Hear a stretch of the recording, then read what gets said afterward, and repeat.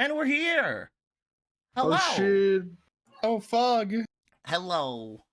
How is it's really weird. This is the game that has like I guess not technically the least characters, because it's tied with Yu-Gi-Oh, but with this one we have two big large guys.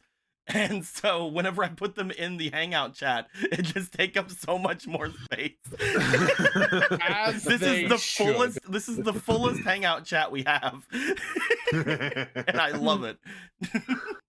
But I think Kingdom Hearts is going to be up there too, with just how big people are. It might. We also have another fairy here. Hello, other fairy. Look at them. Look at that fairy. Hanging out over top of where I Marco consumed is. the other two. Oh, okay, oh, good. That's great. I love hearing that. But yes, our power grows. Whenever we come into things, cannibal fairies, obviously a part of the lore that you all understand, you all know. It's been a part of the game since the beginning. But yes. At this point, we're gonna just kind of jump right into things. Hopefully, get everything set up for a super chill, super normal game today. But I believe 90. It is session 90. That is very true. Oh shit! Hey, it's not cannibalism. It's essence thievery. That's exactly what a freaking curse fairy would say. That sounds like something a cannibal would say. Network bot get his job? Oh damn, network bot! Look at you! Whoa! Did it do it on time, or no? Did it? No, but it did do it before. I'm sorry, we're not congratulating mediocrity here. But it did it though. This isn't a better late than never situation. Look at it go. Being said, I have heard that somebody wants to do the recap today. Oh. Perhaps so. Perhaps so. I'm gonna throat clearing sounds. Gonna zoom in on the lens zone that we have created. Perfect. Last session started with a bunch of fairies hanging around the chat room, which isn't actually relevant to anything, but one of them is just a ball of light wearing a wig, and that's super weird. As for the actual game part of session though, Jason is committed to clam while Gorthos walks the largely vacant bridges of the Zera's domain, chatting up some guards about the current state of affairs, which then turns, as it often does with that one, to musing about heroes and heroism. So anyway, the legendary heroes Ka-Fard and Keembar are a thing that we just have to live with now, set in the recesses of our minds with all the other things we recognize but would greatly prefer not to think about. But moving away from that, there was a goal to these wanderings, and said goal is a big silver statue, so let's move to that. It is very large, and very silver. Hey, what a minute, this isn't the statue Gorthos made. I mean, it's great, but what gives? Yeah, so turns out New King got angry at the big thing and did it a shove into the lake. This made the old king sad, which made the new king sad, so New King went on a journey of self-discovery, ultimately discovering that he's actually fine being a self-absorbed asshole, or so the story goes. Which is why the Zera are super on Team Ronan, but don't tell anyone. So back to the new statue, yeah, turns out it's actually a golem the size of a Gundam, and that's, well, damn, this thing is big and that's so terrifying, let's just not think about it. It needs the Zera's spiritual stone to activate, which would totally never get into the wrong hands. So it's fine. Totally fine. Yep. So fine that we should totally stop talking about it, and instead just dive into the water, as you do. Okay, so there actually was a reason, what with the old Gora statue still being down there, and Gorthos being something of the sentimental type. Fun story about that, turns out so is Gora, but his sentiment is more like bitch don't disrespect me to the tune of Big Angie shockwaves. This delights the Gorthos. But also a Gundam-sized statue made of solid metal is a little on the heavy side, I know, I was shocked too, so even big boy Skelliman can't pull it out of the lake alone. So time for heroic plan B. Annoy friends for help. but first, to reconvene with those far too small and weak to lift a giant metal statue, being there on the way. The Demon Queen surmises it sure would be problematic if the Demon Queen found out about all this unguarded silver ripe for the taken, and so resolves that she totally shouldn't let that be known. Oh, also everyone notices her wearing the ring and she gets called out for stopping time to do, so about that statue, good a time as any to return to the plan at hand. Hey Ronan. Ronan. Hey Ronan. Hey. Polo, Gorthos requires your dog to severely irritate Ronan into ceasing his respite, that he will produce himself for Gorthos out of pure anger. This Gorthos believes the optimal method of summoning aid. For his part, Ronan is entirely chill with this arrangement, but ultimately makes an active effort to get to the dog before Obira has the chance to murder it with extreme prejudice. So we has a Ronan, and it's time to explain pleasantries and catch up on how Polo has the Triforce of Power and is wearing a wedding ring, and exchanged vows, and also, other things, but it probably wasn't actually a proposal or a wedding or anything because apparently this is a cheesy shoujo where nothing means anything and the lead is denser than a neutron star and so obsessed with the will they won't they that even after they empirically did, she's still thinking they didn't mean it. Like that just to keep the melodrama stretching into eternity. Ah, but where was I? Oh right. Ronan, statue, big, you help move yes. And so Gorthos and Ronan go off to do that. Meanwhile, Polo heads into the market to rob the oldest Zero in existence blind without the barest hint of remorse, taking everything he knows by taking full advantage of his apparent heavily deteriorated faculties. We get some insight into just how depraved a person Polo actually is, given her justification for this utterly despicable behavior is that it's his fault, and projecting her complete lack of moral fiber onto the rest of the world. It's totally normal and natural for people to behave in such a depraved fashion the moment they realize they won't face any repercussions. What did I do to you? Kindness and compassion for the weak are just acts everyone puts on to fulfill a social role and facilitate gainful relationships within a civil society. Everyone is like that, right? Right. Either way, Polo's demonstration of why she's the Demon Queen positively delights Obira, and also serves to garner the group a gaggle of goods gear garb and gadgets, ill-gotten gathering notwithstanding. Oh, and Marco is over Goldilocksing in the public baths with Z I guess. Back to the whole statue thing. Ronan gets all glowy and lifts it up while Gorthos provides what largely amounts to emotional support, and continues to do so even after the weight of the statue triples in open air. Much to the former Demon General's chagrin. Hecking Triforce doping. Anyhow, plot that bad boy down in the square and wait for people to arrive while the sweet sounds of a song Ronan already knows plays in the background. It's nice. Polo and co arrive bearing the former's spoils, which she opts to show. We got this fancy necklace, some Zara knight armor, some shrine keeper garb, this super big wallet, a bunch of incredibly ominous but very pretty fabric. You know, stuff. Normal stuff that normal people pick up normally. But enough about all of this, let me direct you back to this gigantic silver statue. Yeah, so someone hits the off switch on the sun, and that someone is of course Gora, woken from his slumber to tell Gorthos off and also fulfill some ancient prophetic duty or whatever. He's all like, I am Gora, I am the bestest ever, let me list all of my awesome titles of awesomeness to impress upon you how cool and great I am. Which Ronan is eating up nom like the raging Gora fanboy he is, absolutely living for all of this. Especially the part where Gora says his name and talks like he has expectations and it's everything he ever wanted. Gora noticed him and knows who he is. Oh my god, yes sir, I'll do whatever you want sir. You want me to fly sir? Okay, I don't think that's possible but I'll figure it out sir. Sky touched hero King Gora sir. So Gora boops Gorthos, the sun comes back on, and then he's gone. Congratulations, you have obtained Gora's Fury, which can now be assigned to the C skills from your menu. Insert applause here. Also the old king had a super wholesome pep talk with the spirit of his dad, and through the power of validation and good vibes obtains the strength and vigor of a man 300 years younger, shown through such incredible feats as, standing, walking and, greatest of all, using stairs.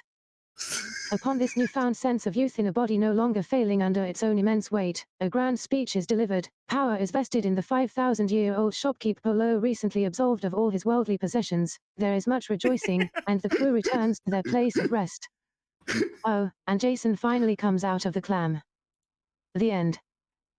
Wonderful. Wonderful. Fucking immaculate. Great. Wonderful. But goddamn the polo I have fun. colors. Going just full blast. I thought we were friends. We are. We are. You know what? You know what? I've said many times, please call me out, and you did just that. So if anything, I respect you.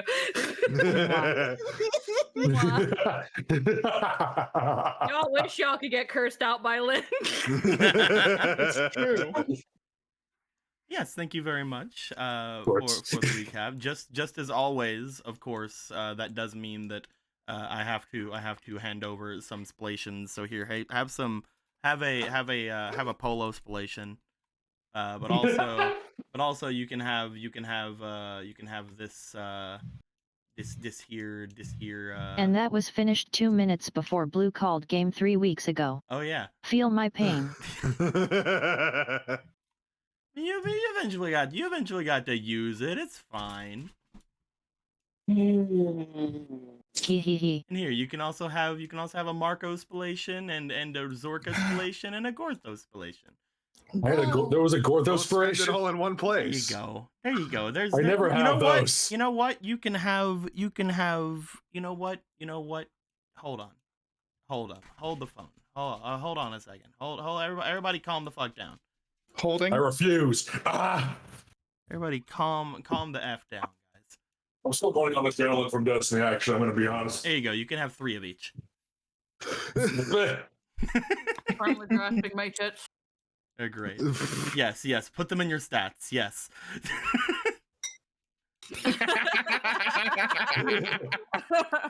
There you go. Perfect.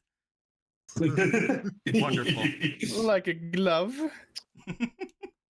She has higher strength than me. Literally higher strength. It's bullshit. I would Stacked on top of each other.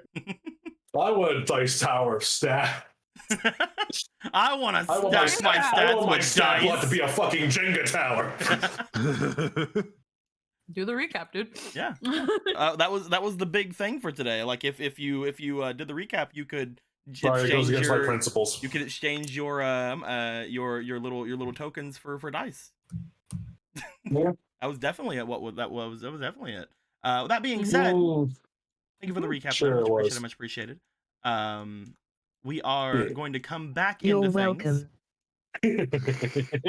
And as we come back into things, you guys were just now making your way back into your favorite place of all time, otherwise known as Castletown.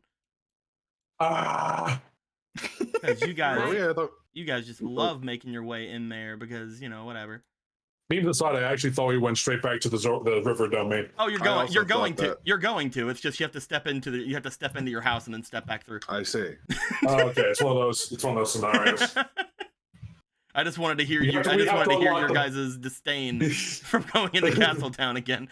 Bro, we gotta set the bonfire in the river domain. This is bullshit. This fucking. We need flood a forgot. way to just set our home state, and our home state should be anywhere but Castletown, apparently. Only one day it will know true fury.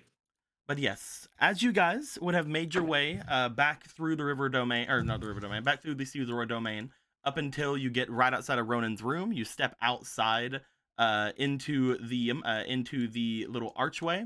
The archway would take you back into your basement. In case anybody does want to do anything there, you can.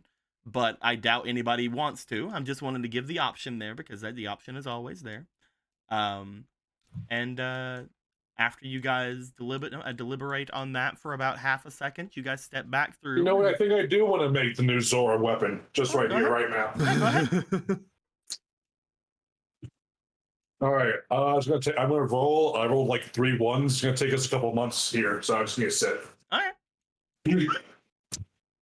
Does Gorthos want to sit here and make a Zora weapon while everybody goes for tea? No, I'm doing it. I'm using the 3D printer. Oh, you're Take a few months. you're doing it. Yeah, I'll see you guys in a couple months. I'm sure we'll have Zelda about after that sometime. Is everybody okay? No. Shit happens. I'm not. Okay. But yeah, somewhat serious. Do you want to stay back and do anything with your forge? No, just a me. Let's go. Okay. Or just a me. And just so everybody has their own thing, again, if anybody wants to do anything, let me know before we move back into the Riverzor domain. And that was enough time. Okay. Yeah. All right. As everybody would step in and then make their way back into the river domain, you guys would step out, coming up from one of the staircases. You guys would find each of you stepping up and into the main area of the place here. Upon stepping back into the Riverzor domain, you would find that that the old king would be like a little bit struggling somewhat on the tiny staircase, though the staircase itself is just big enough for someone like Gorthos to do things with. The king is slightly is a little larger, so you guys will have to help him up and about a little bit throughout there. You definitely know that if he was not in a good prime, if he did not get this weird power up that he just got, there's no fucking way he would have made it. Yeah. The motor skills really just aren't there. As he steps out and off into this place, you guys each would follow after, and you guys are now in the little backyard area that you guys have in this place. Upon getting into this backyard area, you guys would also note there is some snoring happening. You guys can hear very loud snoring coming from inside of the hut. And Magic Frog is here. Good job, Magic Frog. Peeks inside real quick. Yeah, peek. You guys look inside. Upon looking inside, you see in one of the little hammock beds that make up this place, you find that there is a Vega, a shirtless Vega inside of one of the hammocks, holding on to for dear life his fluffy ass cape, his cloak. And inside of cloak, you guys can see the barely peeking out visage of the giant egg that he has. And you see, pulled around him is a bunch of yolk. Yep, As he he crushed the egg with his has body. crushed the fuck out of it. It is destroyed. But no, you see Vega just sleeping in a hammock, holding on to his egg. He's gotten rather attached to it. Upon looking around the rest of the room, you guys would note that there is nobody else around. Nobody else has made their way here. Vega has somehow during his adventure, during the rest of the things that had happened last night, he was eventually able to get his way back here. You know, who knows what had gone down, but now there is egg, and that is all that matters. Only egg. Forever egg. Only egg. Forever egg, only egg. Egg, egg, egg, egg, egg, Egg, egg, egg, egg, egg, egg, egg, egg. But yes, I'd like to know, at this point, stepping around and looking about, the old king does not feel the need to step into the hut. He would have to be like leaning over the entire time. So he's just like looking around the backyard of the area. He's like, oh, this place is rather it feels very open. The air here is much different than what I'm used to. Right? He like looks I like around upon doing so. You do see like a slight smile go across his face. While the air in our domain is very well, home-like. Crisp is another word. This is very warm and very inviting, I would feel. Very earthy. Very comfy. I like it.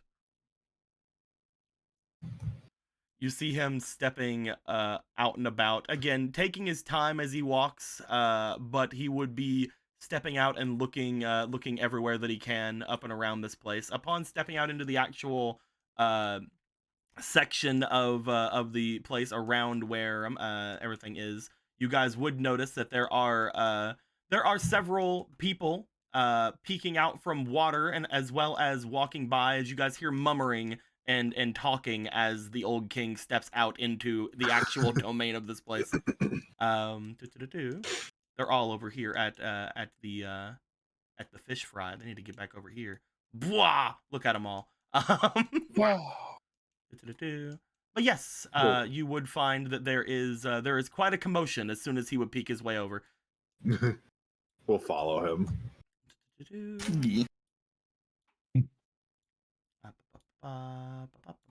Putting everyone around and going into some other places. There we go. You guys wanting to just follow where he's going? Yeah. Why not?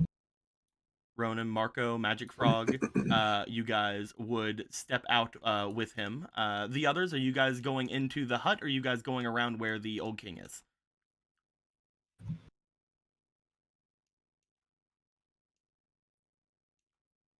Neither of you Moral jump up at once. Sorry. So was in my throat. Let's go in. Okay, you want to follow after the old king. Yep. And Squeaky, are you going to be making your way into the hut, or are you following the old king? She's away currently. Do the little squeaky dance of Follow will follow. There we go. As everyone makes their way into the center of this place, you would find that the River Zora are giving a wide berth to this new person. They don't know who this person is. They have no idea who the Sea Zora King is. They just see a humongous Sea Zora. Right. As they True. are somewhat backing away from everything, keeping their distance. Rog, for his part, seems to be trying to keep himself at a low angle, so as not to be too intimidating. But he is like looking around, especially seemingly enamored by the plains down below this place, because again, mostly all he's ever seen in the past several, probably 100 years, are the mountains around around his own domain and the water. He is not used to vast grasslands, but to the south of this place. I tell everyone to stay calm, but I feel like that would just make them less calm. Everybody, calm down. As he is doing his musing of such a thing, you guys would hear there are some people making their way over. One thing you guys would note is down from the south, as you guys would look where he is looking, you would see one of the larger River Zora making his way forward, seemingly walking towards you all with purpose. You guys would recognize him as the one who was guarding the fish fry, mostly the one who was watching the Sea Zoras that were off in that area. But as he would approach, I would like to know, does anybody want to do anything as he is approaching, or would you guys like to just wait for him to get all the way there? They'll like kind of step forward a little bit, like, you know, slightly in front of the king, just to kind of like meet this person. Okay. You would make your way there. As you would step a little bit in front of the king, you would hear, "Oh, hey, it's you. Yeah, hey. Sorry, I Yes, never got your name. I was guarding the fish fry last night." Oh, yeah, I didn't get your name either. My name's Ronan. It's nice to meet you. Bando. But excuse me if I'm wrong about this, but I did notice your new friend here. I don't think he was around before whenever you all approached. He definitely was not. This was Hello. kind of an unexpected thing. Yeah. Old King just waves hands, waves like hello. This is King Rog. Old King Rog, not current king. King Rog. Yes. Wait, the King Rog. Yes. Oh, excuse me. I did not realize that we were. Should I go and collect Her Majesty? What you could do is you could inform her that she has another guest joining in for tea today. Another Yeah, guest we for were tea, of course. we were making our way to her, actually. Well, he looks around. as if he had just came down from the south, so he's not incredibly aware of everything currently. As he looks to the sky, I believe afternoon tea should be relatively soon. Should be around an hour or so from now. They're most likely back over in their hut. If you would not mind, he points off toward the eastern bridge. You guys would note this is the bridge that that Roland had made his way, or that Dolan had made his way down before. I know, right? That Dolan had made his way down before. You guys never went off in that direction, but as he motions that way, the Queen's Gardens are off to that direction, and then make your way to the north once the residential huts are gone. Once you get there, I assume that the Queen will be there shortly. All right. There should be a couple of guards stationed there right now. They should also be making the tea currently. If there's anything you'd like to request of them, I'm sure they would hear anything. I'll make my way to the north and let Her Majesty know. All right. Thank you very much. We'll make our way over then. Thank you, Bando. Is there anything that I should know, Great King Rog? Is there anything you would require specifically? He currently is just like looking around again, looking off toward every time he like points off like, oh, that direction. He's like, ooh, like looks over. As he asks him, he just looks down. Oh no, that would be perfectly fine. I do not wish to change anything while I am here. I was only approaching for tea. Of course. Excuse me, then. As he would make his way off and around, you would note that he would make a couple of motions toward the River Zora as he would pass them. As he would do so, they would begin to move about as they normally would, seemingly brought into an understanding after he would leave. Some of the River Zora do seem to at that point go about their business. You would note that several of them seem to be the same River Zora that were chasing after Vega the day before, but now they're just like now there's a lot more interesting things happening. What? No way. He's the most interesting thing. They do seem to still give you all a wide berth as you guys are around, but you have now been told which way you can go once you guys have decided to make your way there. At which point, you guys, you all have the floor. Do you guys want to make your way immediately over there? Do you guys want to get anybody around that you think might want to be around for tea? Do you guys want to go and cut open the freaking hammock and wake up your brother so you can eat his egg? Like, what's going down? Egg. Must consume egg. Egg. I heard that there is this egg around here, and I would like to try it. That fucking the guy who yells "eggy" is getting a cookbook published now. Apollo says she wants to grab her brother. Want to grab him? Want to go grab him? Polo, you make your way in there. Upon hearing that the tea time will be in about an hour, you feel that you have enough time. We will get to what you do in there whenever you return, but yes, we'll make your way in there. Anybody else have anything they'd like to do before going off for tea? Ronan would probably try to like pull over like somewhere private and talk to her. You can definitely do so. Upon making your way over toward where Obra was, you bring up that you'd like to have some sort of a private conversation. Upon doing so, she'd be like, well, we can make our way over to one of the huts that I use. Sure. Yeah, that works. She takes your hand and then goes to lead you away toward one of the many huts that are around. She would lead you off toward the one that is the closest to the pathway to the Queen. The one that is just a little bit off from where you guys are. Upon making your way over there, is anybody else doing anything? Anything in particular? Yeah. Nope. Gorthos and Marco are just going to hang out there? Yeah, we'll just hang out with Rob, yeah. Okay.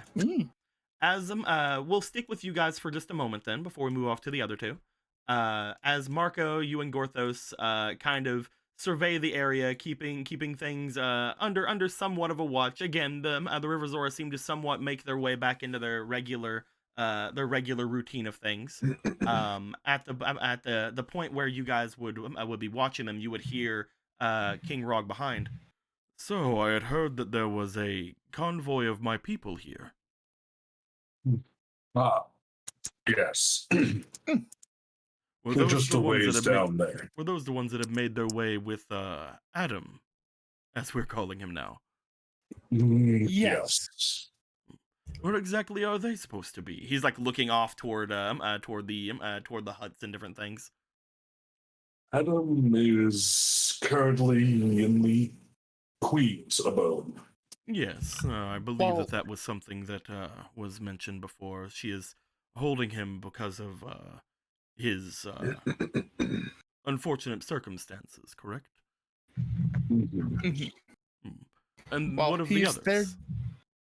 They should be back where we had the fish fries you may have heard last night. They should still be around in that camp around all the way south, I believe it Oh. was. Oh, so they are not inside the village itself. Not at the moment. I suppose that is understandable. Precaution. So, I hope that I am not overstepping by being inside of the village proper. Orthos hopes that this decision is a positive one.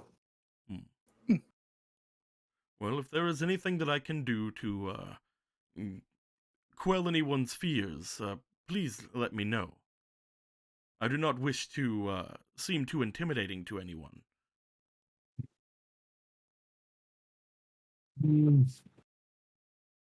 Well, Gorthos is uncertain. His face is not exactly a personable one, without a helmet on. I suppose it would be tough for you as well, yes. I suppose if they can handle you being around here, Gorthos, that they should be able to be fine with me. You do seem a Hope lot so. more intimidating to me.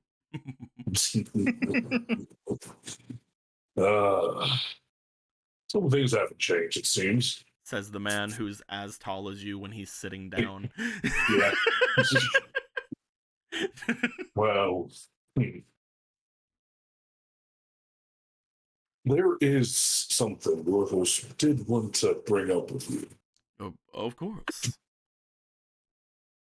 It seems that in previous lifetimes, Gorthos has somewhat neglected the Zol of this domain, Neglected them. giving more clear favor to you and yours. Oh, yes. He's that offered has always been an argument that has been around, yes. He is lacking memories, but perhaps they're true. It feels right. I would not say that they are incredibly as black and white as that, Gorthos. There are obviously reasons why you would choose to favor our people over our sister tribe. One being of which that one reason that even the diamond spear is a thing in our people is the fact that we had made our way to aid with the mortal goddess in her plight. It was not you showing favoritism, it was you gearing up your allies. Nothing had stopped him from giving the rivers or something of the same caliber. The River Zora back then were a lot more isolationist than you would see here. Long ago, the River Zora themselves, he's like talking a little bit lower just so his voice doesn't carry. A long time ago, the River Zora themselves been the time of the great demons and those who had called themselves demon kings and lords. The River Zoras were, some would see them as nothing more than how we would see a bokoblin today. They were not even known a lot to those outside of the regular Zora, outside of the Sea Zora, as anything more than beings made of pure malice. As such, they had kept to themselves mostly. They did not wish to give in too much that they were uh, about, in fear of anyone going and attacking them, thinking they were monsters. That being said, there was quite a vocal amount of them who would have made their way to the demon king's armies as well, which is where, unfortunately, a lot of the stigmata comes from. Some people of Hyrule having uh, artistic depictions of the River Zora from back in those days, fighting alongside of the enemies of Hyrule. It is not to your own understanding that they would need something of such. It has only been in the past 1,000 or 2,000 or so years that they've even brought themselves into mostly of the limelight. There was a time that you were around, of course, but I believe that mostly they have been distrustful of everyone. During my time as king, as young as I was whenever I took the throne, it has even been, well, difficult for me to have made my way here. Our sister tribe being as cautious as it is, mixed with my own prejudices and our own tribes, it has been difficult. He looks to the sky, very pleased that I am able to finally see this place, to be honest. This was a goal of mine whenever I was still seated in power. And now that I am here, I feel that the weight of everything definitely has fell upon not you, but mostly I. If I would have known much about anything, I would have tried harder. There are many things that I had to learn by myself whenever I was given the throne. In my younger years, I wish I would have been more aggressive in trying to speak with those of my sister tribe here. But by the time that any of that thought even came up to me, I was unfortunately very much more weakened and had to stay firmly where I was in my domain. Mm. As for you, Gorthos, while you did make us that weapon, we've had that for far longer than the River Zora have become less isolationist. Perhaps you could have done more for them in the time that they did bring themselves, but unfortunately I do not know much of that history. I do not know if you did try to make your way here or not. I do not know what kind of reception you may have gotten, and quite frankly, I do not know why my father never made his way over here. All of these questions were things I'm sure he would have told me if he would have lived. But he shrugs.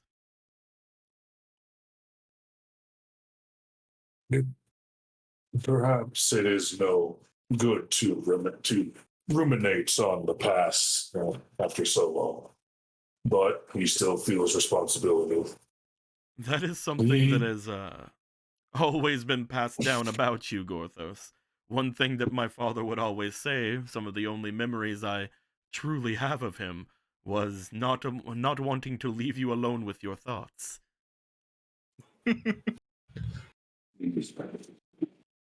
Well, he was just overreacting. In any case, he has agreed to create for the Zora of this place a weapon to match the diamond spear. Oh, that is wonderful. Though, matching the diamond spear would be quite a feat. Gorthos has done it once. Of course. Something for them.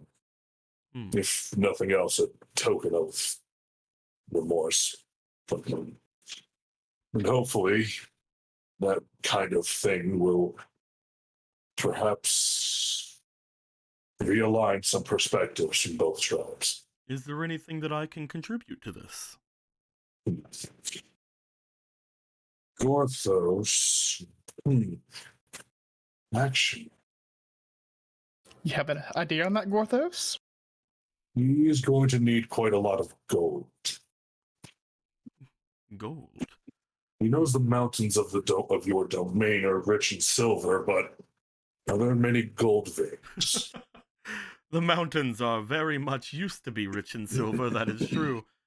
Before the domain's creation, that is. But we have an abundance of the metal, that's very true, but most is used in our construction. That being said, if you are looking for other metals, gold is actually in quite abundance around our region. How about that? Good. It will be primarily made of gold and wood. If we were to find one of my people, we could send them back with an order to get you as much of it that you would need. It is not something on the same level as the purified or enchanted metals that would make themselves gold to goddess metal, but it is very much in abundance and in its purest form. That's exactly what he wants. And to that, he'll just need to commission some people from the Kokiri Woods. It will take time, but he envisions quite a powerful item. He hopes that If it would not be overstepping, would you allow me to offer up my services in paying for this weapon then, whenever the queen makes her appearance? I would let her know that the gold would be completely given by our domain and allowed to hand off to you to make whatever kind of weapon that she wishes.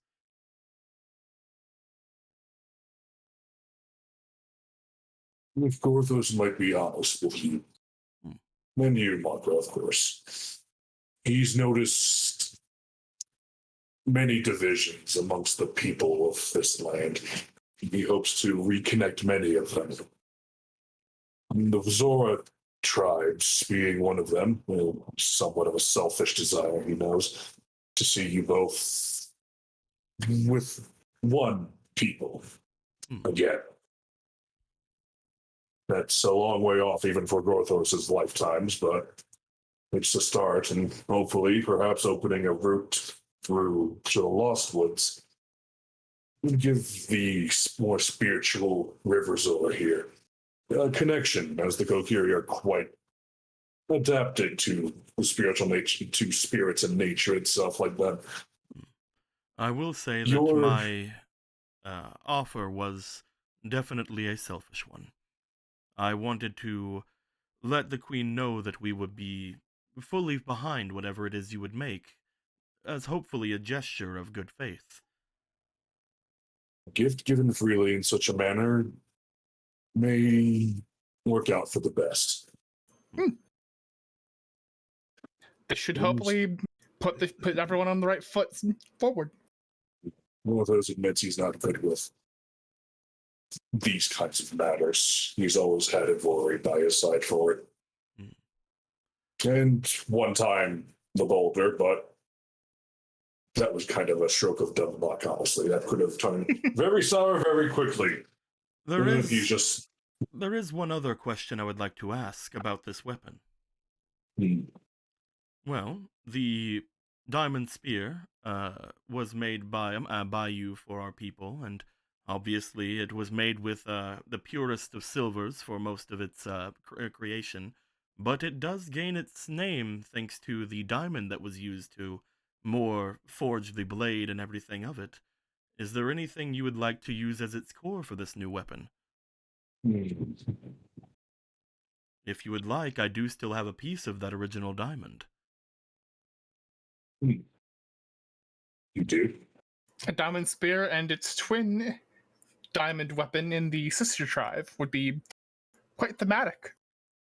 When you say you do notice that he brings his hand up to his head and then takes off his oversized crown. Just examines it, just like gently takes it, looks closely at This diamond here is made from a piece of the diamond spear that was not used in its construction.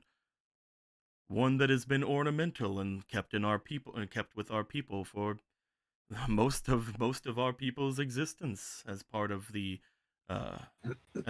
those who would find themselves underneath the mortal goddess's view. It would be a very difficult thing to part with. But if it is something you wish to give to our sisters, something that would hopefully allow for better communication, I would part with it in a heartbeat. He looks at the he stares at the diamond intensely for a moment, and then puts the crown back on his head, and says, "Orthos will not give them this." And he pokes him in the chest. "You are going to give them this."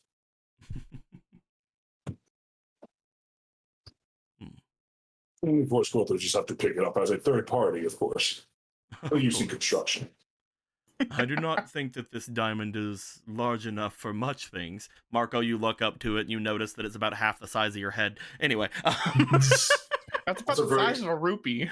It's definitely like a rupee, basically a rupee-sized diamond, yeah. Orthos has been thinking long and hard about what he would make. And he has played with an idea. A perfect complement for a spear. A shield. Oh. Now that's A golden interesting. shield reinforced with your own techniques of creation with a diamond as its centerpiece would be rather interesting. And Kokiri and wood from the lost woods of the Kokiri. Just as tough as steel. And with magic enchantments, you could make it be perhaps made immune to the effects of fire, which would be its only true weakness. That's what he's supposing. As long as they're fine with a shield, I believe that would be a glorious thing to make for them. There's been an image of a shield in his mind for some time. He feels this might be the chance to finalize its creation. I would say that anything made by the great Gorthos would be an honor for any tribe to have. Yeah, perhaps. Only sure other craftsmen could make something a little better. Depends if they can even remember how to really use a forge. It's going to be perfect. Don't worry about it. Gorthos enjoys how your optimism bordering on naivete, Marco. Young That's Marco, if you would not mind, there are some things that I have noticed about you that could be very useful in this little endeavor of ours. Oh? If I am to be handing this gem off to our sister tribe, there is, unfortunately, a slight problem about it. One that I feel that you would be very attuned in potentially helping with. It has some sort of magic or curse upon it? Magic, yes, though the magic itself might show itself to be a curse in modern day. It is set with an enchantment against being stolen. Only those of my blood can handle it. Well, the blood of the royal family of the Caesora. As he looks down to you, however, from quite a while, whenever I have met you before, I can tell that you, like me, are very adept when it comes to dealing with curses. I'd like to think that I am by now. Would you care to aid me in the deconstruction of my crown? I would be honored. I believe that the magic inside of it, if it is in fact what I believe it to be, may even be too much for its own creator if he wished to deconstruct it. He looks over toward Gorthos. Why is he not surprised by that? And how dare you assume such a thing? You're probably right, though. I only assume it because you are the one that placed that created this, and you wished for no one, not even yourself, to be able to take it away. And I believe Missy Vori was the one who had made the enchantment upon it. That actually does sound something like Gorthos would have done. If you are willing to take the risk, Marco. I do not know exactly the type of magic that would attempt to assail you with this. However, I can see the potential inside of you.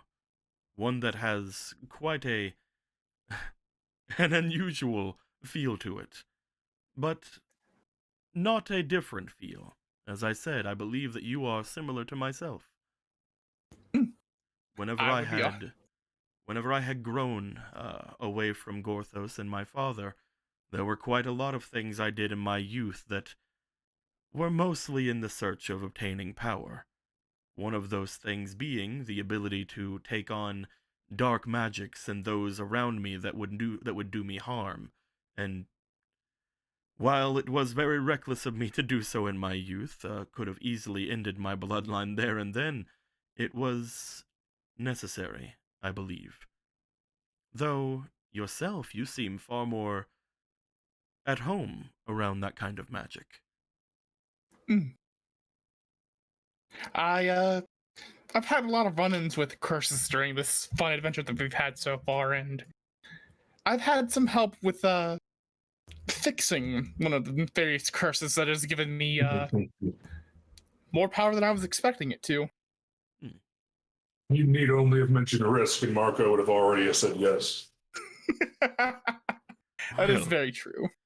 Well then, if you would like, while we are waiting on what is happening there, if we were to make our way closer away from the center of the town, maybe you could aid me in removing this gem. I would ask Gorthos to, but again, I do not know what kind of magic this would do to him. If Ivori did it, it'd probably be something that would have not only have harmed him, but also berated him for touching it. Well, you are allowed to touch it, you just are not allowed to deconstruct or possess it. That's what Gorthos said. Oh. Because now that you mention him, it does seem like the diamond is off-centered by a few little meters. And that's probably why it has an enchantment. All right, then. As Gorthos just looking up like, I don't know, I could have made a oh. better crown. Hold on, let me fix that.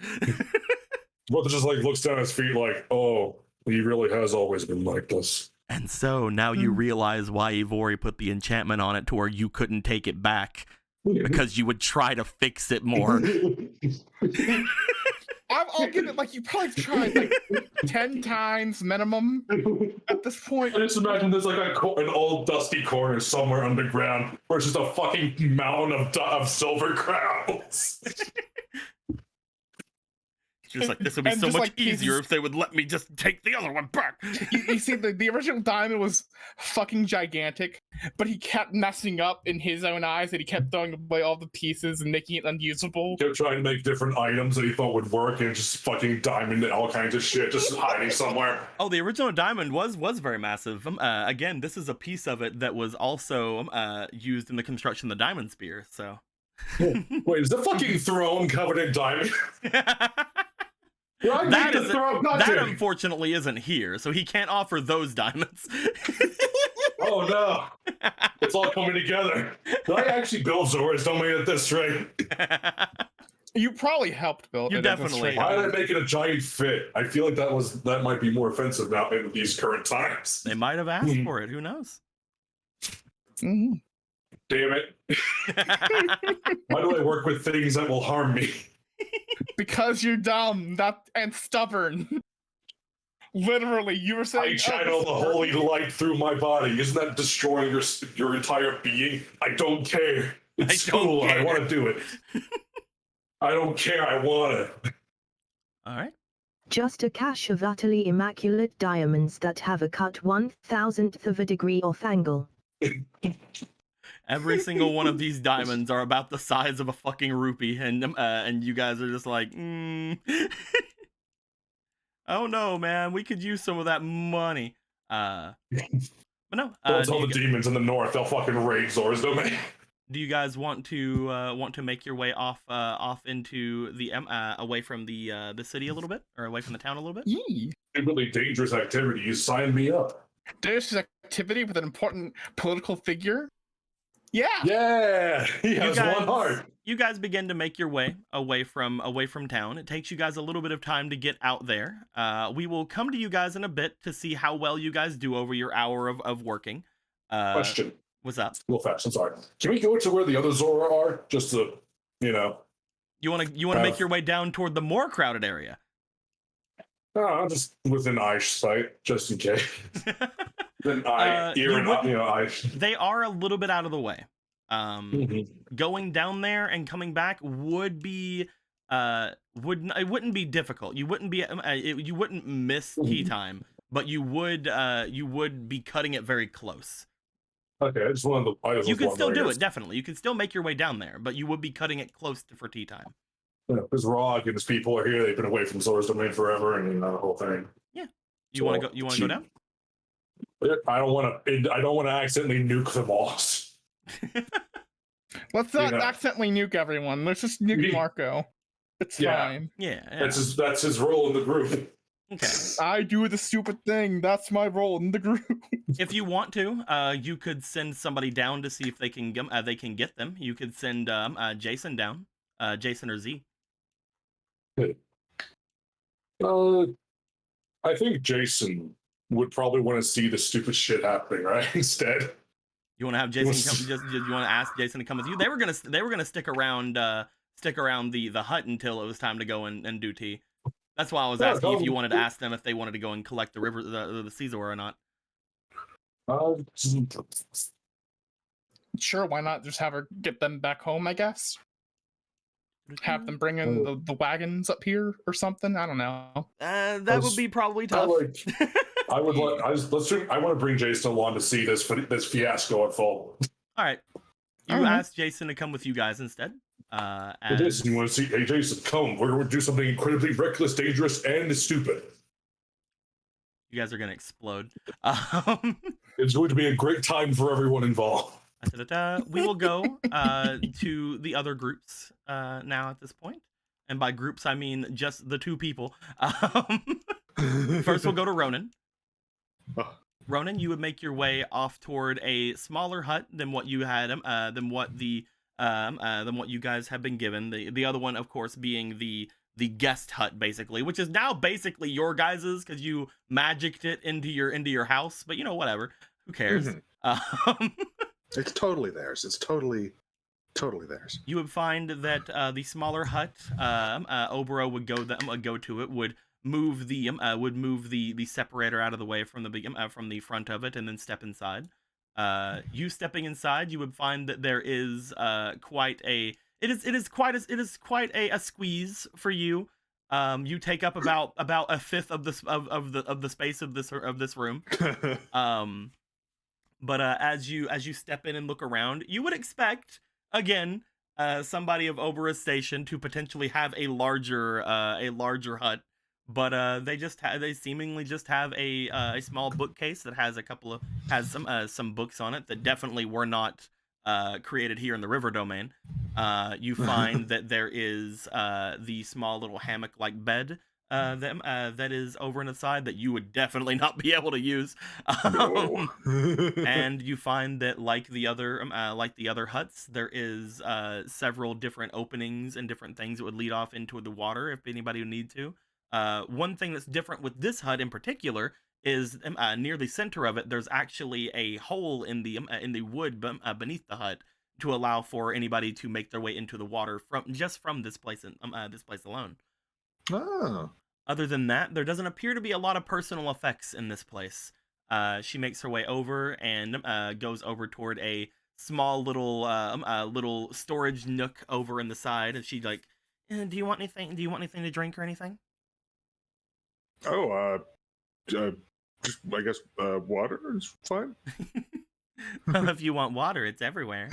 That being said, I'm guessing you want something that doesn't have any tadpoles in it. One moment.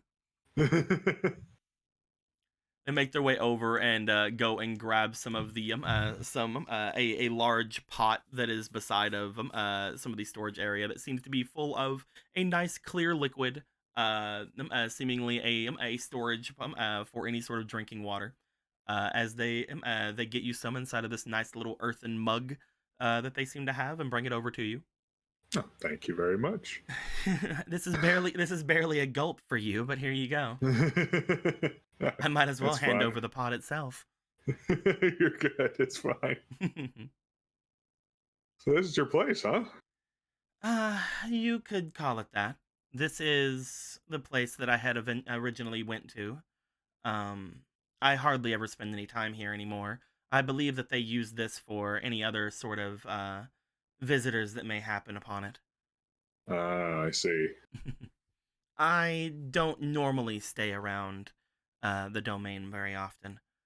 Whenever it came to things, even before what had happened with my group making our way after the Zora's heart, or the fairy heart, as you like to bring it up. Um, Even before going after that, I was very scarcely inside of our own domain. I mostly went and traveled around Death Mountain, made my way about some of these smaller communities around this place.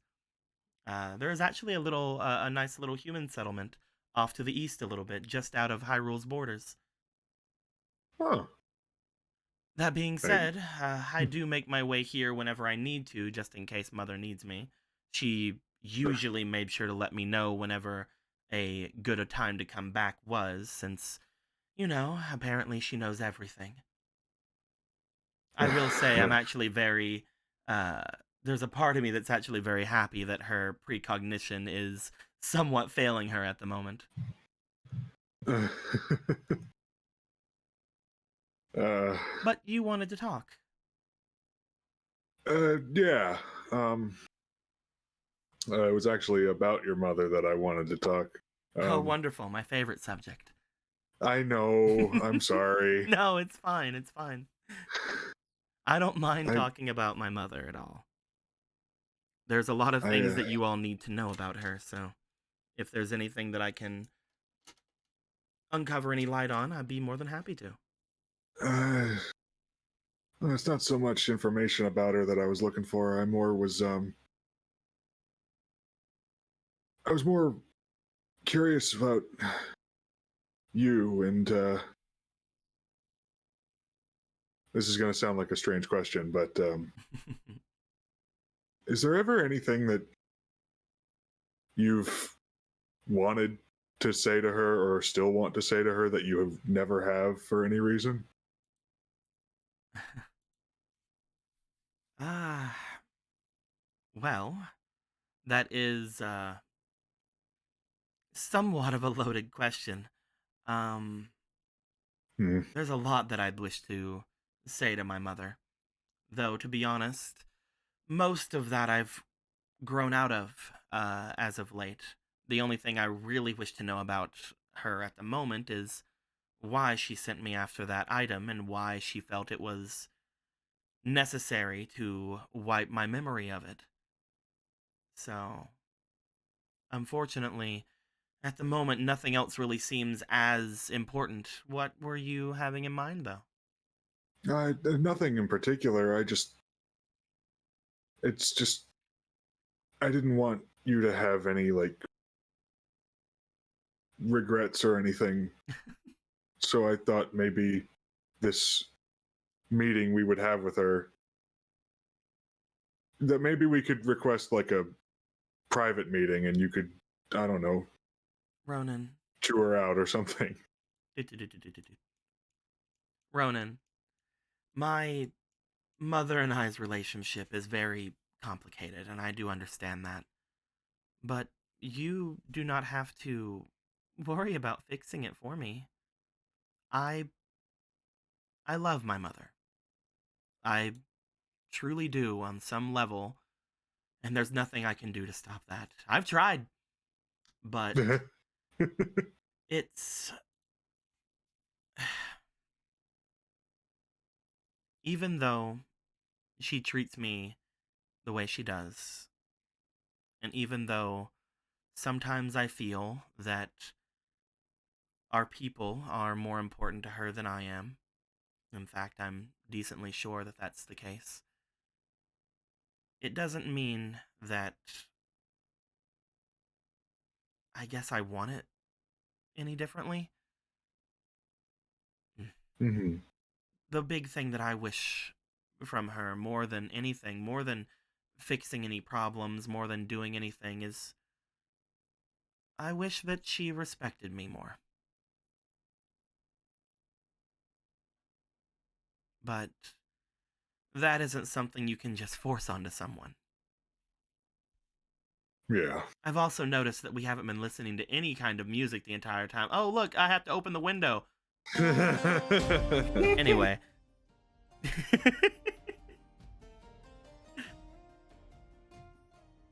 But yes, I wish that I knew she respected me, is the main thing, I suppose.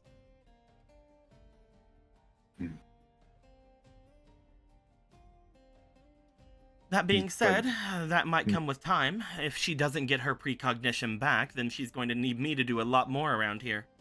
And I'm not sure if I'm going to make myself available that much.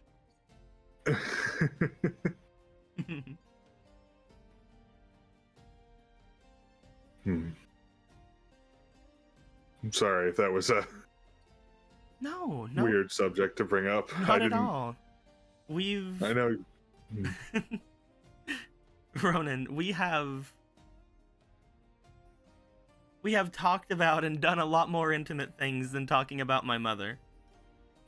I know. I know it's a complicated. I know it's a complicated thing, so I didn't want to. I don't know. You're fine. I don't even know what I'm saying. I know that it is difficult to understand mine and her relationship, but at the moment, I honestly couldn't care less. I was able to be a little bit rebellious the other day whenever you had met her, and honestly, I can't wait to see if there's any repercussion from that.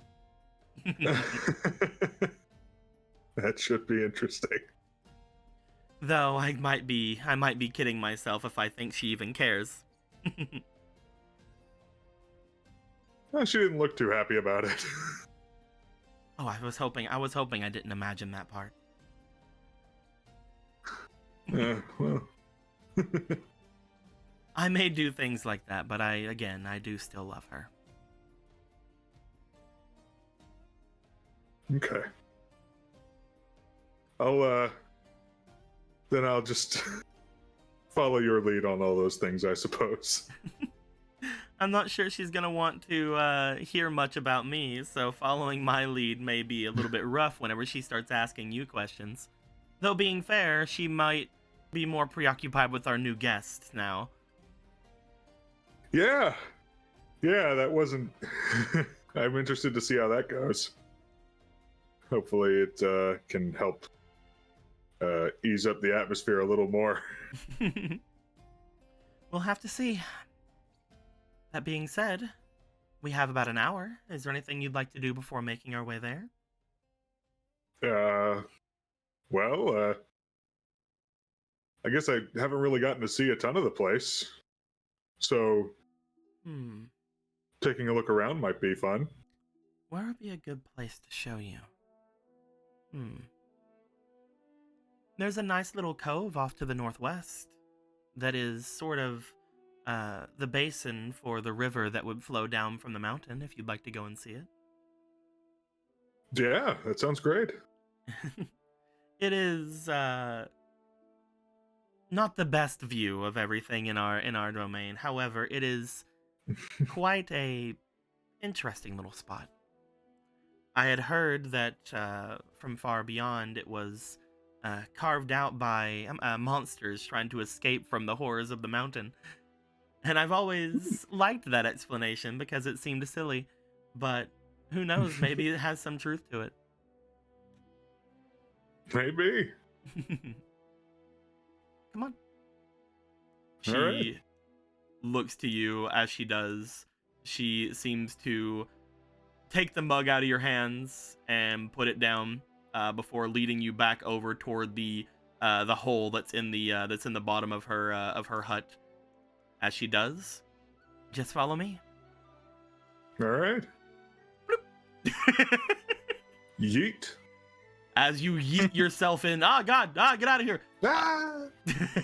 As you yeet yourself into the area, we will come back to you guys whenever you make your way off toward this cove. Get in the water. Look at you two. Before we get back to that, before the tea thing though, let's make our way over toward Polo. Polo, you have yourself, Aster, and Orion around you. You have made your way back inside as Vega is just again shirtless, holding on to an egg that is covered in his immortality fucking cloak. Just kind of wondering. I was just like, he's not wearing it, so there's no women clawing into the trying to get into the hut.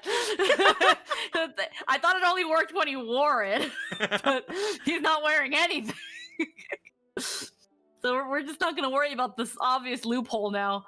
Well, it doesn't seem like whenever people were clamoring around him, again, I have mentioned before, it seemed more or less like his own natural charms were being limited by the cloak. Okay. I doubt that they're going to be thirsting after him 24/7. I don't know though. We've seen how people go after like hot people. I mean, look at BTS. Look at him. Look at him sleep. He snores like an angel. He does the little Nicky snoring. That's how all demons snore. Oh my god. All demons snore like. I haven't thought about little Nicky fucking eat. I will eat your heart. Fucking goddamn it. Little Nicky's so good. But yeah, no. He seems to mostly just be comfy. There's just a quick look. I'm just like, okay, how to properly wake up. Let's try degrees of this. Brother Vega?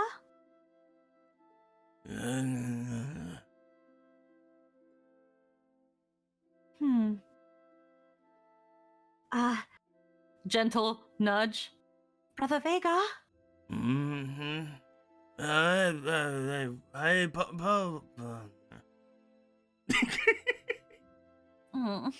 He seemed to almost wake up and then.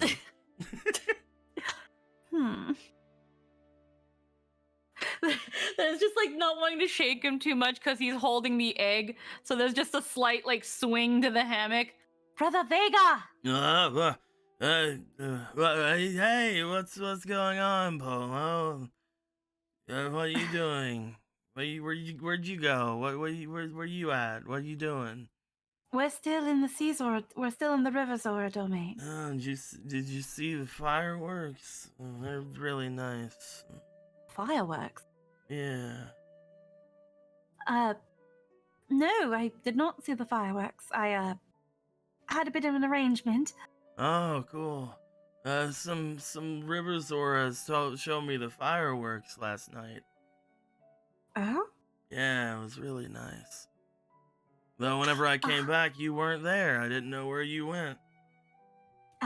My apologies. I probably should have let you know where I was going. Ah, you're a big girl. You can do what you want.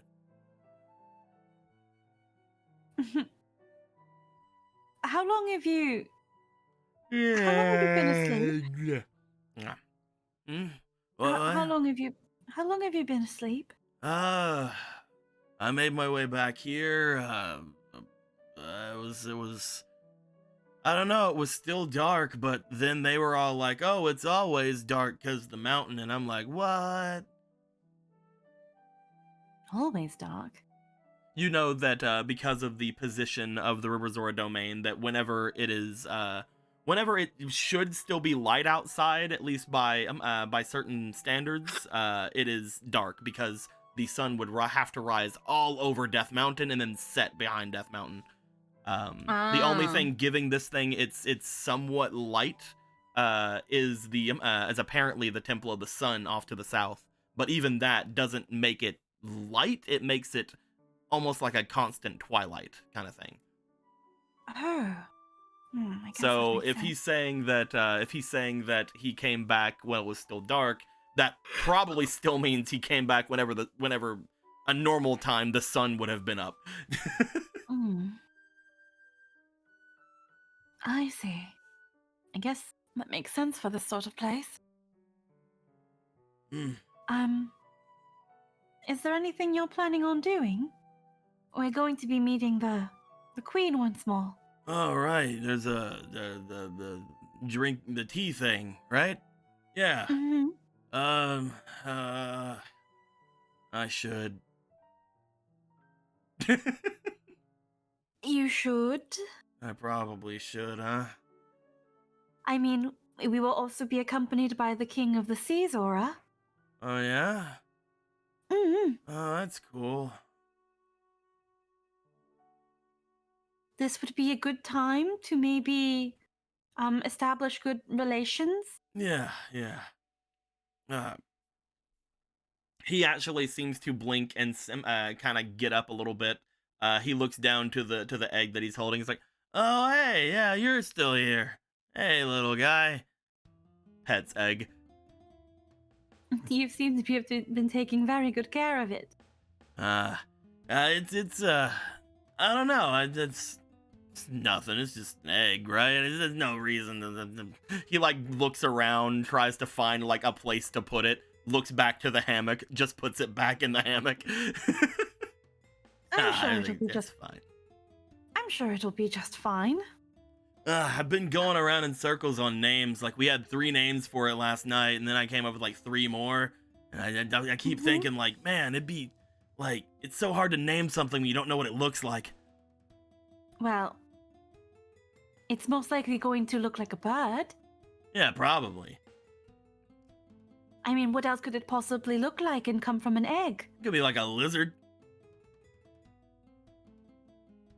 Ah, It's just Lizalfus egg. lizard eggs are usually soft. Probably, yeah. If this was a lizard egg, I probably would have crushed it by now, huh? Probably. It's got to be something very big to have such fortitude behind its shell. Excuse me, little guy. I'm gonna take this. He like brings his cloak back on. There we go. Surely if we just keep the hut adequately warm, it should be able to keep it from being too cold. Yeah, I mean, this thing was like what? It was with them for a long time. I mean, we still don't even know if it's even. Fertilized. I mean, it definitely is. He's look at him. That's a fertilized egg if I ever saw one. You know what those look like? Yeah, there were plenty back home. And I definitely can tell the difference. Back home? Yeah, like you know, you could go walk around, go over to some of the like we didn't have any, but like other people had chickens and or had cuckoos and stuff.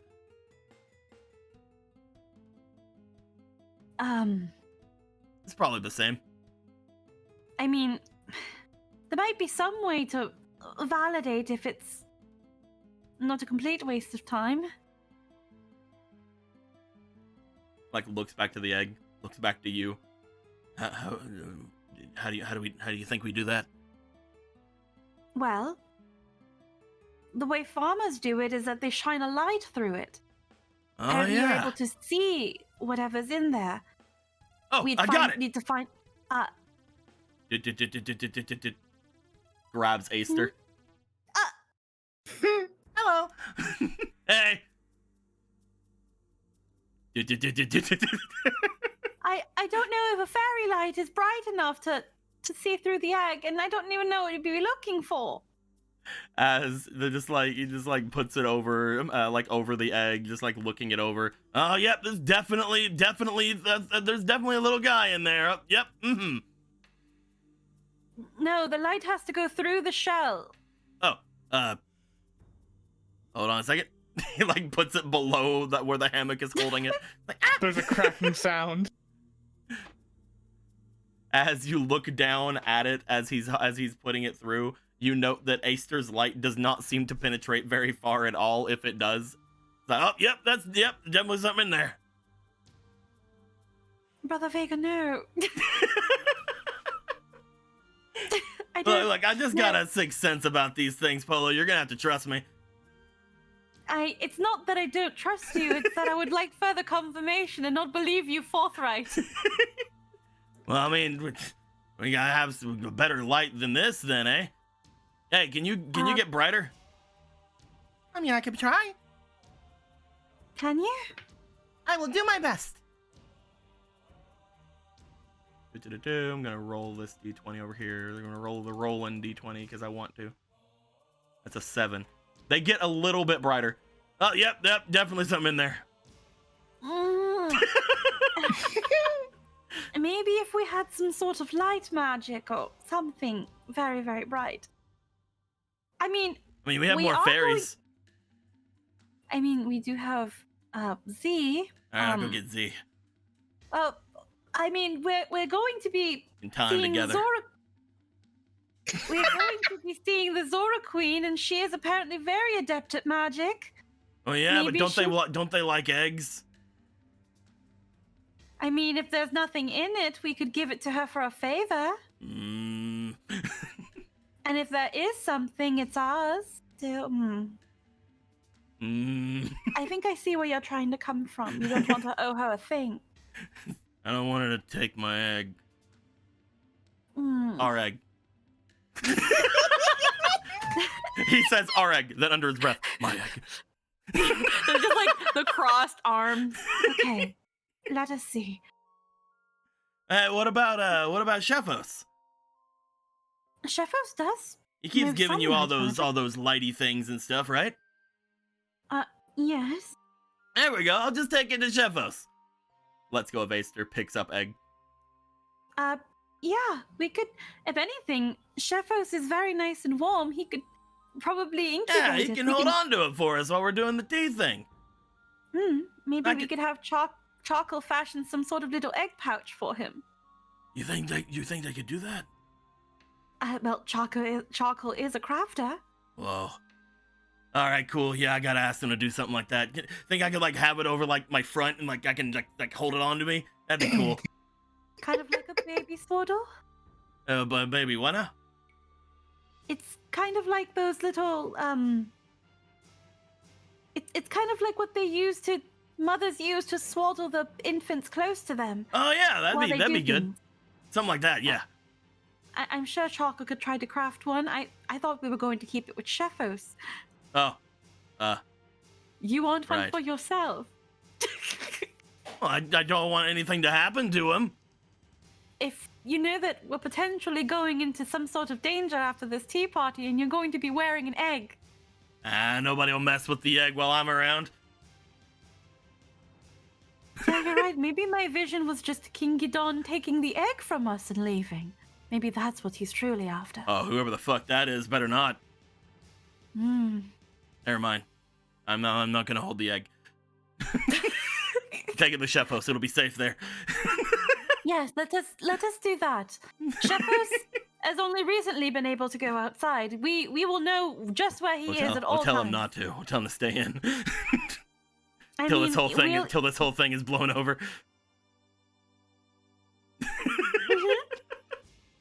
Do you want to follow him back inside? Yeah, let us go bring it to Shefos, Brother Vega. You see Vega holding on to this egg for dear fucking life as he steps into the. He's holding it like an actual child. Yeah.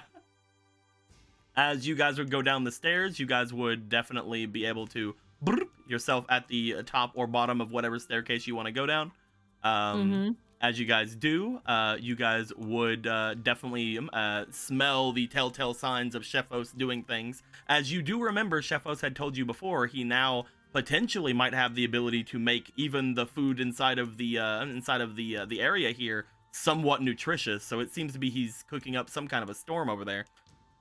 Oh, I see Shefos has been at work. Oh, well, I smell. I'm looking around. He's not going to cook this, is he? If we tell him not to, I'm sure he would understand. He's not stupid. Good. Let's go.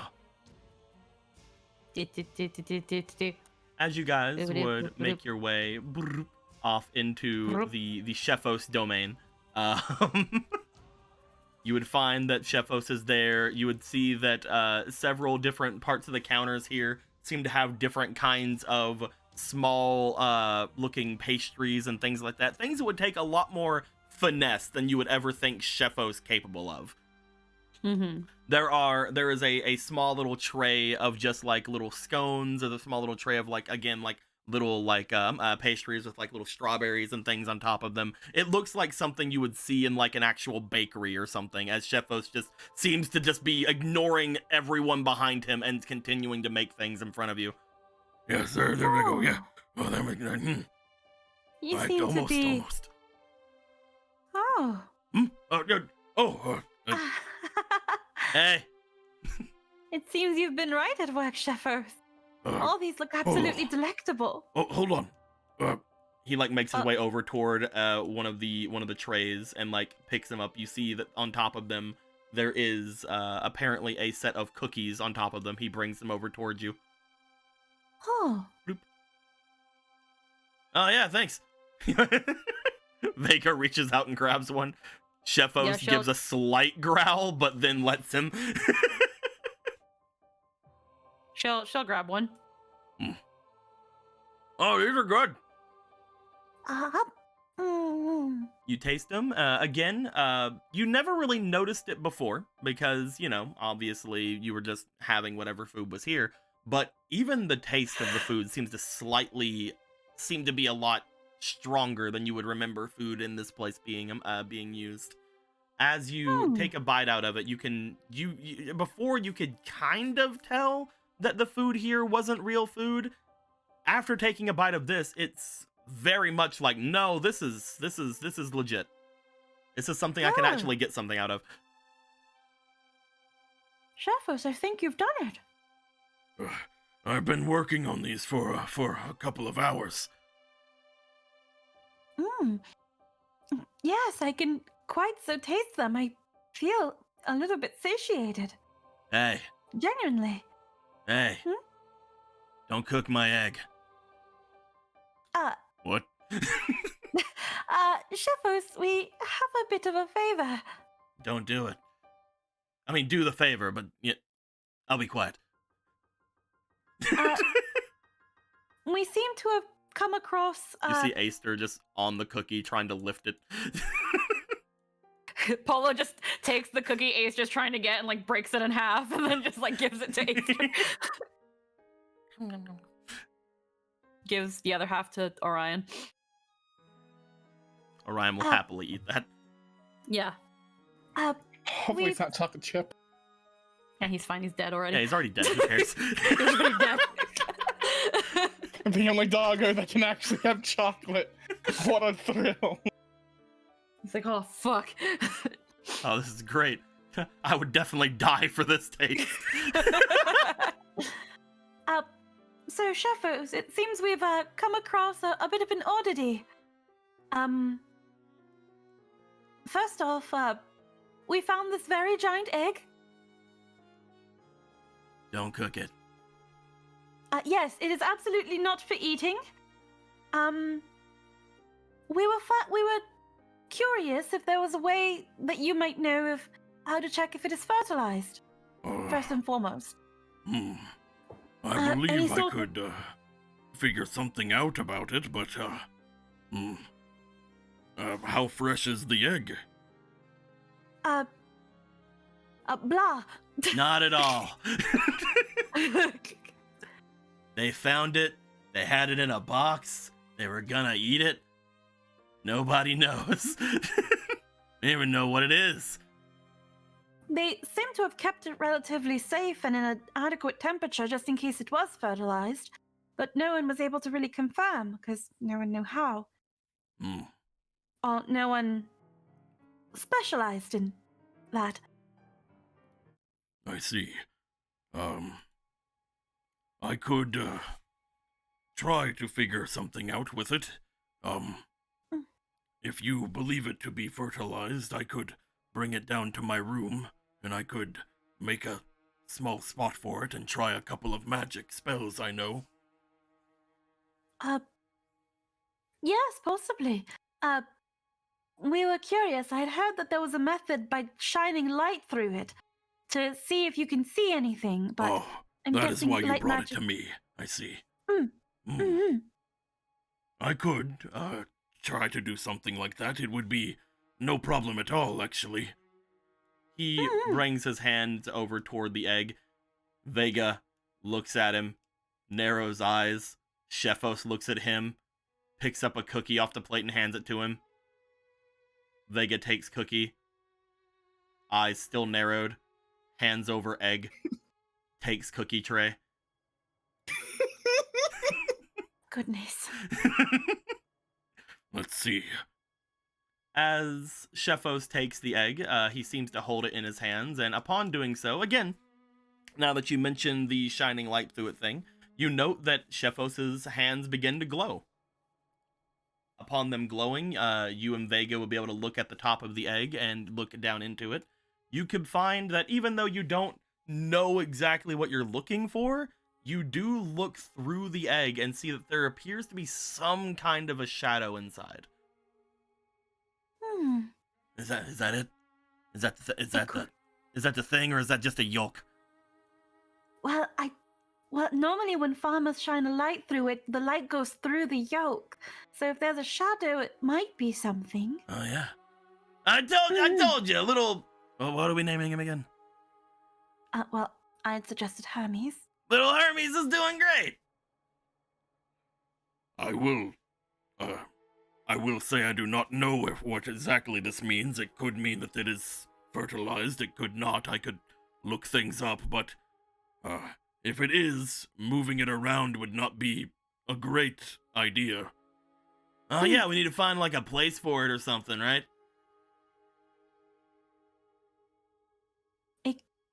We could keep it here, Brother Vega. Yes, that was what I was saying, Vega. Oh, that's a great idea. Yeah, let's do that. I was thinking maybe we could make like a little hammock thingy and put it on my chest and like be able to, carry it around, keep it safe. Brother Vega, if you get into a fight, it's going to get hurt. We've been through this. Right, yeah. At least until we're done with whatever this guy is going on about or whatever, this other king or whatever. And then I'll ask Charcoal to make me a little hammock thingy for the baby. I mean the egg. Yes. I mean the rock. I mean Hermes. The baby. Baby. The baby. And that way, Shefos can also have more time to confirm whether or not there actually is anything in there. I can do my best, and if you truly wish for Charcoal to do something, I can pass along the message as well. Though Thank you I very will much. believe that carrying it around like that, I agree with Polo in saying that it is very dangerous. Yes. If you tussle it around, you might just scramble everything inside, Brother Vega. All right. But like, what if we made it just so that I can lay down with it, huh? A crib?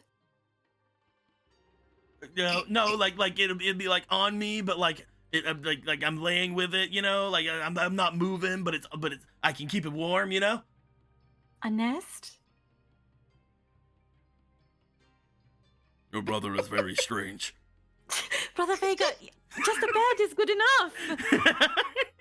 You do not need. You plan to roost with it? Brother, we are sheep. Yeah, we're like really fluffy and warm. What? How about this then, Brother Vega? Yeah. Once we come back, we will assign you a special room and you can incubate it in your true form. No. Why not? The cat.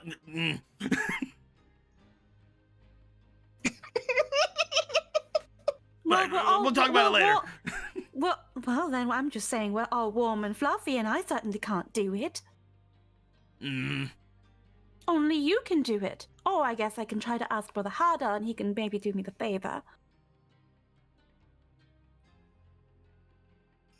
See him eyes narrow towards you, hands go for the egg. Shefos holds egg above his head. You're playing a dangerous game, Shefos. Let Shefos take care of the egg, and we will do what we can when we get back, Brother Vega. It's not going anywhere. I don't think it's even going to hatch anytime soon if it is fertilized. If it does, like, get it to me. Like, really quick. I think that once it shows any signs of hatching, it'll be quite a bit. It's probably quite a thick shell. I guess. Now that you We'll brought do up our- it hatching, it's adding this whole new anxiety onto me. Like what if it hatches and I'm not around? Then it will simply imprint on Shefos. I hate that. Well, then maybe we should resolve our business with haste, Brother Vega. Yeah, we should. Let's get out of here. Thank you. Thank you, Shefos. I'm gonna take these. We will be taking the cookies as well, Shefos. Thank you. You are having some sort of a gathering, I believe. Yes, a bit of a tea party, I guess. Yes. That is why I made these. Motions to the other 2 trays. Oh, I do not know if you wish to bring them with you or if they have adequate snacks there. I mean, it's better than it going to waste, of course. I don't think you and Charcoal can eat all of this. You have not I seen mean, Charcoal probably- eat snacks. Oh, I actually have not. Her and Rock can go through them very quickly. They do not look it. Like, you see Vega look over the 3 trays. He has the cookie tray in his hand. He, like, goes and grabs the scone tray and lifts it up. There is, the only thing left on there, there is again, the small little pastries, the small little soft pastries that are there. Think of them similar to, just like croissants, only, like, Tarts? probably have, like, filling and things like that. Like little butter tarts. Yeah. Yeah. Nothing amazingly fancy. Yeah. But as you pick them up, Shefos goes over and sits down in the section here, looks over toward the stove that he has, and then looks down toward the egg before standing up. I will take this into the other room very quickly, but I need to return to my cooking. Yes, of course. Thank you. Again. I will set it inside of Charcoal's room for now. Yes. Hopefully, she. I don't think she'll do anything with it. It's an egg. She is just sleeping at the moment. It should be fine. Oh, all right. She sleeps all day.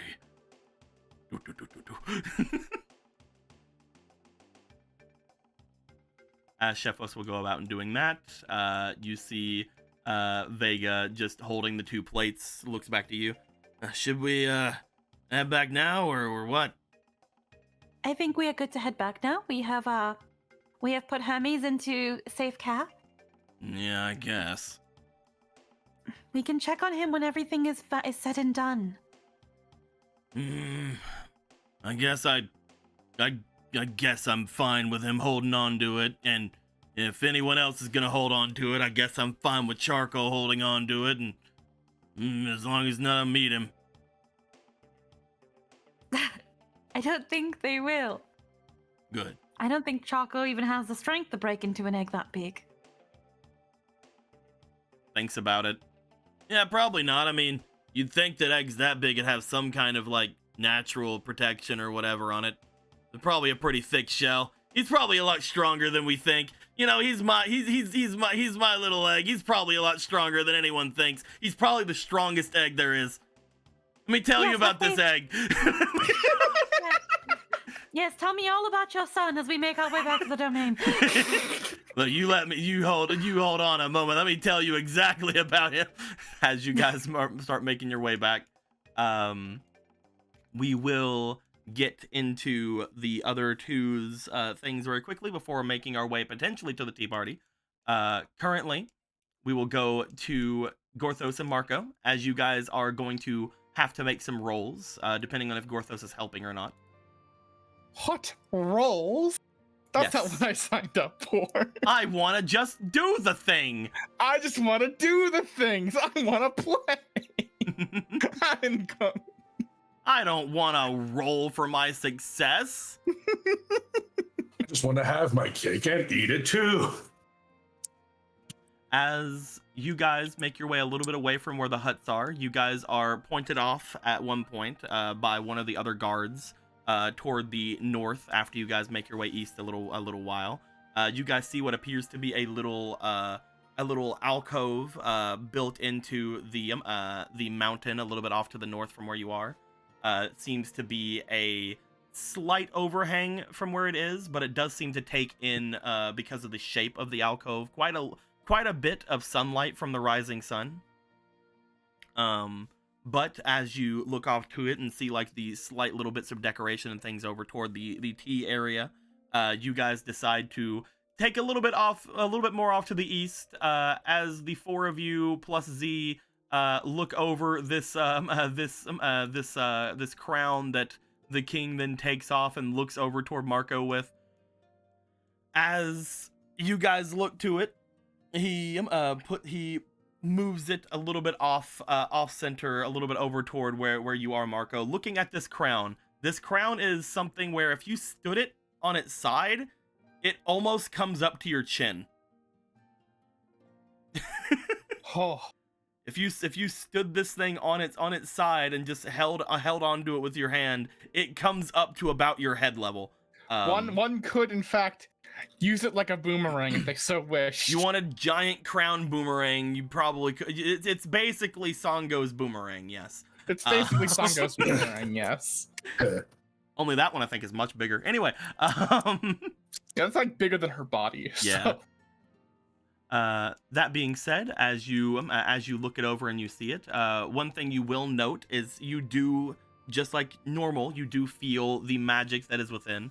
However, unlike normally, you feel this very strong presence of whatever this is. You can't tell if it's a spell or a curse just looking at it, just feeling it. But what you can tell is that there's definitely a problem if you can't figure it out between that. I would like you to go ahead and give me a magic roll as you're looking over this thing. Ooh, a magic roll. Alrighty. Alrighty.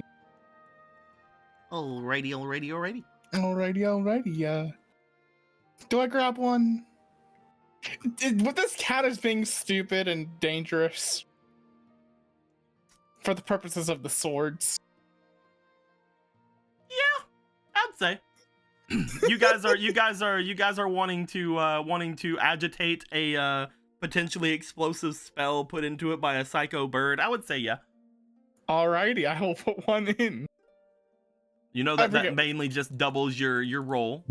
So you go from a 1 to a 2. It's better than a 1. It is in fact better than a 1. Alrighty. Alright, go right Let's ahead. do the roll. That is an 11. You aren't able to figure out exactly what this is. You know that you could potentially mess with it, but you cannot tell if it's a spell or a curse just by looking it over and feeling it out. As you look to it, you do know that you will have to come up with a vessel for this, if you're going to be taking this out and doing anything with it. You could just attempt to try to release the magic as safely as you can, but you feel that might be so you're saying I problematic. shouldn't in fact use my second vessel me slot. If for you would this like, magic. you could try. You also have a ghost friend inside you, so who knows what'll happen I also there. have a ghost friend. But, I don't want to mess with a ghost friend. You could try if you'd like to try to put it inside of you. I mean, I don't have too many things on me that would really constitute a vessel. Would a golden rupee be worthy of being a vessel? You're just like this thing's kind of ruby shaped. It's kind of rupee shaped, and I can put it inside this rupee. It's probably the same thing. That's not what I meant. But no, you could attempt to. You can attempt to try to put it inside a golden rupee. All right, it shall go temporarily into the golden rupee then. Until we find such other item that it could go into. This is gonna be great. All right, It's gonna be great, guys. I'm just gonna throw this here. I would like for you, as you get your rupee together, you bring it out. Go ahead and give me an experience check. while you are Wait. setting it up. What about the True Strike dagger? What Would about that be the a True better Strike one? Would that be If you better wanted to try to vessel? put something into it, you could. You don't know exactly the effect of whatever this magic is, so putting in the dagger may be weird, but you could try. It really depends on if you want to risk losing your True Strike dagger.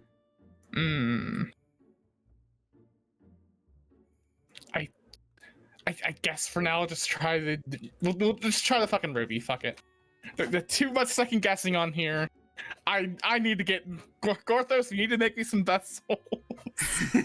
I Sure. don't know what that means. Make me some magic vessels, friggin' maker man. Mr. Magic, Mr. 4G man. All right, I will now roll my experience. It just comes back with like 13 kinds of different like jar and pot. You were very another not 7. specific. Oh, If I get another 7, is that like a jackpot tripled crit? sure. What? What?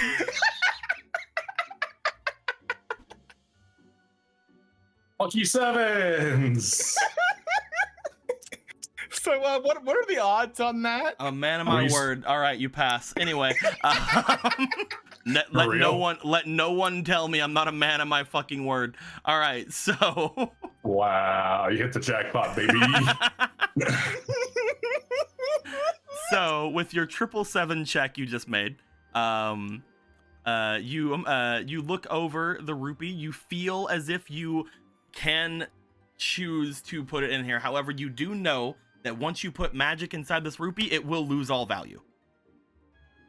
At least value as a rupee, you know what I mean? Yeah. If you're fine with that, money's magic anyway, so it's fine. if you're fine with that, then you can definitely attempt to throw it in there. I mean, we've got like 8 more at home. All right, last check I need you to do then. I need you to roll me for your spirit. And this can be something if you want to potentially try to find some way to aid you in doing this. You can ask anybody around you for any sort of aid if you can think that they can help. Or if anybody has any ideas on things, you can definitely mess around with that. I'd like to know, what would you like to do? Or if you want to, you could just make the roll. Gorthos, well, how can you help me spiritually with this? He can recite to you prayers to the mortal goddess in ancient Highland. That's pretty spiritual. If you want to try that, you can. Do you want to try to recite some ancient scripture? I mean, I was half joking because, you know, like I was gonna just start saying his last rites, but no.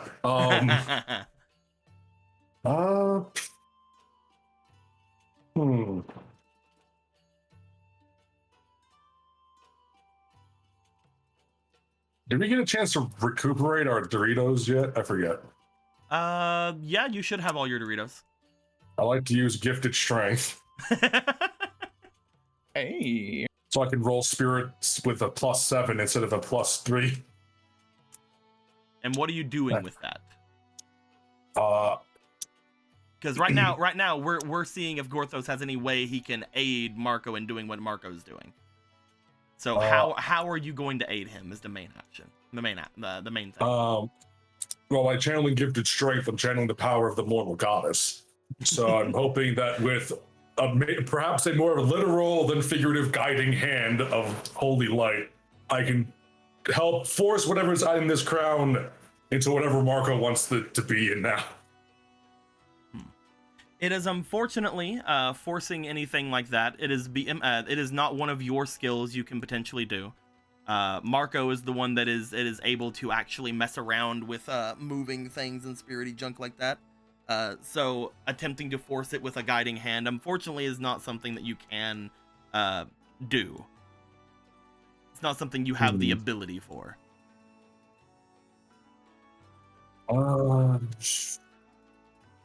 But you could potentially aid Marco in some ways. Thinking.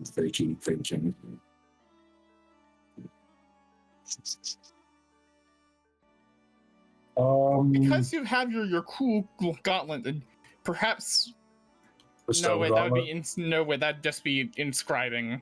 And that's a other thing entirely for crafting. Never mind.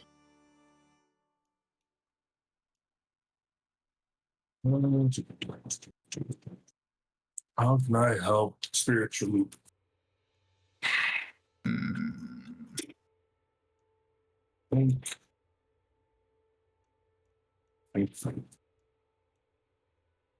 Maybe I can use the secret apple. No.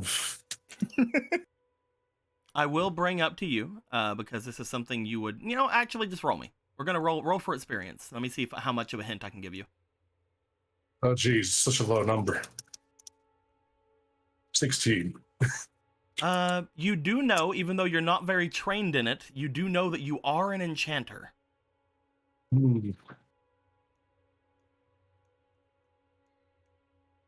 All right. Enchanting works. How can I use enchantments here? If you would like, you yourself, you can't force whatever this magic is into the vessel of the golden ruby. That's something that is beyond you. It's not something of your skill. However, if you would like, you could try to enchant the vessel, which would be the golden rupee, to potentially just have whatever that goddess magic is in it. Okay. You could potentially yeah, you could potentially try to enhance the vessel itself, and hopefully by doing that, make the vessel better for holding something. All right. Yeah, I can. Yeah, I'll describe the rupee. Sure, that sounds cool. Shit. All right. What will I be using to enchant as a stat? Basically, your enchanting would be your magic, usually, Yeah, okay, but you are using gifted strength. So here's so the demon body is the most used magic in body. so here's another funny. If I had the wizard, it'd be a whole other story. What's up, Marco? Here's another funny thing. We do have this really funny thing called glassy magic powder over here. This black magic powder to help with enchanting it. You want to try? You want to try to use the magic powder to help enchantment? You do know that magic powder is a core use of enchanting stuff. Yeah. You guys don't know. You guys don't know what the black magic powder does, but you could definitely try it. It's man-made magic powder. Surely that means that it's useful for. Oh, Marco, you really don't pay attention to what people build. Anyway, let's go. Do you want to try to use the magic powder for enchanting? Yeah, I mean the alternative is going to the cart and grabbing that, but it's fine. All right. I'll use this. I would like you to roll me for your magic. You are using your gifted strength. Let me read gifted strength really quick to make sure that is any stat check the vessel can be rolled with the vessel's highest stat +1 by using it. Okay, yep, you're fine. +7.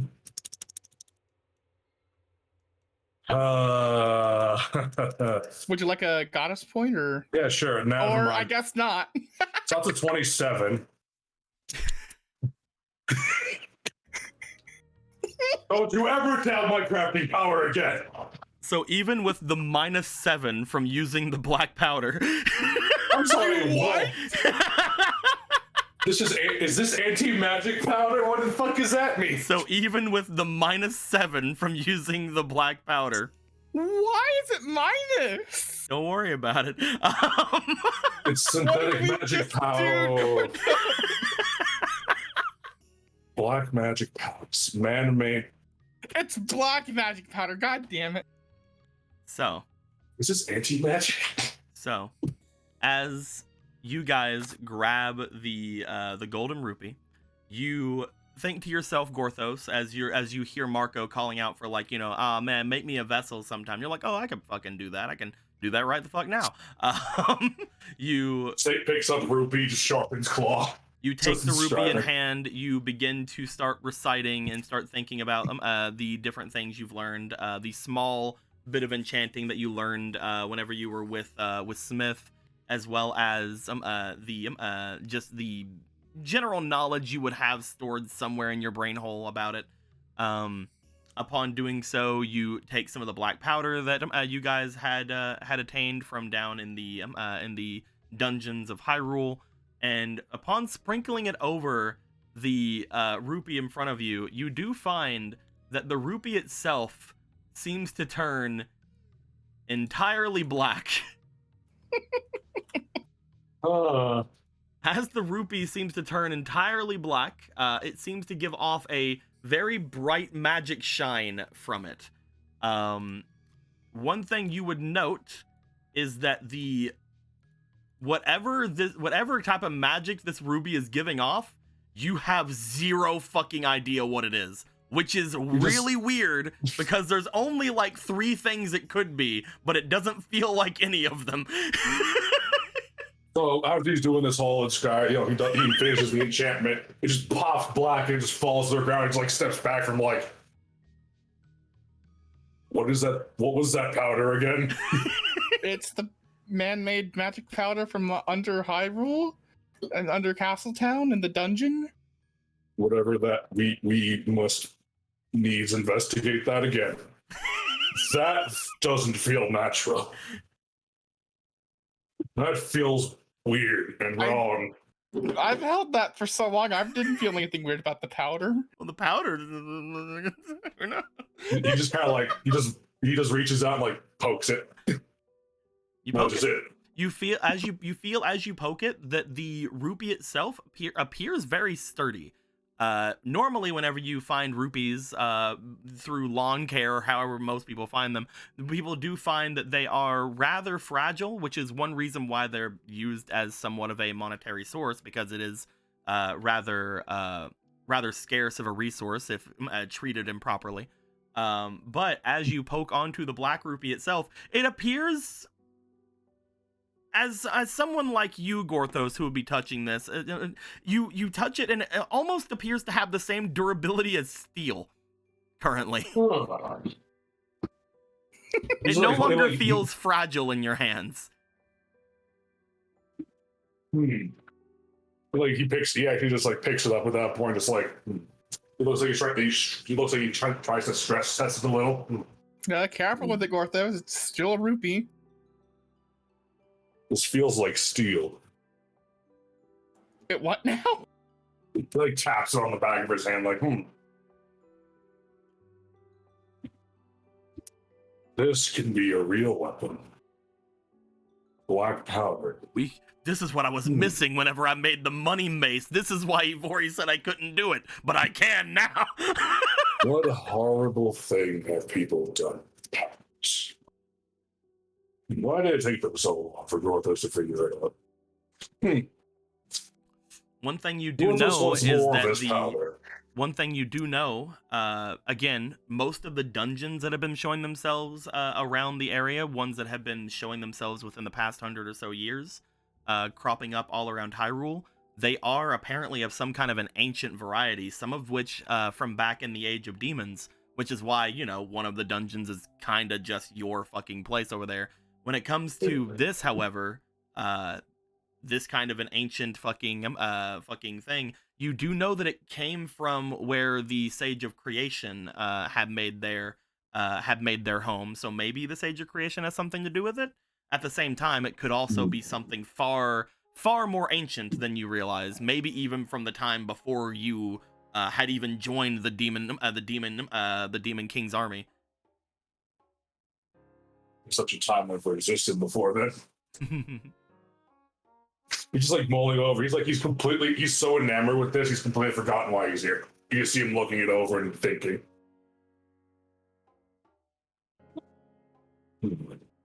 You have any ideas there with that, Gorthos?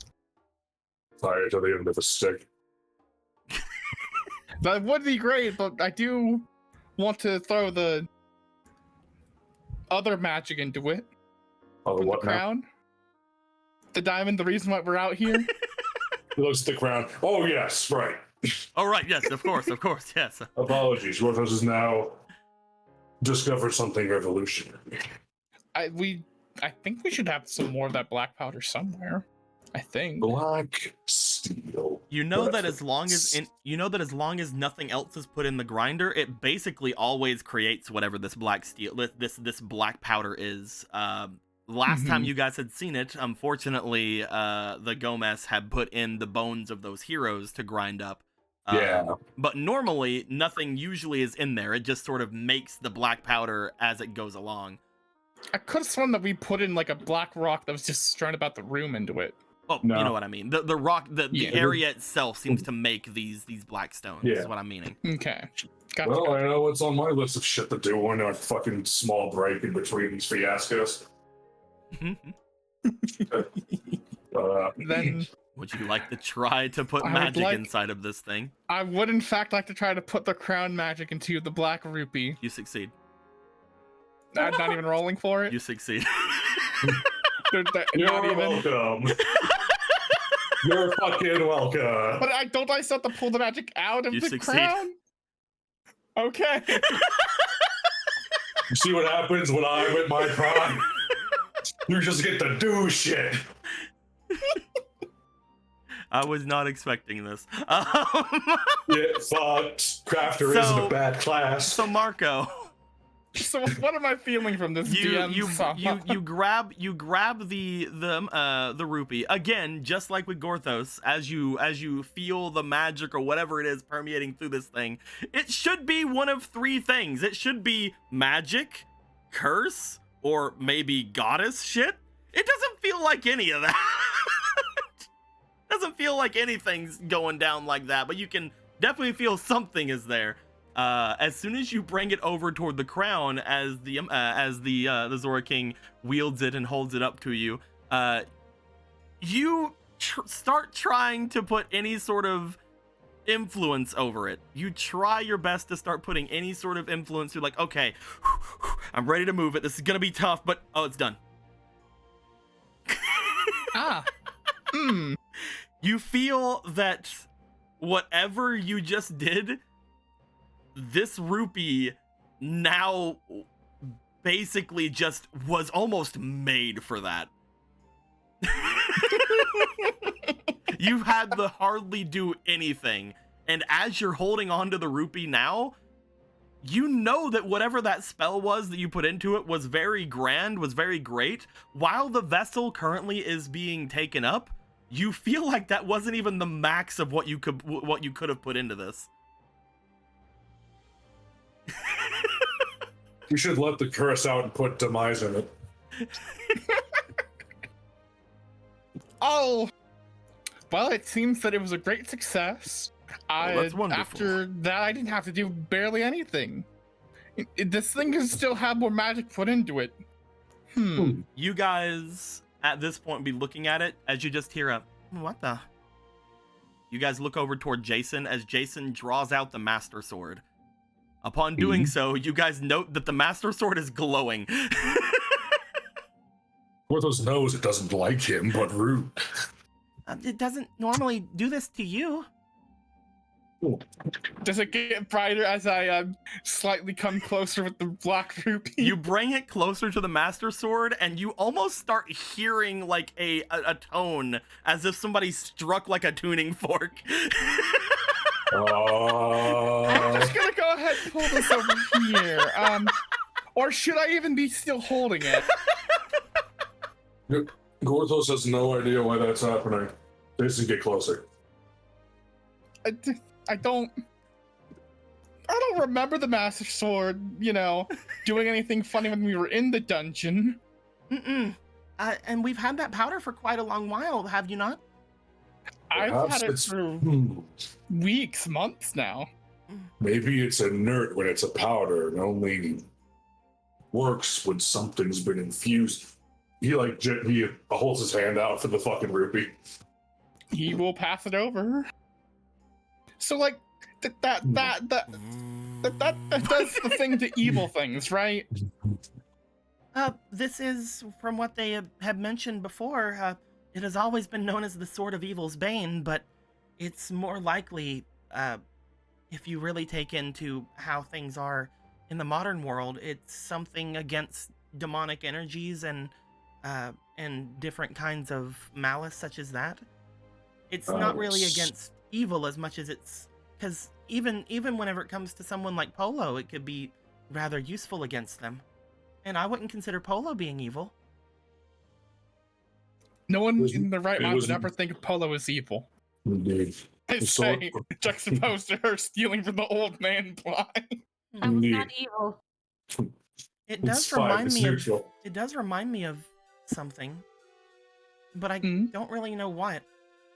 Mm. Well, I can tell you what it reminds me of right now. Yes, Oh. Steve? It reminds me kind of the color of that armor that Domram was wearing Huh. whenever he was all evil ghosty or whatever. Well, Orthos' eyes just go big, and he just looks back at the ruby, and it's just no.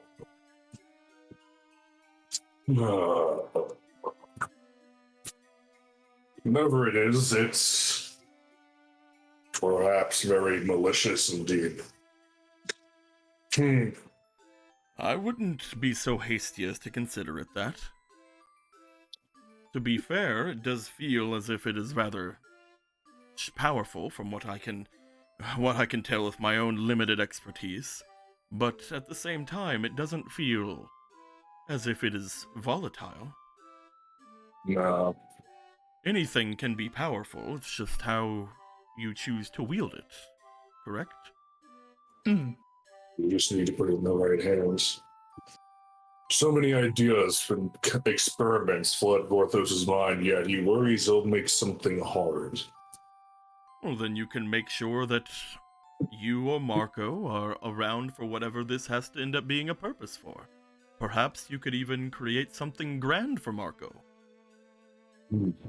It could be a rather interesting bit of a collective of sorts.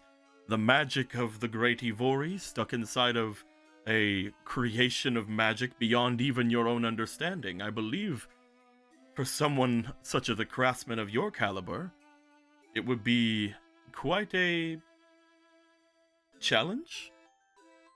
And if this truly is something that is going and acting like such a differential to the Master Sword, perhaps it could make something quite grand for our young friend.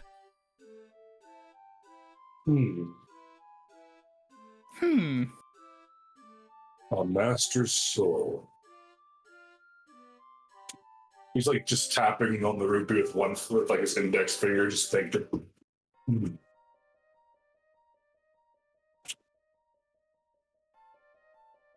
He needs to take more time with that powder. Until then, he'll hold on to this. All right. It's. You feel might as you look be it over, something. Gorthos, that this thing is constantly giving out like a sense of magic about it. However, you do feel like you have the perfect thing to hold it in if you want to. Yeah. Is it the skull? Is it the fucking free skull? It's probably the skull, yes. Yeah, okay. I'll put it next to the apple and see what happens. Anyway. There you go. There you go, secret apple. Perfect. That's not my inventory anymore. Through the mountains. Secret apple.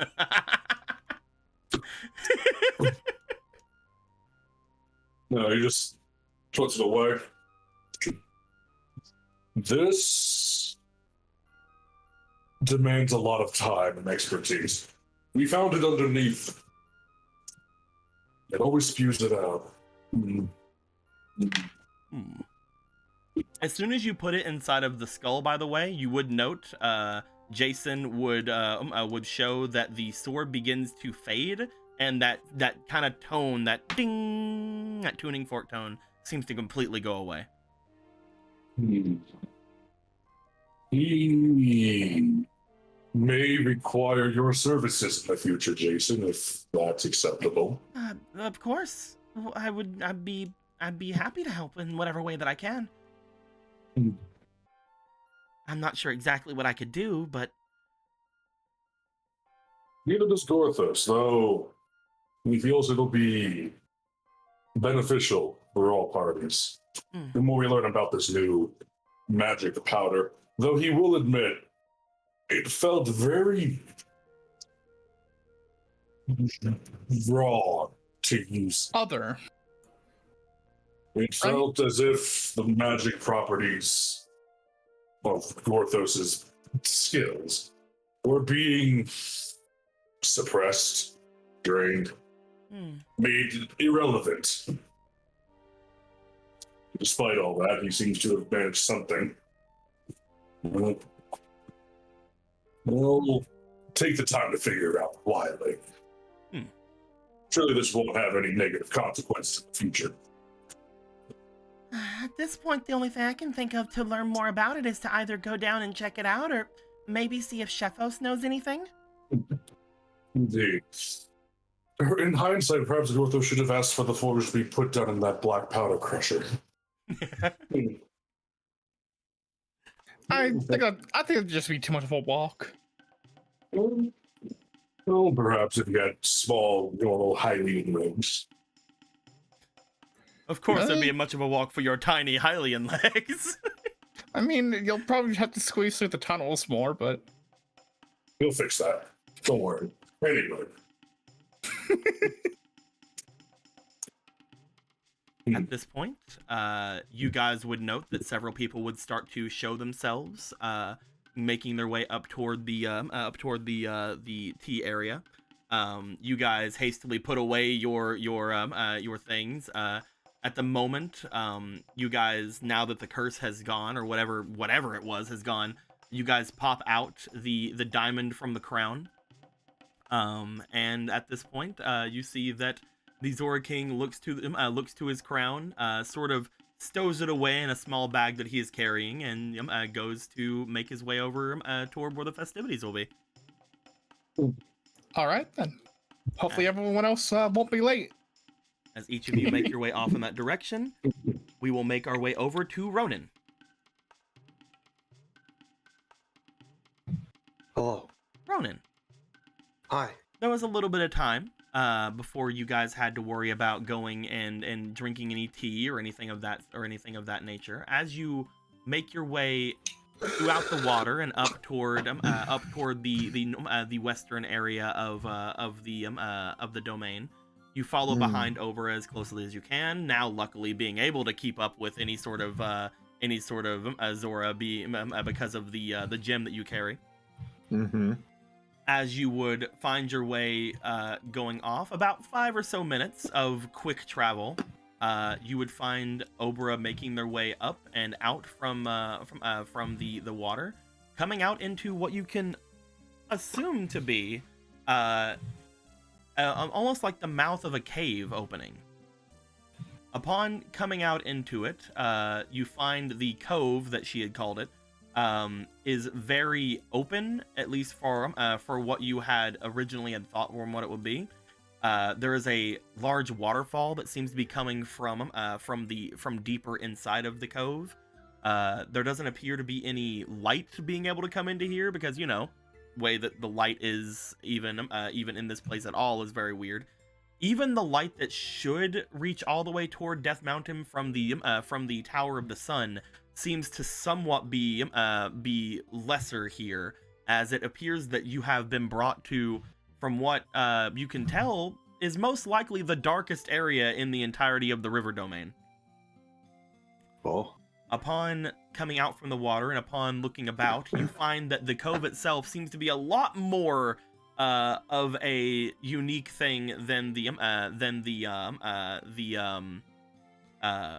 hut from before.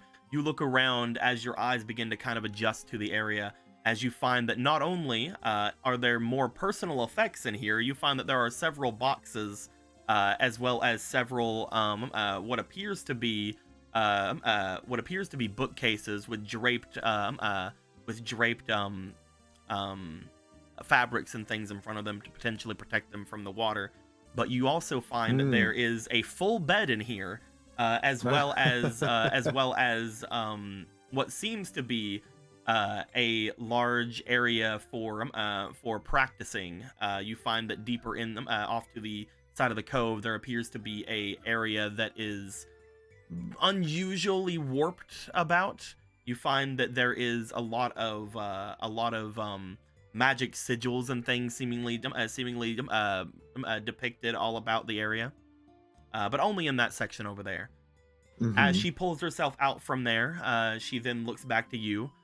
You don't need any help coming out, but she does reach back a hand to you. I'll take it. As you use her to get out and pull her back in. I'm playing. you bring yourself coming out into this this nice little dark cove. Oh, okay. I see. What was that about? I was wondering where all your things were. Oh. Well, I suppose you could call this my home away from home. I mentioned that I did keep a couple of huts, but yes, I suppose this would be more where my things would be. In fact, she motions over toward where her bed is. As she does, you note that a small little mote of fire seems to come out from her hand. As it strikes just above where her bed is, you see what appears to be about a dozen tiny little crystalline, like almost veins in the side of the the wall seem to light up with a slight dull red look. Oh. Upon doing that, she makes her way over toward one of the boxes and sits down. This is where I do come occasionally to get away from everything. I like it. It's real nice. That's very pretty.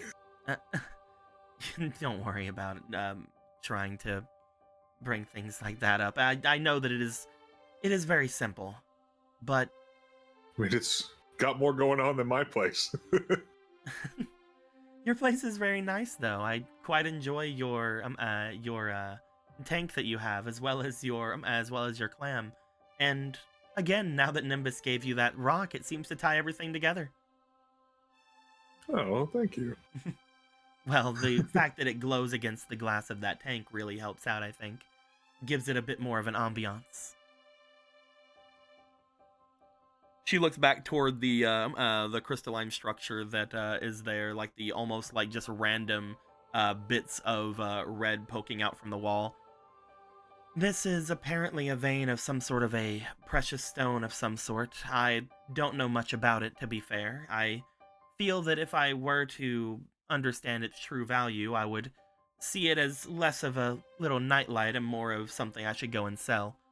So I've decided not to look into it. That's fair. But it has a bit of a nice feel to it, I guess. Yeah. I like it. He'll like take a seat next to her. Just kind of appreciate the glowing.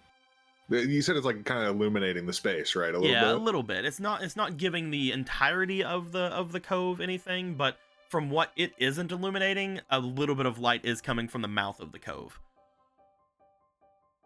As she sees you sit down and look about at things, she looks over as she motions to the waterfall that's coming down. You would note that even though the waterfall is coming down, it doesn't appear to be as loud as you would expect. It does seem to be quite a lot of water coming down from above, most likely from what she said coming down from Death Mountain. But as far as like from what you could understand, the sounds of rushing water should be more deafening than this. Huh. Use magic for that? No, actually. I have no idea what's going on with that. I found this place whenever I was a lot younger.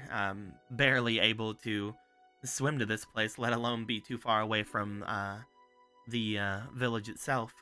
But whenever I had made my way here, I had felt that, I don't know, this was...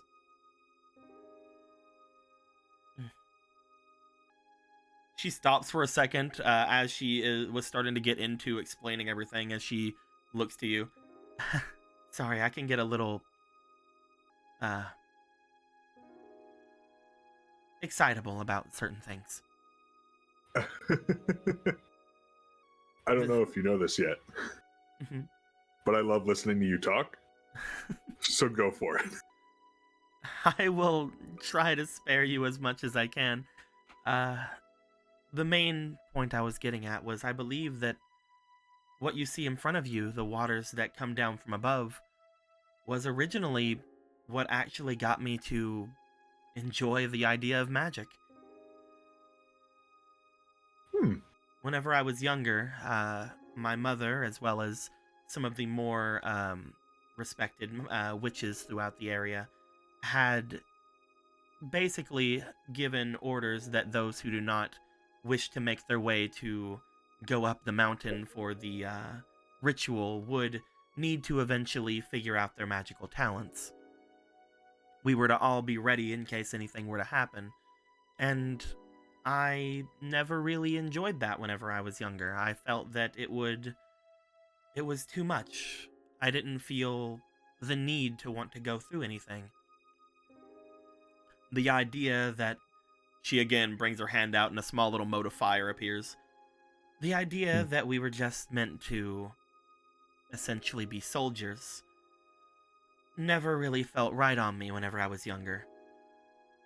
But it was our natural gifts, and it was something that, no matter how much I protested, was something that was going to be taught to me.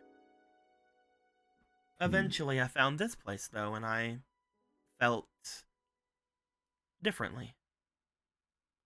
The idea of just looking at the water and how it comes down without making much of a sound, the idea that no matter how much I tried to attack the walls in frustration, all that would happen was a soft light would appear, and all that I would ever hear is the sounds of my own thoughts. It made me think that magic could do a lot more than just hurt people.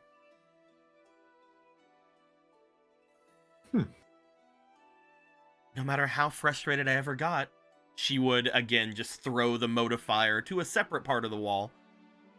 You would see that, again, a slight glow of red seemed to come about it. No matter how frustrated I ever became, no matter how powerful I would try, all I would end up doing was creating light here. No matter what I did, I couldn't harm this place. And that made me feel better.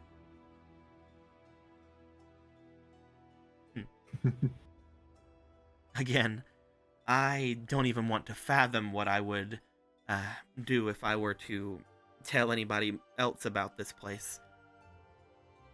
I know that someone like Gorthos would potentially have a field day here, and I know that if I told my mother, she would probably want to mine out whatever this is and bring it off and probably make a staff or something out of it. You're actually the first person I've shown it to. Thank you. This,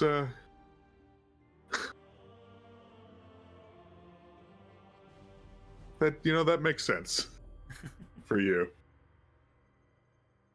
You gave me such an amazing gift, and I felt that I wanted to share something equally as intimate, I guess. I don't want to say that my little hideout here is as good as what you gave me. That isn't what I'm trying to say. It's as close as what I could do. This means as much, if not more, I think, to me. This is where you cultivated what you know and where you feel at home. I'm glad I got to see it.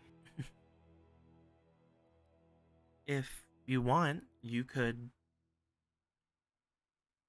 feel at home around here as well. He smiles at that. A little blush. I mean, we'd have to bring in some other things, obviously.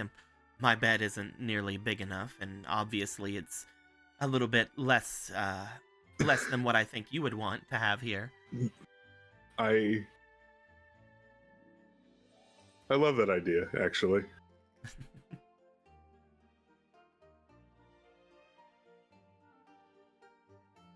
This is... I'm sorry, I wasn't expecting that. Don't think too much into it. Come on. But I'm glad you like it. It, again, sort of, I guess, set me down the path that I went down.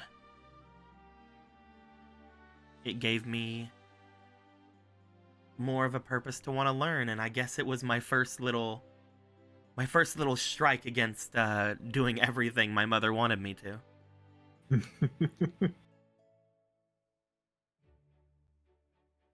Yeah, place is perfectly you. All things considered. To be fair, I wasn't really I was extremely young whenever I found this place, so it was more that I found it by accident whenever the waters sort of became too much for me. But that doesn't mean that I didn't just find it after all. Yeah, happy accidents. I don't think that anyone around here knows anything about it. But other than that, she like motions about this is it. He will take her into a hug. Sorry, I just felt like it. No. Definitely.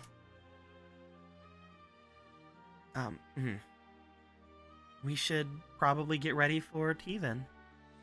I mean, we don't want to leave your king off by himself. That's true. Just so cozy here. If you want to play hooky, that's on you. No, I don't. Twist my arm against spending time with my mother. No, you would I'm sure you'd love that, and this is a thing that needs to happen, unfortunately. Yeah. Next time. Fortunately and unfortunately, it's a mixed bag. Next time. Yeah. Thank you. Thank you for coming here. Not here. I mean, I guess the domain, and for everything, I guess, up until now. Gotta go and take the words right out of my mouth. Well, come on, we can't just keep being cute about this. Let's go back let's go back before I make you play hooky. He'll stand up.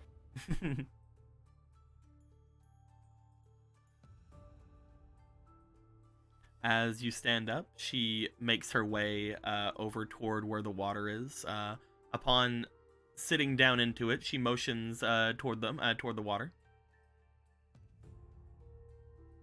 And yeah, they'll hop on in.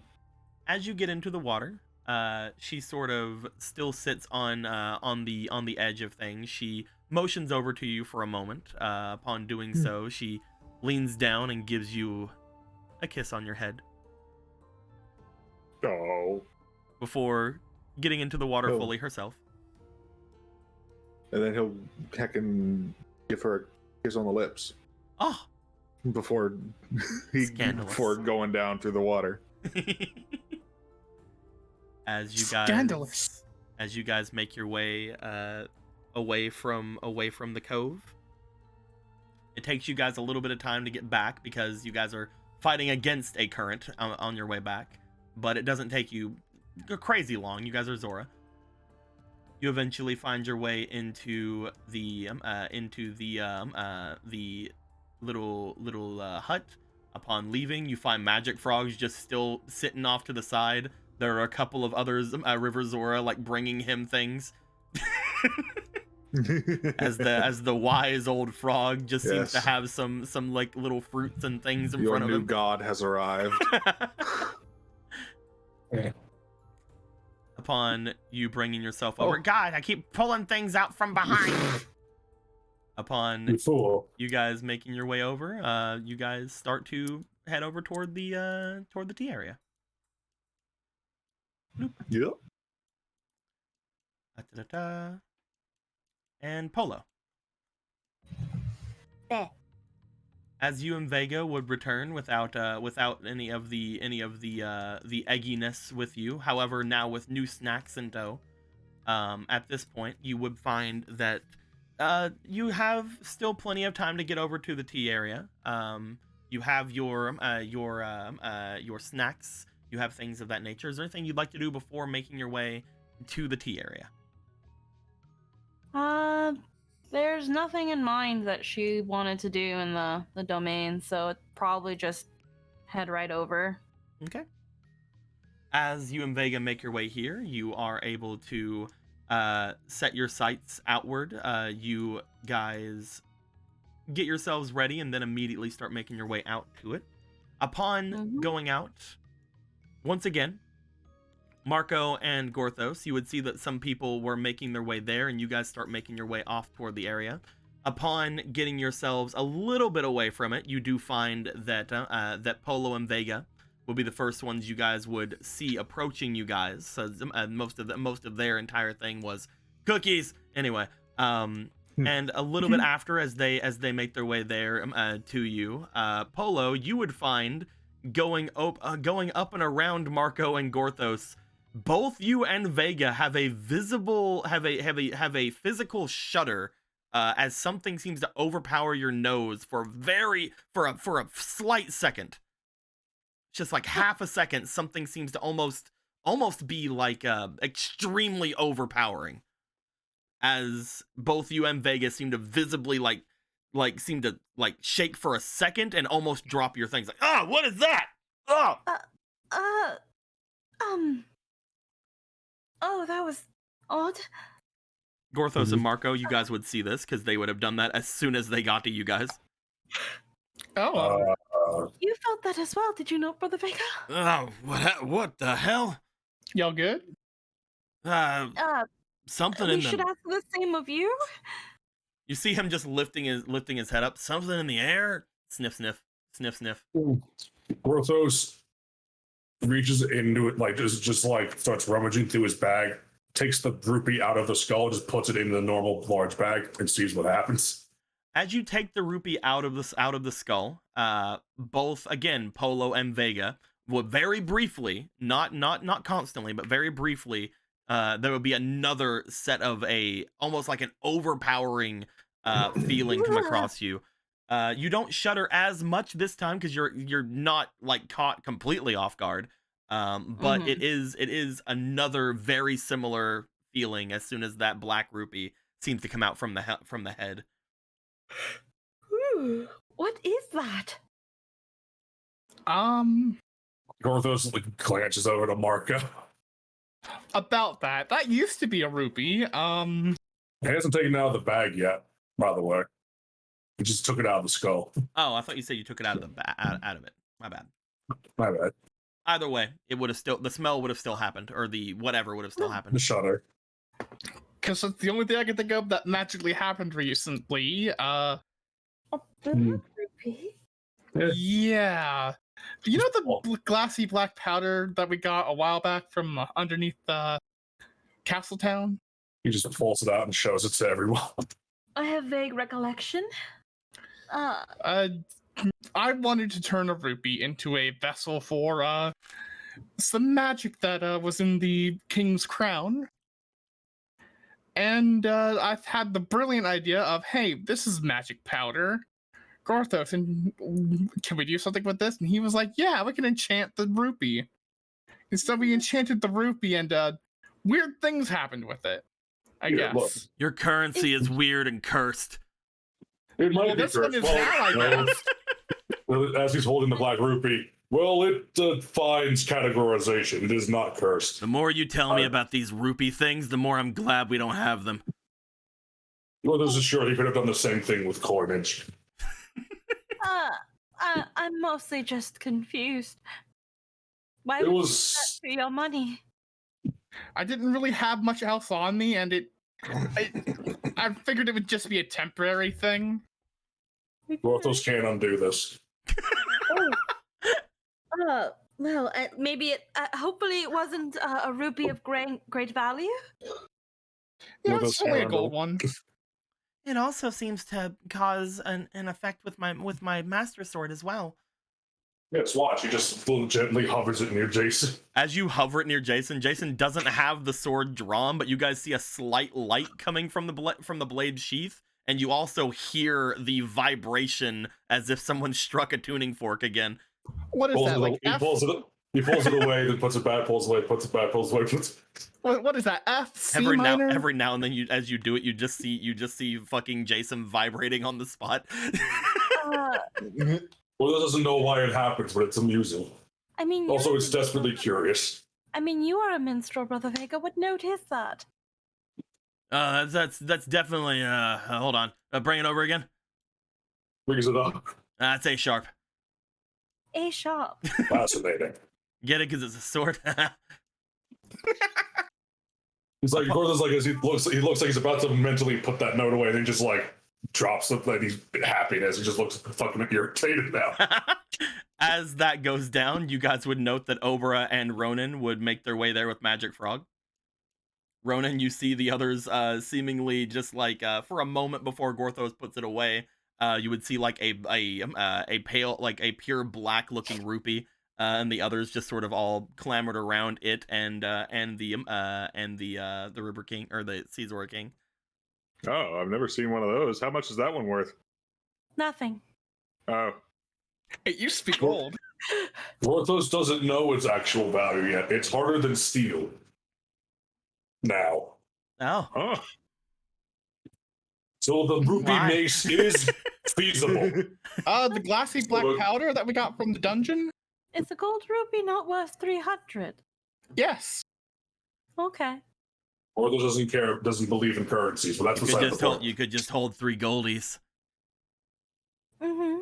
And so that's about representative. He Listen, just pulls out of his pocket like 3 gold coins and it's like, this is a lot easier than holding that big ass thing. It is true. How attached are your people to those coins? Gorthos wants to use more black powder. He like looks to it, it's like, yeah, you're wanting to borrow 3 goldies here. He takes it and puts them next to the black ruby, like there. Experimentation requires many different mediums. I don't think we need to experiment with money. Little things, Marco. Gorthos will make a weapon out of it soon enough.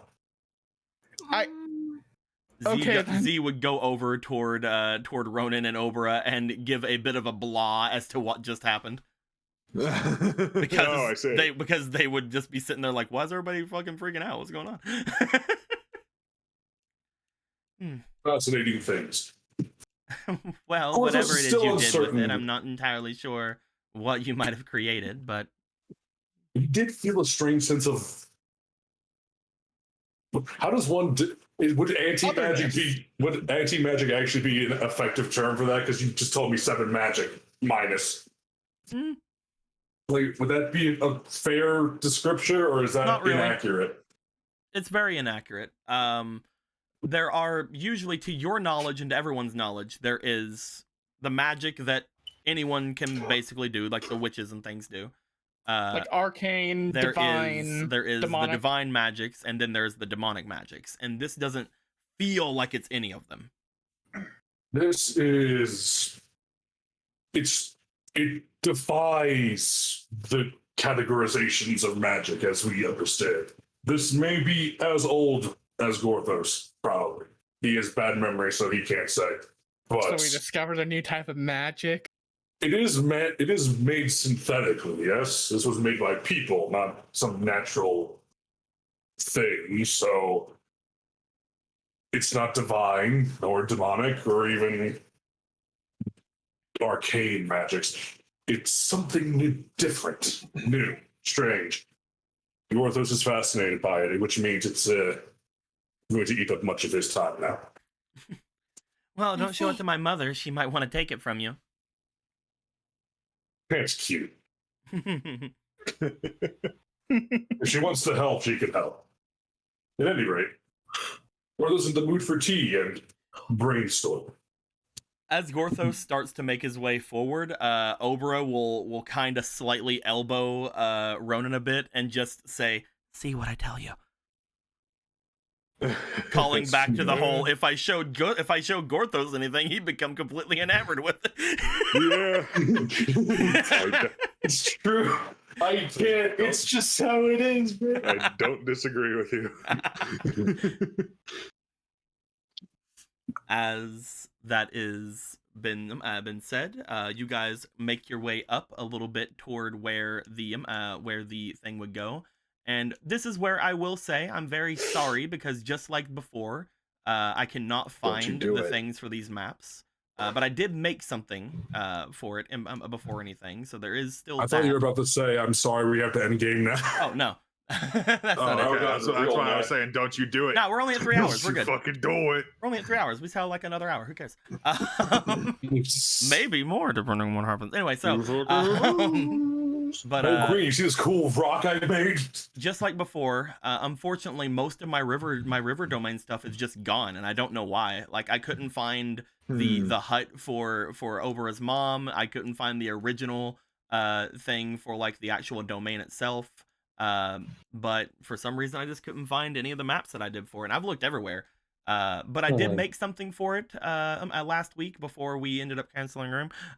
So we do still have that, but as you guys would approach, you would find making yourself over toward the little alcove somewhat dug into the side of the mountainside here, one that seems to be at an angle just enough to be able to catch the small vestiges of the morning light coming through. You find morning being very very different here in the river domain, because morning is basically like noon-ish almost. Anyway. Don't worry about that. Mountains are funny. Don't worry about it. It's fine. I'll put it over in ya. Boop.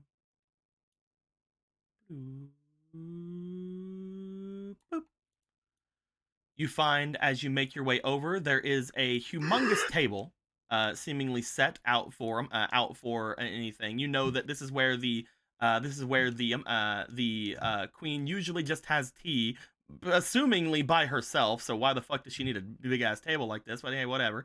But you will find that there is a large table set out. There is almost a separate entire throne out to the sides of it, going forward, and off to each of the different sides where there would be the stone of the mountain sort of overtaking. You would find that there is a lot of ivy and vines seemingly growing along the sides of everything, kind of giving it a very much almost a garden area feel to it. Upon coming out and looking about to it, you would find that there are a couple of guards here, like was said before. You find that both Piers and Dolan would have been here setting things up. I'm gonna grab these boys. But what about Roland? Well, you're here. That's in the Roland. What about Roland? What about Gooby? What about Gooby? You would find that they would be bringing in different things and placing them onto the sides. As soon as you guys would get here, Dolan would make his way back, like, there you guys are. Hey. You're not late, are we? No, we were assuming that you would make your way here sooner than that, but I wanted to give a bit of an update to you before you all got too busy. I had well, sorry, I'm a little excited about everything. And also I noticed that the music isn't going. There we go.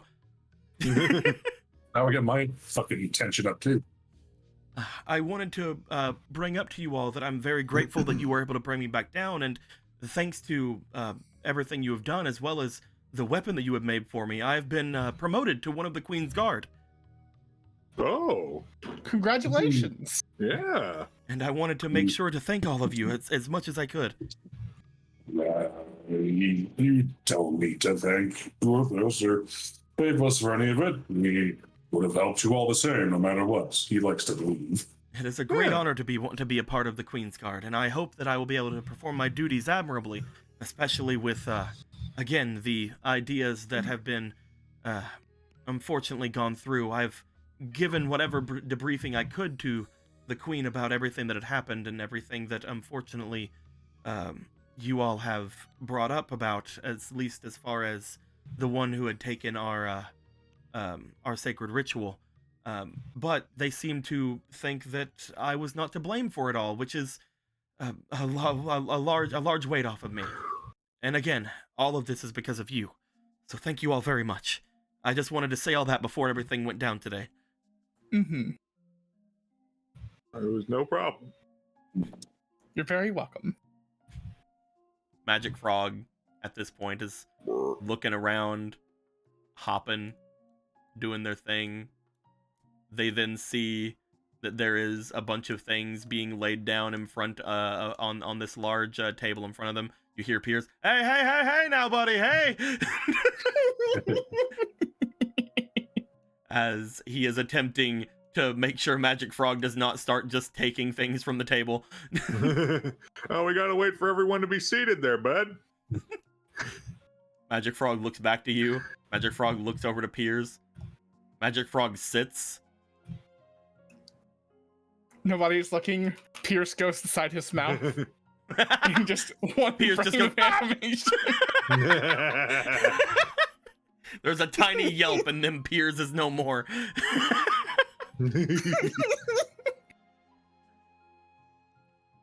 Well, that's his seat. If you all wish to be seated, allow me. Come here, follow me. As he shows each of you brought an extra guest, though. So at this point, he would note that there is somebody behind Gorthos. As there was a notable excitedness to him before that he seemed to just sort of overload him until finally, upon you speaking up and upon him looking beyond, he's like, "Oh, you certainly have brought another guest. I'm sorry, I do not know who I'm speaking to."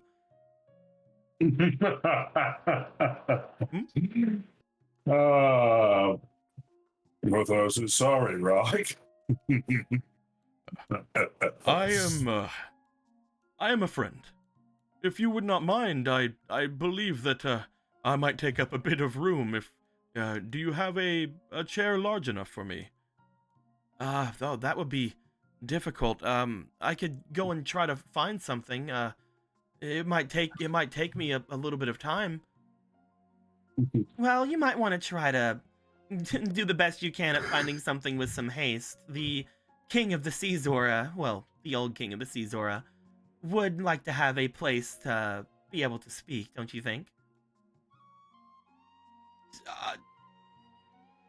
I will find something as fast as I can! Don't scare him now, Miss Obra. No, but it's funny. I'll behave. It's fine. As Dolan seems to rush out as quickly as he can, Piers looks back to all of you. Upon hearing that, he is taken away from his ever vigilance in front of Magic Frog. You guys hear something on the table move as Piers leaves. But upon that happening, he looks back. Oh, excuse me, I didn't realize we were going to have such a guest. We have 2 kings among you now that we need.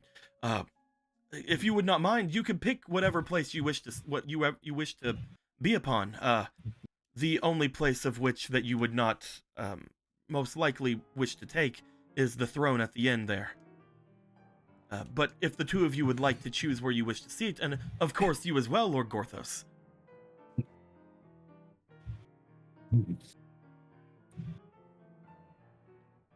We'll just haven't considered the seating arrangement. And where you gonna be sitting, Polo? I don't know. All right, well, I mean, keep kind of They're talking about us being all important and stuff. So like, wherever we sit, like we need to like sit somewhere important, right? Well, I don't want to also impose and think that I'm thinking too highly of myself by sitting somewhere too. Oh no, you're gonna be right beside me. Well, yes, but then where are you sitting? Well, wherever you want to sit, as long as it's somewhere important. Cyclical, you see, like the ebb and flow of a river. Most likely at the end of one of these places, I think. Yeah, that's where. I don't know though. The Hyrule King seems to sit in the center of his table, but like, there's no center here we can really sit at. So we have to sit at the end. That's considered a place of honor, right? I don't know. Where will everybody else be sitting?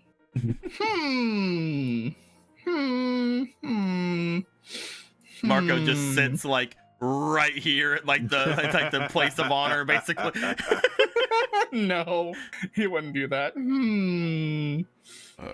So it may be easier, and so that I can be beside of Magic Frog here. I will take my seat. Oh. There you go. It will be a lot easier for them to bring something for me if I'm sitting as close as I can to them, I believe. Makes sense.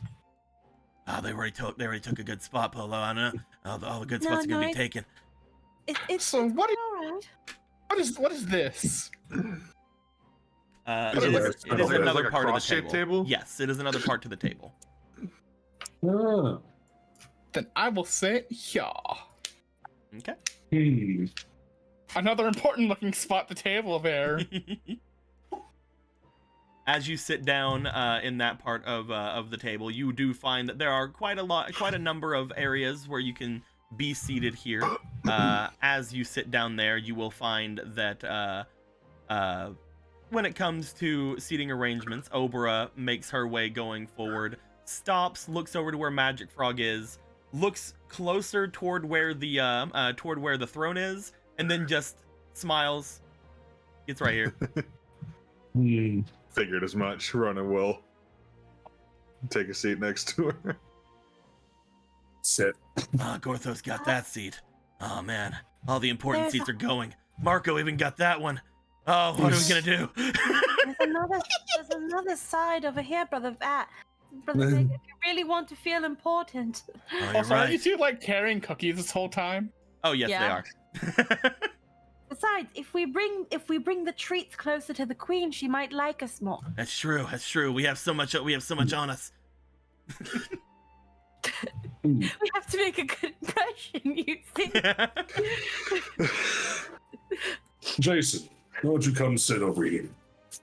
You are the wheel of the Master Sword, no?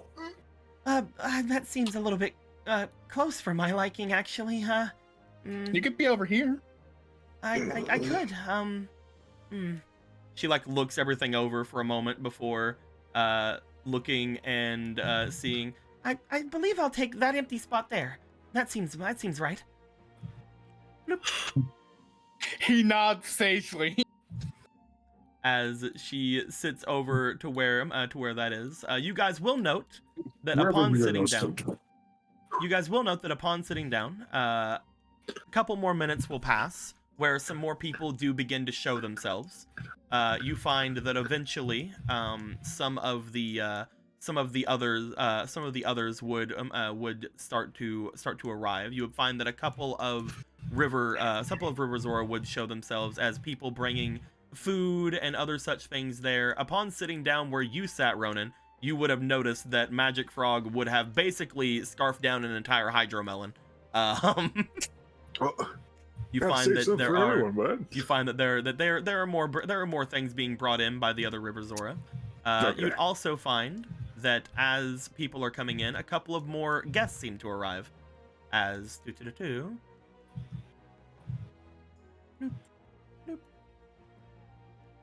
you guys see what appears to be the Bandit Queen being let in. Hey. Oh. As she gets let in by one of what appears to be the guardians of the Queen. This one here. Wah, the magic-y one. As she gets brought in, she looks around. As she does, she sees a lot of spots already being taken up. She looks off to the sides, and then finally she goes, and just sits on the opposite side here. She goes, "Hello, everyone. Hey, how's Welcome. it going? I didn't expect that I would be showing up today, but someone had came and got me earlier. And we are rather busy down there, but of course I wouldn't miss any sort of important gathering." Of course not. As she looks down, she gives a wave to everybody before looking off to the side. Excuse me, I haven't met you, sir. She like reaches a hand out toward the Zora King. As she reaches out, she says, "I am what you could note to be a bit of a how can I put it? I don't really meet new people very well, so I'm very sorry if I seem awkward." Like, oh, no matter, of course.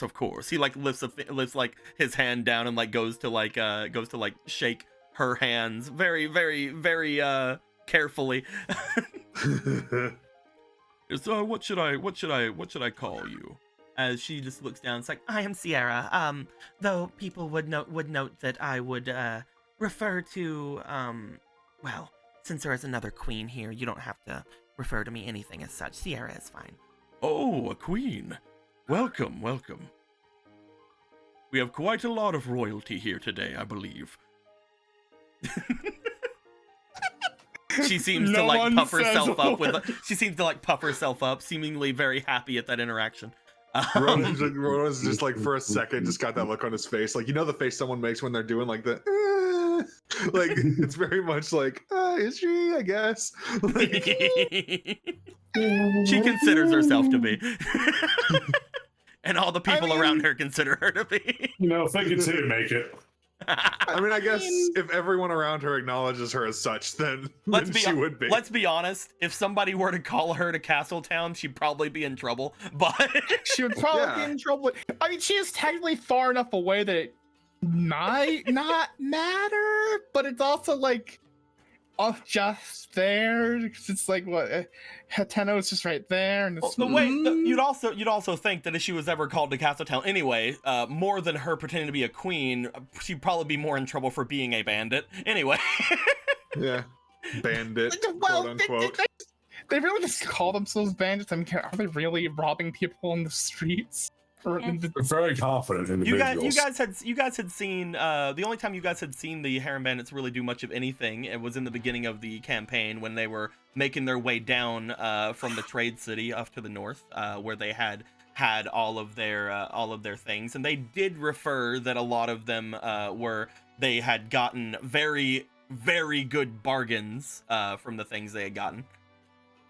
Yeah, they're So just take that as great you will. negotiators. Exactly. It's not like we cheated each other out during a friendly card game or anything the night before. It's not like everybody was trying to cheat and Marco was just the best at it. I mean, they're assholes. That doesn't mean they're bandits. They're literally called the Harem Bandits. Well, yeah, that's just a cool name. Not to mention, you know, there's a lot of calling yourself royalty happening. Look over at Vega. Yeah, exactly, right? Oh, he's definitely a royal on his mother's side. A royal pain in my ass. There you go, you get it. As you guys would approach, the one that brought the Sierra would come in. She would take her place beside the large throne. After about another 5 or so minutes would go by, you guys would see that there is quite a commotion. First off, coming from Dolan, rushing his way back in here, as you find he appears to have in his possession not only not a chair, but seemingly just a bunch of wood. Upon He's got like a giant fucking milk crate or some shit. upon coming in, however, you also note that he appears to come in with several other people, Oh. as each of them are also carrying pieces of wood with him. As you note people coming in from the south, as you see several of the Oh my god, they're gonna carpenters, make him a chair on the fucking spot. as they look forward, they see him. You just see them as they look up, like, oh yeah, you said we needed a big job. He just looks at them, looks back down to like as he's filling with something. He looks back up like, wait. As he's just sitting there, just looking off toward them. What were you saying, Gorthos? Weren't You they? want Orthos Didn't sitting they? on a regular chair with like half a cheek on the seat? He's more like squatting instead of sitting. But it's like, didn't they? Any questions for later? Excuse us, King Rog. We're if you wouldn't mind, we'll get you something in here post haste. Oh, you do not need to worry too much on my part. But I see that you have put in the effort to bring all of that here. I will move my way away for a moment. You don't need to move at all, Mm. sir. No, I will go and speak with the queen here. As he goes over and sits down. She internally panics as she realizes, oh, this guy's a king. Oh no.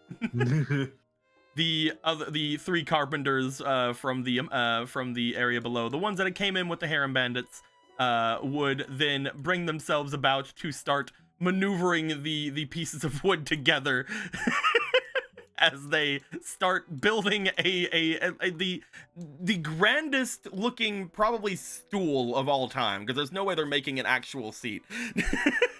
Look, that's quitter talk, and they're only half-assing it if that's true. Yeah, if it's like a diamond encrusted stool, then they're doing it wrong. Gorthos rushes over like, no, you have to put goddess metal in it. You see Gorthos side-eye it, and look back, then side-eye it again, and it's like... he just grumbles as he gets up. Amateurs. As you get up, you said? Yeah, I want to help build this. I want to help make a proper seat. You make your way over Woodworking is to one of my fucking checked off abilities. Fuck off. You make your way over to them. As you do, you note that they seem to be making up a plan of like this large, like just almost like bench or like square seating area. You're like, no, that will not fucking do. Gorthos, let me make my way over to you. You do have wood crafting as one of your things, so you definitely can do this. Roll for stool. I'd like you to roll me for your experience. Roll for stool, Gortha. Watch it be another nat 20. Possibly the most important roll you've ever made. Probably. Oh! Yeah, I saw it too. Oh! That's an 18. And final roll. Let's go. The most important rule of Rog's ass's life. Roll me one more time after that. Oh, okay. For the fleeting. Another 4. Another, yeah. So 18 altogether for the experienced roll. You feel like as you look it over, you look toward the rest of them. You remember back to how long you might have to do things. You start making up a mock little design for things as much as you can with the amount of materials you have with them. You start calling out to Dolan to go and grab other things, something to make the seat softer, more wood to make the back of everything. He nods and rushes off, followed shortly after by the other craftsman who was making his way with him. As they go off to get the things you were doing. After that, you just see Gorthos like straighten up his back, crack his knuckles and his neck, like, all right. I choose to believe that this happens in the span of like a few seconds with like a dust cloud around the construction, and then it's just done, like fucking Looney Tunes. As they rush off to gather like a malicious aura surrounded. As they rush off to gather more materials, the other two stay with you to set up the actual frame of everything. Upon them returning and bringing all the materials that you would want, I need you to do me one last roll. This is going to be for your diligence because you are actually building things. Yeah. Here you go, Queen. I've made you a new weapon. It's just a chair. Do you have? Oh yeah, you guys are fucking out of goddess points and everything. And the queen's coming in Yeah. with the chair. This queen's going with the wood wooden chair. God. Yeah, we're out of all that. We're out of points and all that. I mean, no, I can't justify a hero point. Actually, yes, I can. I'm trying to save Rock from can't splinters. justify it? I can because I need to save Rock from getting splinters. Now give me that hero point over here. Nope. Fuck you. You suck. How is that not the most heroic deed we've done in this fucking campaign? I know, right? Fucking rude as shit. 17. Roll me one more time. No, that's a 19 total so far. My diligence is so I gotta work on things. Anyway. Yeah, another 21. 19. Yeah, 21. Alrighty. 21. You guys, as you begin making things, eventually the two make their way back, and they bring with them some fabrics as well as some different things to make the actual seat area of things. You guys, as they're all looking about and completing this, it takes them relatively less time than one would think. You're welcome. To create what they wish to do, because most of them are very much used to doing things. Again, most of them have been building an actual fucking tiny town below the river domain for a bit. So like they know their way around making frames and everything for different stuff. As the actual setup of this seems to be somewhat completed, you start working on any of the detail that is left over. As this large seat, after about 15-20 minutes, which is still extremely fucking quick, is created. She just wipes off his hands, brushes off some dust. There we go. That's how However- you make a proper seat. However, as soon as you say that's how you make a proper seating, your own hubris gets against you as you're like, I could probably fix that part though. That's how you make a. You see him about to turn, but he just instead of turning like 180, he turns a whole 360. Except. We could That add is an immaculate chair you've made, Gorthos. we can add a cup holder if we really wanted to. I have this funny diamond here that could really go well. We could have made this a reclining chair. Or those needs more wood. I think we're about to start soon. I don't know if there's time. As the new throne is made, sitting here, seemingly even larger than the throne that is at the other end of the table. That's probably not going to cause any problems. But anyway, I'm sorry. Rog is like 5 times her size. Fuck off. It's proportional. Rog goes over after having his little 15-20 minute conversation with Sierra. It's like, it's been lovely talking. Thank you very much. Oh, you didn't have to make something so grand. He makes his way over and like sits down. Sierra at this point, like as he goes away, has been mostly keeping herself cool. As soon as he leaves, she kind of like turns for a second and like lets out like a big load of air. Marco sees this from across the way. He sits down into it as he goes, "Oh, this is rather nice. Gorthos, you can't think that you want to do any more to this. You have so much else to do today." One learns to make time, which becomes to art. This, it's. He just starts circling it like. You start circling it as you do, checking things out, getting ready for things. You start seeing, oh yeah, I could sand that down a bit more. Oh, I could put some intricate designs there. Oh, maybe this could be. As soon as you start thinking, you hear off from the side, as you guys would note, with all of the things going on. Another person has decided to join you. Who? Off from the side of the area, you guys see, flanked by another one of her guards, you guys see what appears to be the River Zora Queen as she steps in, looking off toward the commotion that's happening over in the side. looks at the Corgles, looks at her, and about the chair, looks at her about the chair, just like eye dart a few times, just like, yeah. Sits. Big air quote sits. She then follows as her guardian seems to lead her further in. She does not stop to say hello to anyone. She does not stop to even really eye anyone after the initial clearing of their throat. Before being led off to the end and seated at their throne. Upon getting seated there, she would open her eyes, looking down the way toward everyone. Upon that being the case, she would motion toward one of the River Zora around as they would nod, go forward, and seemingly bringing a small little note of fire from their hand and lighting a small flame beneath the large kettle area that seems to be in the center of this table. As it goes down that way, she looks to you all. It is great for all of you to join me. Invited guests and other. I welcome all of you.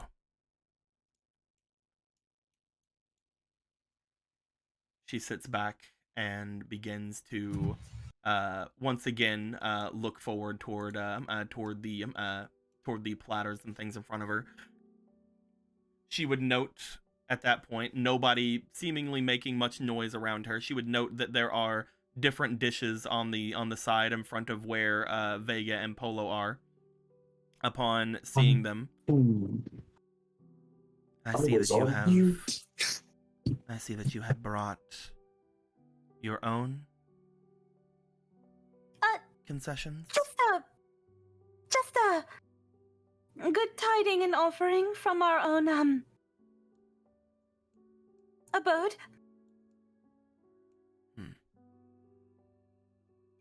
They are created by our chef.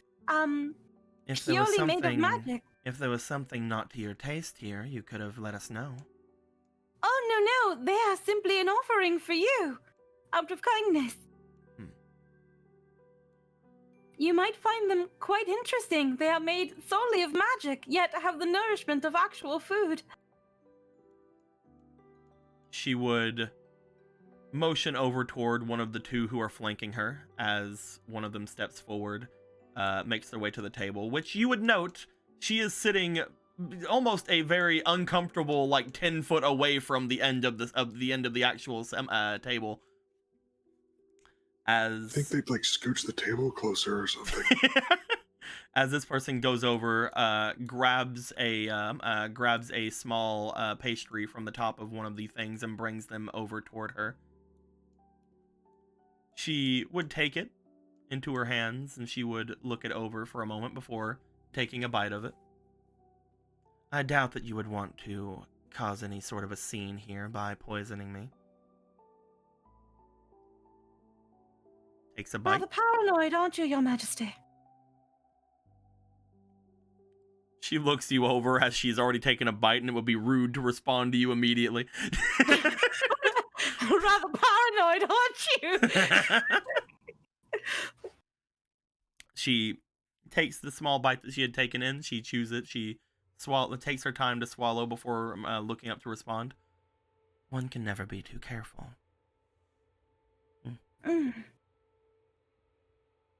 These are rather interesting.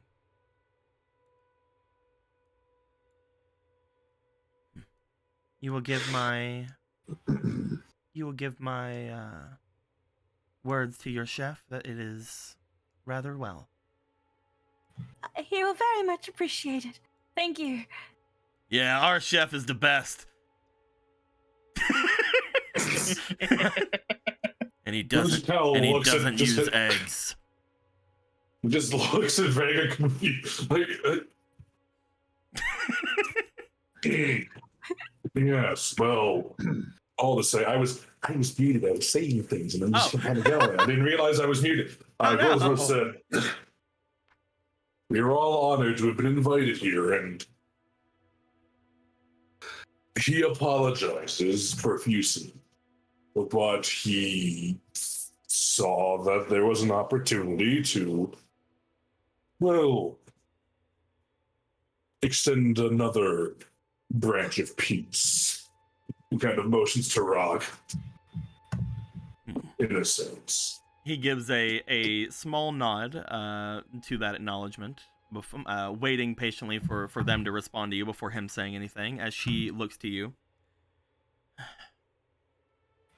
You would find that any offering such as that is more willingly accepted in a lot of cases instead of forced upon.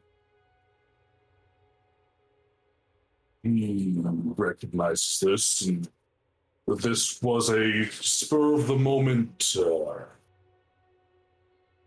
reinvigoration of the old king, and those hadn't considered how much time one would have to set this meeting up.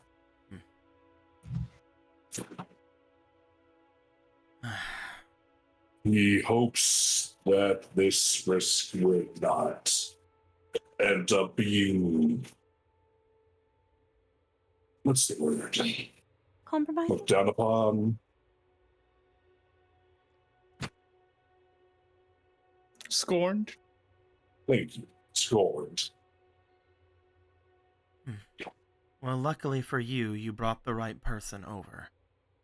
She looks over toward Rog.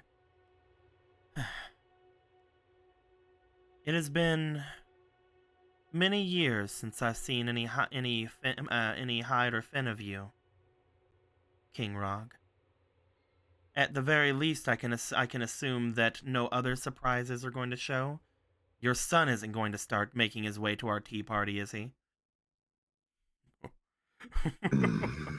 As much as I would enjoy something like that, I do think that he is preoccupied, off to the north of your domain, from what was said to me. Then perhaps we will see him yet. That being said, those of you from our sister tribe are very much keeping me on my toes as of late. Her eyes go over toward Ronan. Hi. He's like kind of awkward, like hand wave, and then just puts his hand back down. Though I suppose that I myself have brought my own uninvited guest as well. Once I had heard that we were going to be having a bit of a larger gathering, as well as a guest of your importance, I had called out to my own guest that has been keeping theirself to the south of our lands. As she motions down towards Sierra.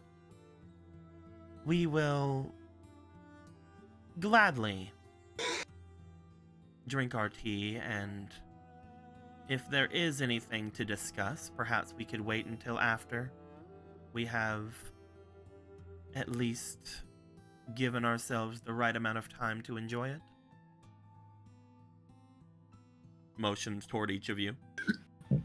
Oh, of course. This is a time of relaxation and camaraderie. No need to talk of such nasty things like business and all. Though it appears that that is something that will inevitably happen from this. No. One cannot hope for true peace without putting in a little of peace. And unity. And the like. Like us, Lord Gorthos, you are very long-lived. So if I might offer advice,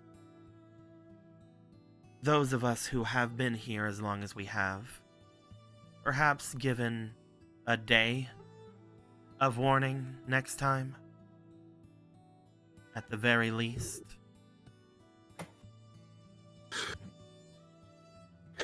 We'll keep that in mind. Then perhaps we wouldn't have had such a shoddy chair built for him.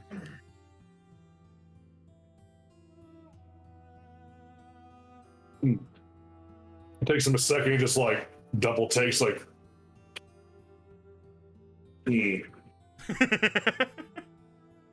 Damn, she really picked up on that, huh? You probably heard the banging of the wood. Could have used. And the fact that there are carpenters nearby. Yeah.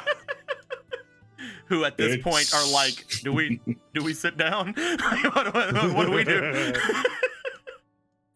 You just get as they're like sitting there like you just note that Dolan just kind of like motions over toward where the Bandit Queen is, and they each take their position as members of her court, kind of. The chair could have used more work, yes. Apologies. He is more used to living a faster pace, considering how fleeting mortal life usually is.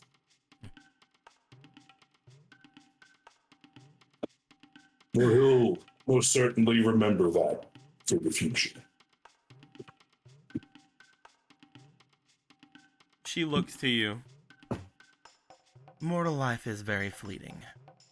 That being said, from what I had heard from our last engagement, you are hoping to somewhat try to rebuild some sort of understanding between yourself and us as well. While I am not offended by King Rome making his way here, I am more... She looks to you, wondering of your own understanding of the situation. Does this not seem like even further favoritism for our sister tribe?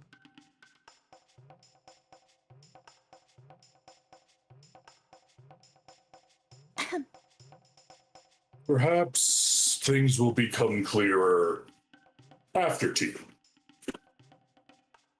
Perhaps. She looks over toward Polo. I do not particularly think it is favoritism, per se. More, it is trying to reach mutual understanding. I agree with you, though my own thoughts are there are a time and a place for that. And that time and place isn't during my afternoon tea, usually.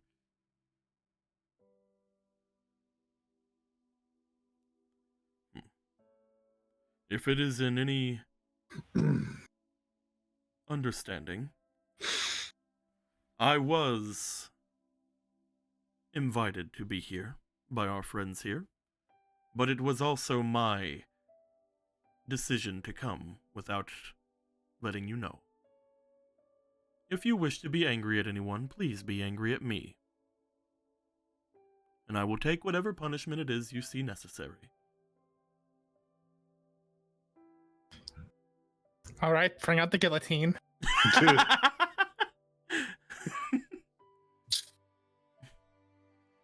There will be no need for punishment. Just please enjoy your tea. We had to make sure, as she motions over toward the exit once more, you guys see the final guest who would appear. We had to make sure to accommodate as much as we could.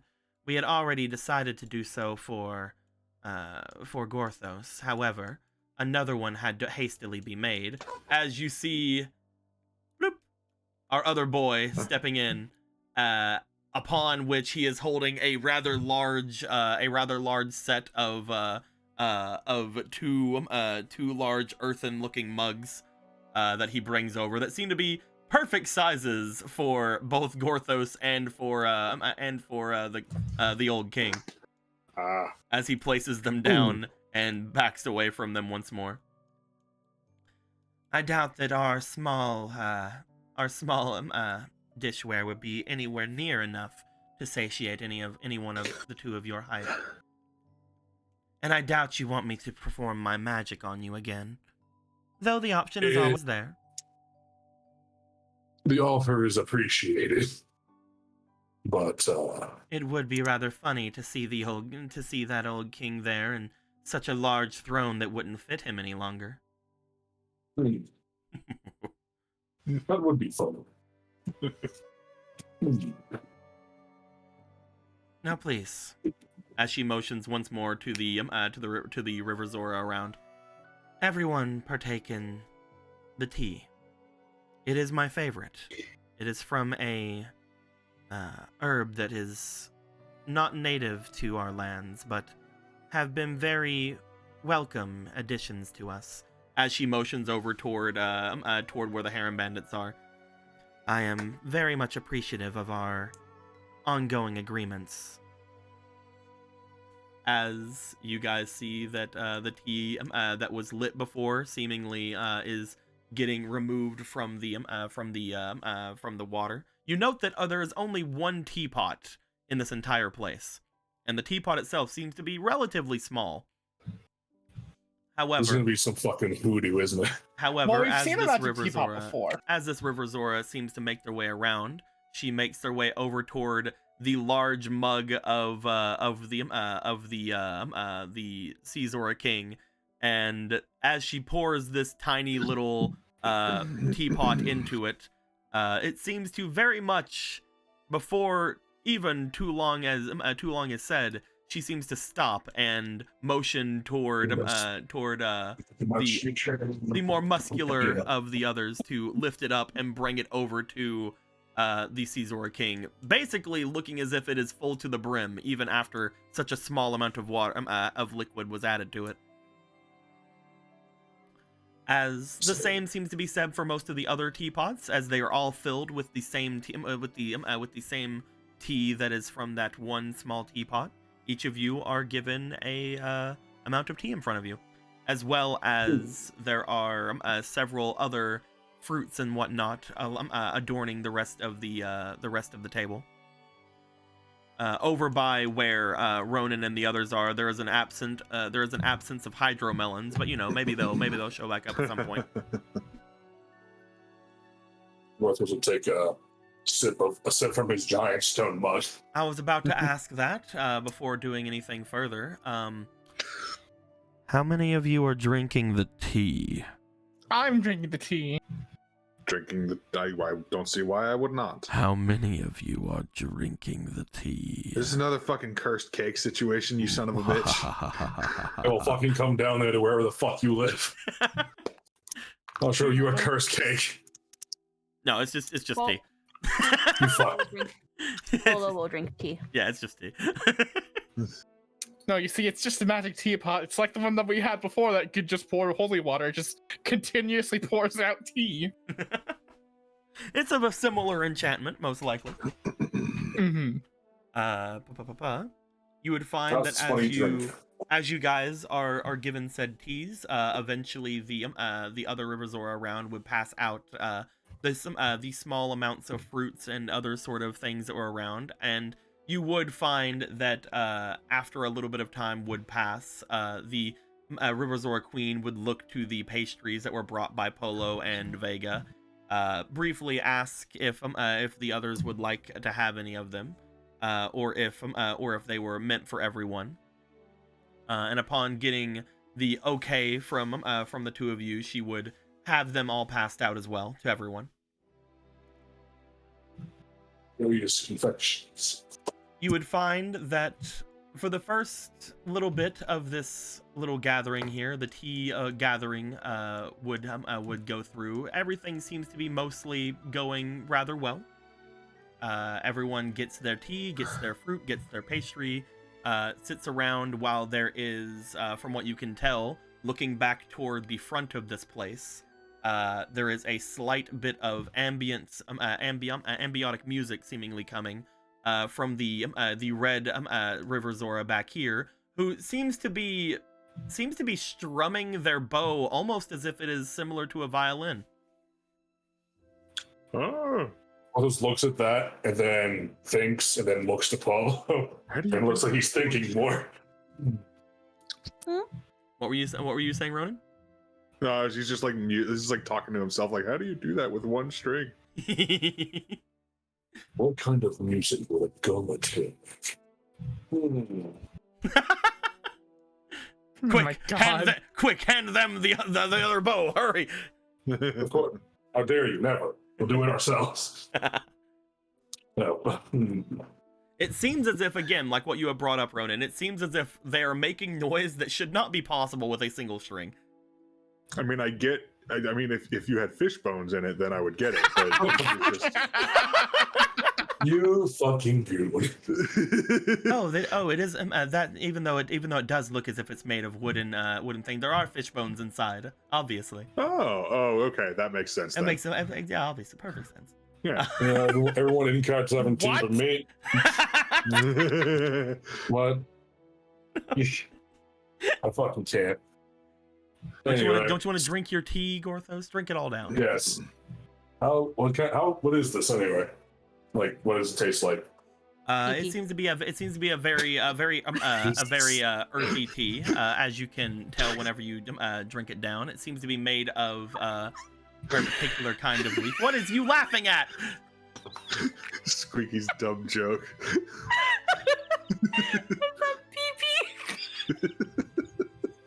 You're dying of it. I can hear it. Eric was laughing too. That's why I was laughing. You fucking child. We are adults here. You fucking infant. I'm sorry. We're 12, and that's okay. Did you want your fucking PB&J with the crust cut off in your juice box too? I'm 12. You want a gold star for your joke? Anyways. Apparently, the tea is made from baba leaves from a dekubaba. Everyone knows Squeaky is 5. You're right. She needs a Capri Sun instead of the high C. Yeah, Capri Sun's better. No, give me a Kool-Aid Jammers. No, you're gonna no. Instead, you get your fucking your slime Ghostbusters icy. Oh, it sounds gross. Too bad it's green and limited, so drink it. I don't remember the high C. Anyway, But yeah, she mentions that the tea itself seems to be made from the leaves of a dekubaba. Oh. As you guys can kind of get the again the earthy feel to it, the earthy taste of it. You guys know that the dekubaba you guys had was very sweet, but this one is not that one. So I wonder what that would be like. Fascinating. What does ever really considered what good dekubabas taste like? I mean, our dekubabas are rather sweet. Your What's perhaps dekubaba different? tastes different than this. Uh, You have a dekubaba. Dekuhydra. We have a very particular garden that we grew pieces from a Decuhydra that grew into a Decuhydra. Oh, that is very similar to how we work. Behind my own home, we have several areas that are set aside for the dekubabas that were brought to this land, and they seem to regrow their leaves quite regularly and shed them quite regularly as well. Oh. Can you grow meat in your garden? What? Or this is telling you you actually did it. It's not going to work. The garden's magic, not that kind of magic. I see. I did grow eggs. What? Our garden has a little bit more of magic in it, I guess. It's a lot more nuanced. Mm-hmm. I have heard that my people have been very much enjoying these eggs from off to the west. I myself have partaken a couple of different mixtures that have been made with it. They are well enough. I believe one of them that was brought to me from one of the larger of your people, Sierra. Oh, yes. They... I wouldn't really consider it much of a royal drink, but some of our larger members of my court usually tend to mix the eggs up into what they call a muscle shake. Muscle shake. You Well, might know. You got might work- know that we have quite a few more large members in my court. They really tend to like the cacao eggs that they use for their muscle shakes. Fascinating. It was a very Huh. interesting experience, and so far the best way that I've seen eggs be used. Though I may be an outlier among our people. The rest of them seem to just like eating them after they cook them or set them ablaze. Hmm. Yes, they would mostly fry them, from what I've seen. Fry them, right? That's the term for that. You could also make them into a tart or a pudding. Gorthos heard you say they were made into a drink. You got his hopes up for what could be a lost recipe now. An ancient drink we used to enjoy during the more festive seasons. An eggnog, they called it. Oh, you mean during Hyrule Yule? Does that recipe still exist? Oh yeah, we love nog. Mm-hmm. 1,000 years, and he can't believe that drink made it. Oh well. And this Still is good. another drink that is made using eggs. Yes. Apparently in the north it is more liqueur-based than egg-based. Really? Oh yeah, it's really good. What is the term that you used, Vega? Go hard? Spiked. What did you... With what? You have to ask that question. You aren't ready for it. Isn't it Chateau just Romani, heavy of course. Isn't it just heavy quantities of rum? Polo, come on, you can't give away our northern secrets. You made it sound like it was some different recipe that Gorth was unaware of. Yeesh. Nah, these old bones a heart attack. Around Hyrule Yule, we just mostly throw whatever we can into the mix. Whenever Polo was around, we kept going like, "Oh, don't spike the nog," and you know that's how it goes. Mm-hmm. Sorry, Hyrule. You know you might. What fool missed the opportunity to call it High Yule? Well, that's what I was think thinking. I made that same joke. That's what I was thinking, but whatever. You guys are weird down here. Though Polo, you might be ready for a true spiked nog at this point. Am I already now being considered an adult?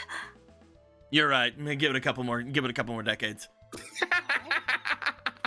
If I could have Dodongo's breath, then surely I could have the spiked Yule. What is Dodongo's breath? There are many different concoctions that are made from monsters, it seems, that might be particularly interesting. It is... I do not think it actually comes from a Dodongo, more so that it is just a very, very... You'd be surprised. You would. Can I roll an experience on the Dodongo's breath specifically? Oh, drink the stuff. You'd be surprised. I'm shitposting from 1,000 years ago. I don't know, man. That could be right or wrong. I had partaken in some of it, and while it is very, as they would say, spicy and fiery, I would say that it is nothing to write home about, as they Fiery, say. eh?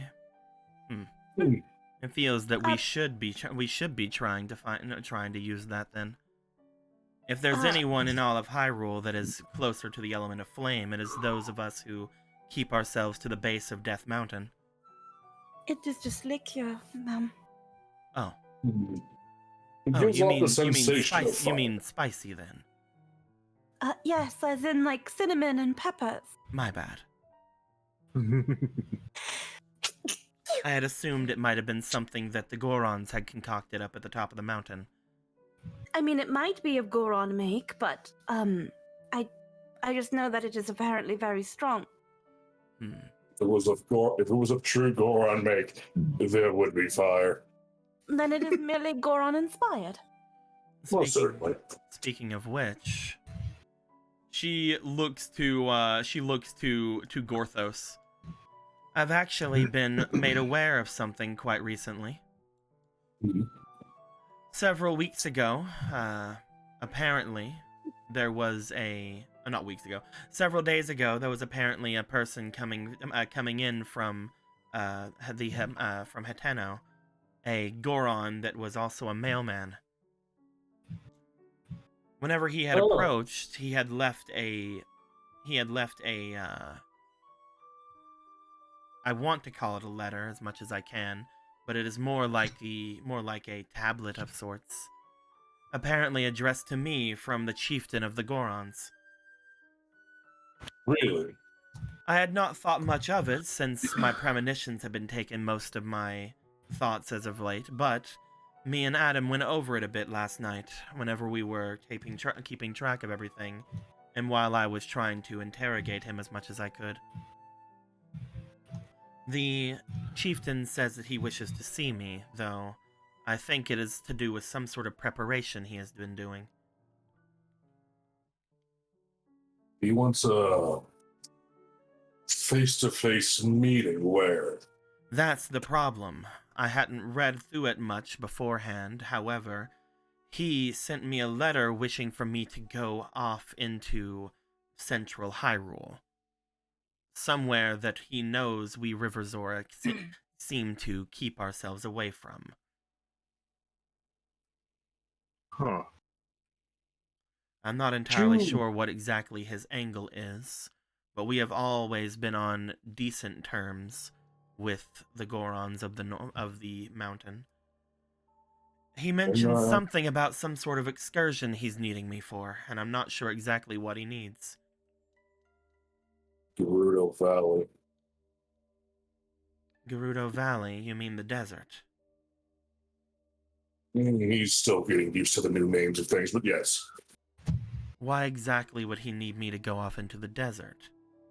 That is essentially a death wish for our people if we're not prepared for it. Well, those wishes he could tell you more too. It's strange. First they go marching off Death Mountain in mass. Now this, it's frustrating. Marching off of Death Mountain en masse. There are no Gorons on Death Mountain currently? Surely there's some left behind, but Brother does not know. He has not had a chance to ascend to the top of Death Mountain yet. If there is some sort of military operation, I would expect that most of them who are able-bodied would have made their way, meaning that only the extremely young or the elderly might be still among those up at the top. Oh, that reminds me of my own problems, unfortunately. The only ones left in our domain are very similar. Those who are the extreme elderly as well as the young. Not to mention, the only protections that we would have afford ourselves are the priestesses who would normally be watching our grounds and our sacred relics. Are you sure that you should be saying stuff like that out loud, King of the Zora? I see no reason to not speak amongst it, especially since it seems to be some sort of a uniqueness among ourselves and the Gorons. There is no one around here who would take advantage of anything of that sort, I would trust. So you do not see us as a threat, is what you're saying? I would not say such thing. Oh, Ronan, you were going to say? I was more thinking that it's more a gesture of trust to be open about things. We're trying to be as open as possible so that, doesn't seem like we're withholding anything. You've said as much already before, I believe, Ronan, that you believe yourselves to be hoping to be allies. And I do understand that you have your good intentions. But am I also not to understand that the person sitting in front of me is not the one making the decisions for your people? I mean, Digo, clarify something for me. He's kind of is he like the standing king while the real king is away? Nope. basically? His son is more or less the absolute main king. Yeah. The old king here is mostly just, he's still a king to his people. But he's respected, but he's not making any decisions, basically. Yes, especially because before today, he could barely move. I mean, not exactly, if you'll allow me to speak for you. Go right ahead. Rog. Not exactly. Not really at all. It's still, unfortunately, what's his fucking name? Gidon. Gidon, yes. It's still him, unfortunately. So I guess disclosing this information is kind of going against his wishes. But I personally don't see that as a huge problem. Situation with the current king will be resolved as soon as possible. That, yes. Whatever happens after, we'll have to see. It may end up being that Rog here may have to take the throne proper again for some short stint of time. Oh, that would not be necessary, I do not think, but whatever happens will happen. That being said, I will say that while my son is making most of the decisions for our people, that does not mean that my own thoughts cannot be my own. Not to mention, from what we understand, he looks over toward all of you. You had all mentioned to me that my son may be in Death Mountain currently, and that he is assumedly alone. That is true. If it would alleviate your highness, with the troops of the Zorod's domain are heading towards Central Hyrule as well, away from the river domain. They're also heading to Central Hyrule. Meaning that we don't know entirely what will happen, but they are going that way to investigate, they say, the disappearances of men in Central Hyrule. The disappearances of men. To be honest, Gorthos is half expecting the king of Hyrule to come and giving us a similar letter from the chief of the Gorons. Well, At this rate, it might be all the tribes. If we were to get some sort of a message from the King of Hyrule, I suppose we would have to make some sort of move, wouldn't we? This is interesting at the very least. It's great gossip, isn't it? Share with me that hot goss. No, I'm like...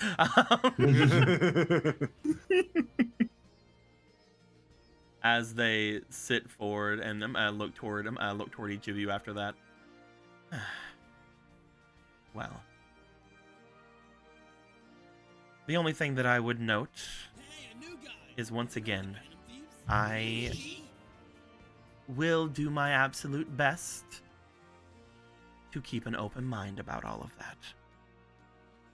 If you truly are trying your best to assume some sort of understanding of peace. She looks over toward where Ronan and Obra are. Then I suppose we should celebrate such peace, should we not? Most certainly. Then I will take you on your word. As long as Gorthos keeps his weight of things, and from what I have figured out from talking with Adam, I don't sense any maliciousness toward our people from any of you. Despite all of the strange natures you've gone through and the oddities you've shown me, it does not seem that any of you are doing so with any bad intentions, at least for now. 4D chess, all according to Keikaku. Marco jumps up, does a backflip, and throws the true strike dagger into her heart. Pulls out the diamond spear as well. He chucks it. And then he just a smoke bomb, and he's a fucking Yiga clan member. Bam! I'm gone. Takes all the bananas from the table and runs off. Every piece of fruit just gone in an instant. That would be the biggest long con of the entire campaign, that Marco is just a secret Yiga clan member. All this like stuff with Hosier, all this other shit is just like no, he's just Yiga. Hosier is also a secret Yiga clan member. Oh, I see. No, he can't be, because then it wouldn't be dramatic. That's be a dramatic heartbreak. You gotta have that enemies to lovers shit, dude. You find out later that actually what happened is when everyone was teleported out of the dungeon at the very beginning, only Marco and Nimbus remained to kill Domrin themselves. Oh no! And it's all been a lie the entire time. Man. So anyway, I expect to see this on fanfiction.net.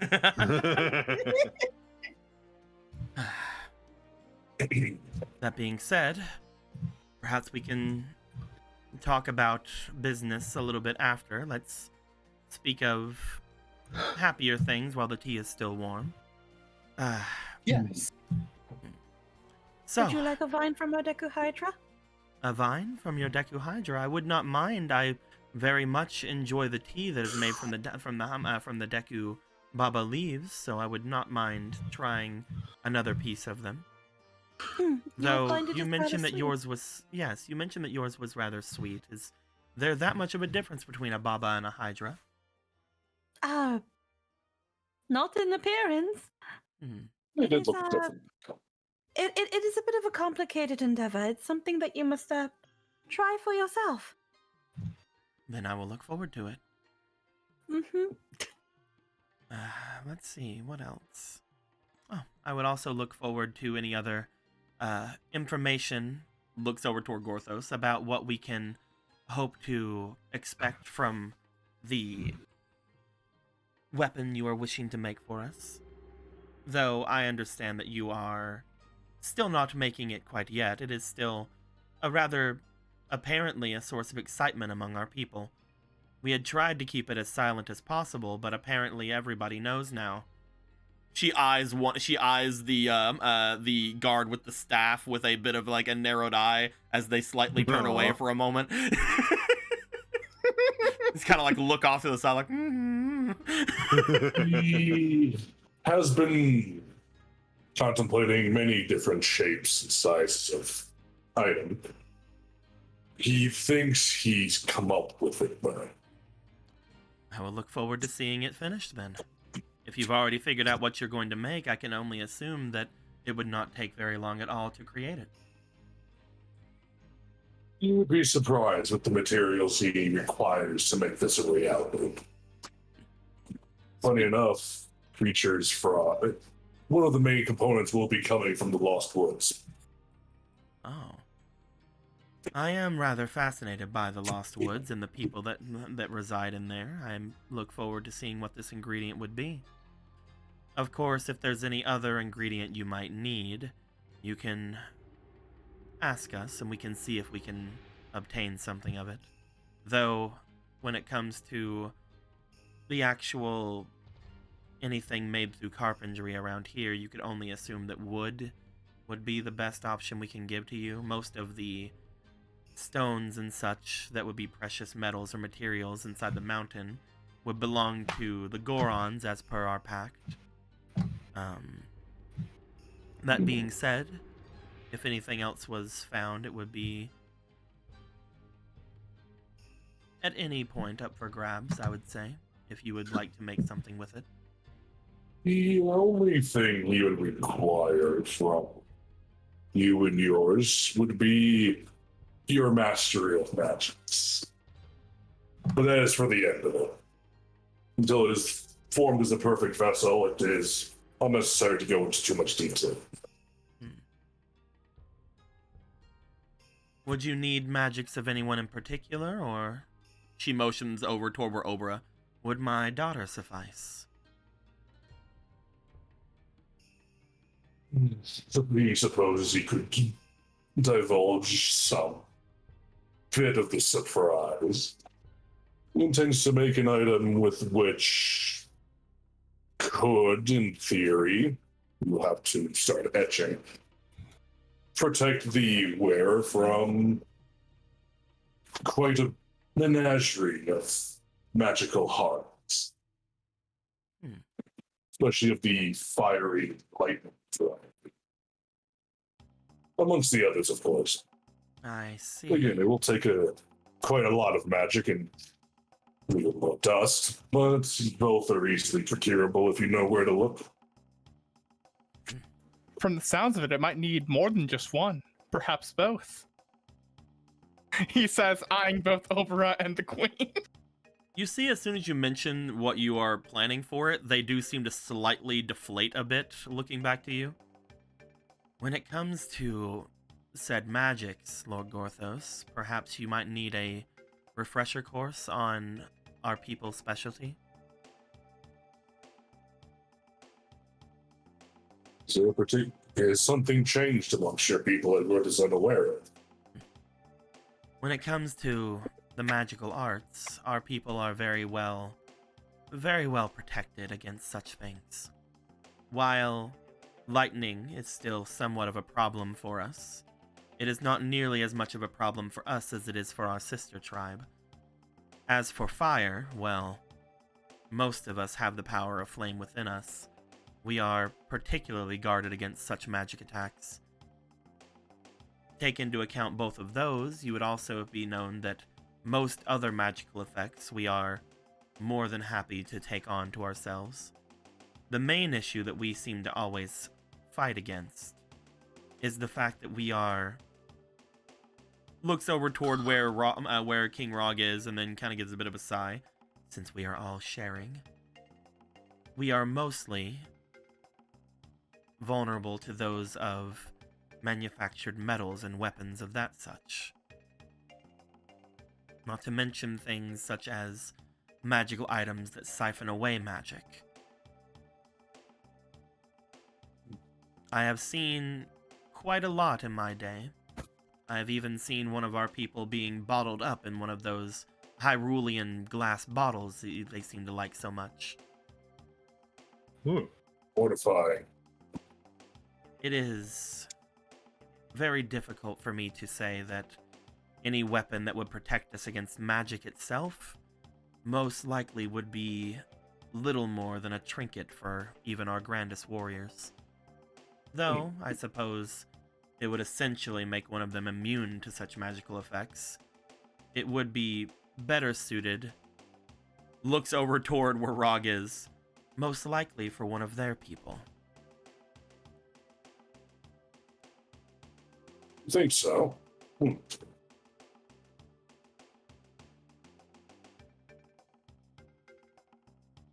The magical lightning and magical effects in general for our sister tribe is very much more of a sore spot for them. One of the reasons, to my knowledge, that they have utilized such magics and things before, and the fact that they even have the weapon known as the Diamond Spear that is able to cut through magic, should show you just how much they would like to avoid it. Is that not right, Ronan? Rog? Yeah, that sounds about right. They do speak the truth. We are very vulnerable to magical affinities, and it was something of a thing in the past for our tribes to be at each other's throats a bit, one of us being more or less polar opposites of the other. That being said, there will be other things adorning such a weapon that Gorthos will be creating. One thing that I have already, if you would allow me to give any sort of understanding of, our people would like to offer as much of our gold stores as possible towards such a project. Gold, you say? Gold being one of the only pure metals that we have that are able to channel magic well enough through it. Any sort of weapon that Gorthos would then make would be very much capable of not only channeling, but potentially magnifying one's own magical ability.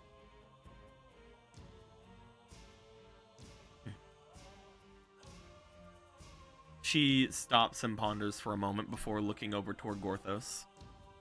Looks like he's already looking in deep in thought, as if he's reconsidering his decisions. It's like he's brainstorming, hand on chin. So from what you're saying, this item you would make would more or less make us immune to magical effects at that point, given our own resistances, and allow us to channel, if not multiply, our own magical affinity? Indeed. It would also be made of components of, well, Deku wood from the Lost Woods, which is equivalent to metal in most, if not all, scenarios that it could be applicable to. Save for the obvious weakness of fire, though, again, the enchantments one would be hopefully placed upon the shield would nullify that fear, assuming the enchantment would work correctly. Not to mention, if you would not mind, He motions over toward you, Ronan. As he does, you see him bring his crown down off of his head, at which point you would note, upon him doing such a thing, you would note that now that he's more on eye level with you, his diamond is missing from the crown. Oh. As he would bring the crown down and place it on the table in front of him, he would also reach over into the small bag he is carrying, and he would hand a gem over to you, which would be, again, in your case, the size of about a rupee, which is rather large. You would find that he hands the diamond over to you. What's this? would you be so kind as to bring this off to the end of the table for me, Ronan? This is a gift that I would like to hand off to our sister tribe. Yeah, sure. He'll grab it and take it over to her. And as Ronan, you take the large diamond that was given, that you would immediately, upon taking it, would know, yeah, this was inside the crown. That would be quite obvious as soon as you have it in your hand. As you would bring it over toward them. Yeah, he'll make his way over, just like before, as non-aggressively as possible. I would want to aggressively carry a giant diamond. No, I don't know, swinging it around. Yeah. Like an old Popeye cartoon, just swinging it back like. No careless movements, just very stuff like that. Definitely. As you would bring it over toward her, she would look it over for a moment. And what is this? That is a diamond that was adorned with this crown of mine for quite a number of generations of our people. It is from the same cut of diamond that made the diamond spear. I have already talked to Gorthos about it, and I would like for this to be made into something of a centerpiece of your weapon.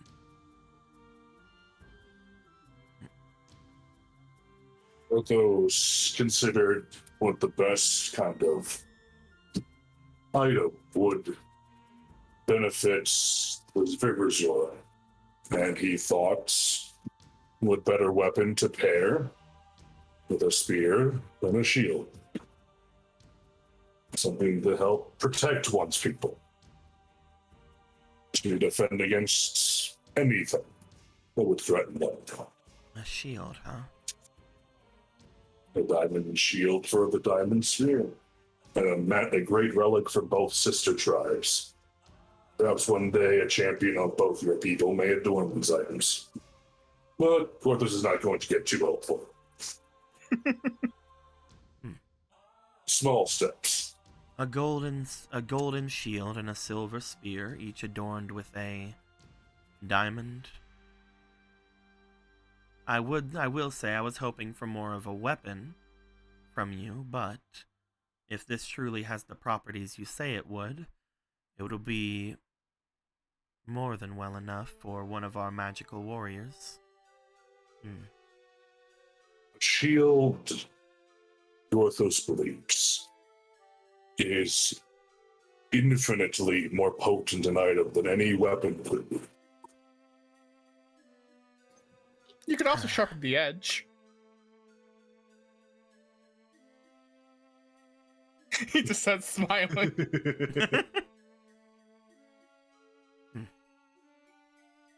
Understood. I will accept this. As she motions to one of the others once again to make their way over towards you, Ronan, you find that Pierce makes his way to you and takes the diamond from you very, very gently. Again, as non-aggressively as possible, swinging it around. No. God forbid I try to be careful in this peace meeting. I'm sorry. As he takes it from you, she seems to look forward. You have offered quite a lot in this small time we have seen all of you. Not to mention, I suppose, that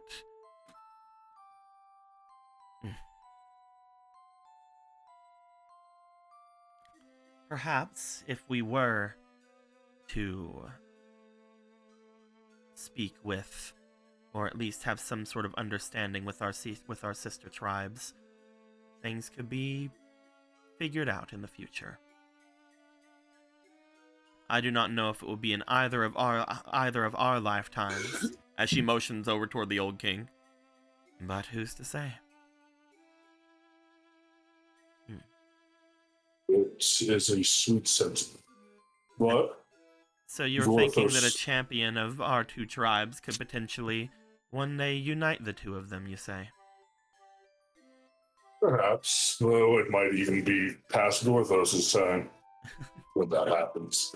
Well, it seems we've already been taking some steps toward that. Ronan, before you leave. Yes. How many are you thinking to expect, then? What do you mean? Heads up. Well, with my daughter. Oh.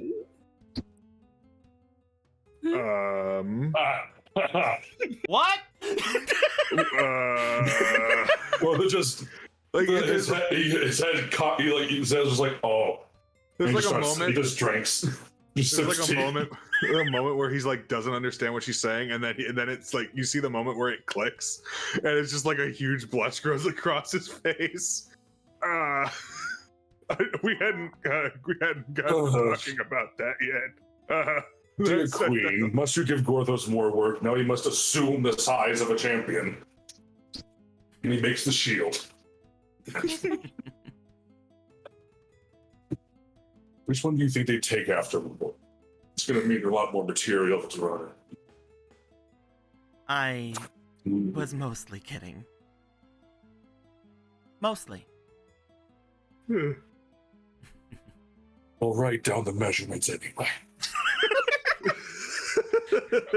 Damn, I didn't know that a bear was gonna get fucking clapped by her mom today, but here we are.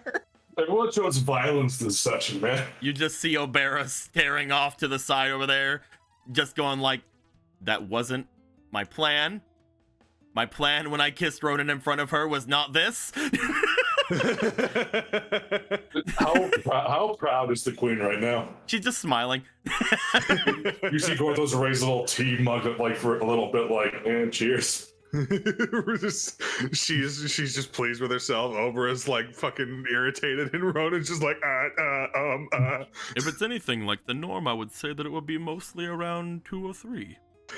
Let's not. Maybe I don't know if this is maybe a conversation that needs to be had. Yeah, we don't have to have this conversation at all. Actually, I think I'm done with my tea. Surely there's more in the infinite teapot, Obera. No, there's definitely not. She looks over. You see a mote of fire appearing in her hand as one of the other Zora grab the teapot and just keep it away from her.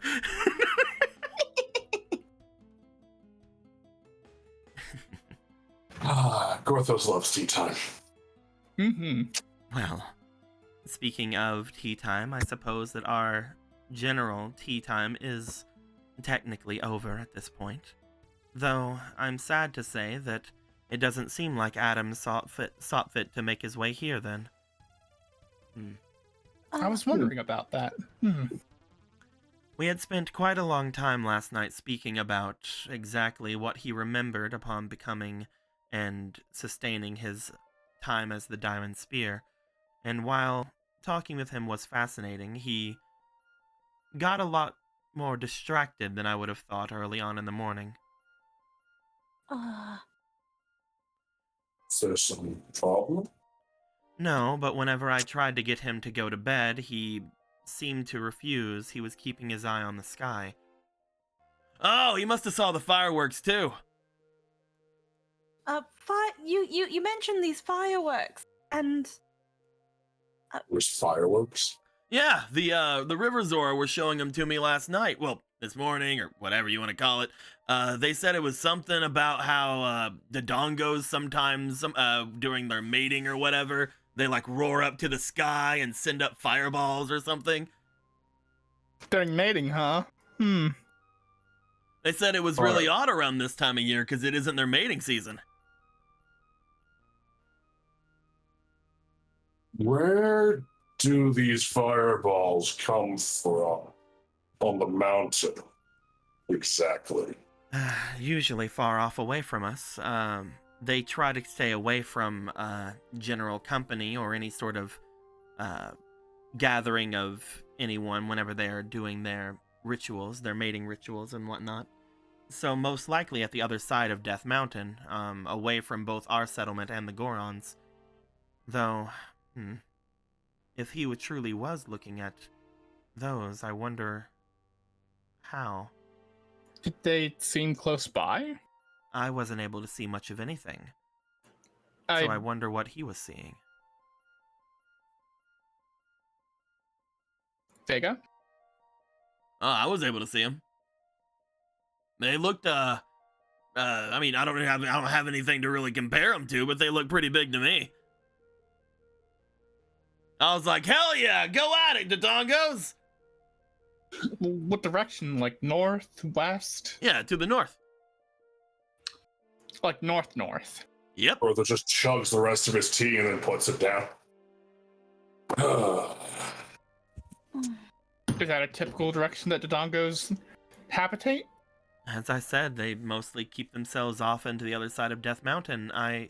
Upon them speaking, Gorthos, you said you were about to stand, and Ronan, you are still around, correct? Yeah. That being said, also, Polo, you are around the area. So basically, everybody but Marco. Hooray! Hold on, let me see. Let me check Marco. Let me check Marco's stats out. Marco, you actually have a really good instinct. I'll let you do it too. Hey! I want everybody here to roll me for their instinct. Oh, okay. I can do that. Technically, I can roll a dice for anything. Ooh, hell yeah. 20 altogether. Roll. Okay. I have apparently a fleeting, according to this marsh 14. here. You do have a fleeting. Oh yeah, fleetings. Ooh. 17. Fuck it. I'll use my last reroll. You have a fleeting rolling. Okay, so 17 is my highest roll with an instinct of 2. That is a 19 altogether. I love that every roll I got using my rerolls was garbage, and then the one I got from the fucking the fucking inspiration was a 14. What is everybody's totals? Squeaky has 19. 17 for me. 14. Marco. And seemingly right after Pola, but we'll go Marco first. Marco, as everybody is talking and as this is going on, you've absentmindedly been looking around the area. Because, again, they're talking about, oh, freaking things happening. You look up to the sky toward where the Dodongos potentially would have their fireworks. You do find, as you look off toward the section off to the north, you find that there appears to be off in the sky, a little bit far off from where the others can see, because they're so close to the edge for the where the mountain is. You do see what appears to be a slight, like scent of smoke off a little bit away from there. As you follow the trail, looking from the smoke off in the sky down, you would notice, as well as Polo would notice, there appears to be some smoke happening from behind where the queen's throne is. As you guys look toward it, and again, Polo, you and Vega would basically smell this more than the others would see this. You guys see that there is a burning like some kind of a burning smell or a burning look seemingly happening to the backside of the throne that's sitting there. I'd like to know if the two of you want to do anything from that. My queen, get up, as Marco will get up, using his fancy stuff to go over towards the queen. As you say, queen, get up, Marco, you jump your way over. You like wah over there. Wah. What are you doing as you wah over there? He will, in fact, in probably what will be known as like a very bad thing to other people, he will, in fact, pick up the queen. You guys see, and again, Polo, this is something you would have noticed as well with the smoke, or the smoky smell at least. As soon as you kind of smell it, Marco calls out, "Get down," and then fucking Naruto runs across the table and then just jumps over and grabs the queen. He will then grappling hook away from the throne. Well, all right. Give me a moment, because going and grabbing the queen in front of her two guards is something. One of them is busy making music, however, so they're not going to do much of anything except scowl at you and try to start drawing their thing. The other one is embarrassed from the fact that that they apparently are a gossip and is turned around towards you. As you go to grab the queen, I need you to roll me. Getting down here on your thing here. Oh yeah, roll me physique. Oh. It's fine. You got this. You got this, It's my fine. boy. You Guys. got this with your 0. I do believe in this particular case, DM Sama. You want to double your 0? 2. Double it to a 1. You want to double your 0? I Well, wish I yes, could 0 double. plus 0 is 1. Get with the fucking program, DM. I think you're method acting a little too hard there. It's fine. This is fine. All right. Never know. I believe in the power of Marco. Oh, come and on his, now. That's a 17. Ooh. You have a fleeting as well. 17, 20, 20, 20, 20. Oh, I guess we'll take the nat 1. 17.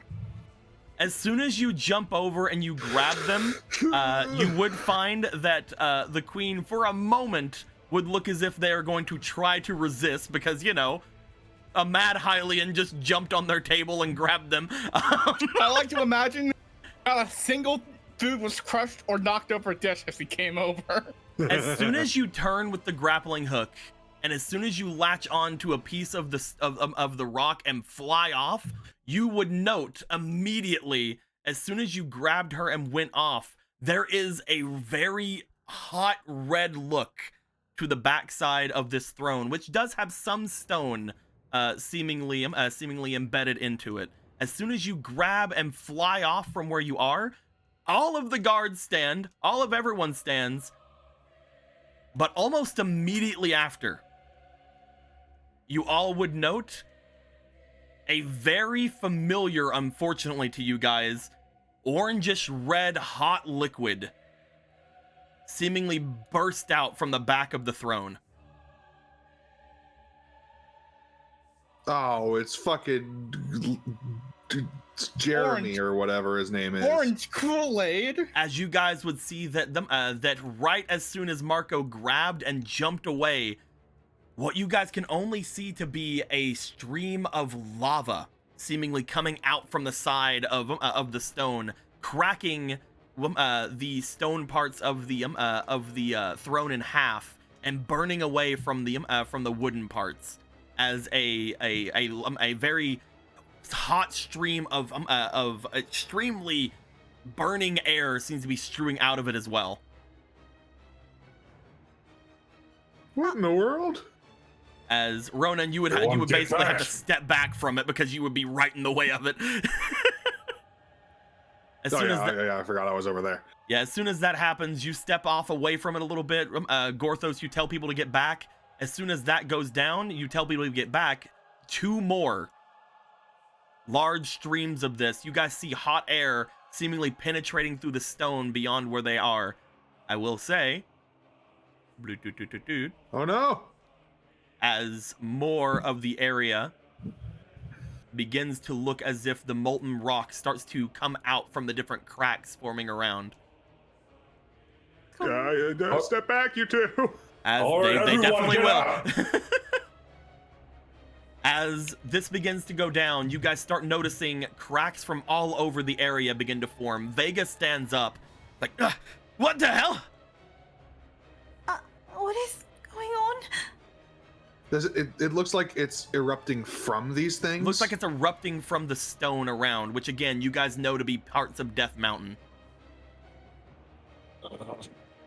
We need to leave this room now. Come on, go. Everyone out. As soon as you guys start to say such a thing, the old king stands. Most people like him, trying to get out of his way of such. However, he's not the best person to rush out of here. You hear a single croak. Oh. I guess you can just do it anywhere, huh? Imagine he teleports all the way to the fucking volcano manor. that would be some shit. Like, you can do it anywhere, but you can only go back there. There is a croak as there appeared to have been Dolan and the other tried to help him up and get him out, but there's just a single croak and Magic Frog brings him away. Where'd he go? That's fine. Magic Frog's got him. Well, I don't suppose to know any powerful ice magics to stop all this.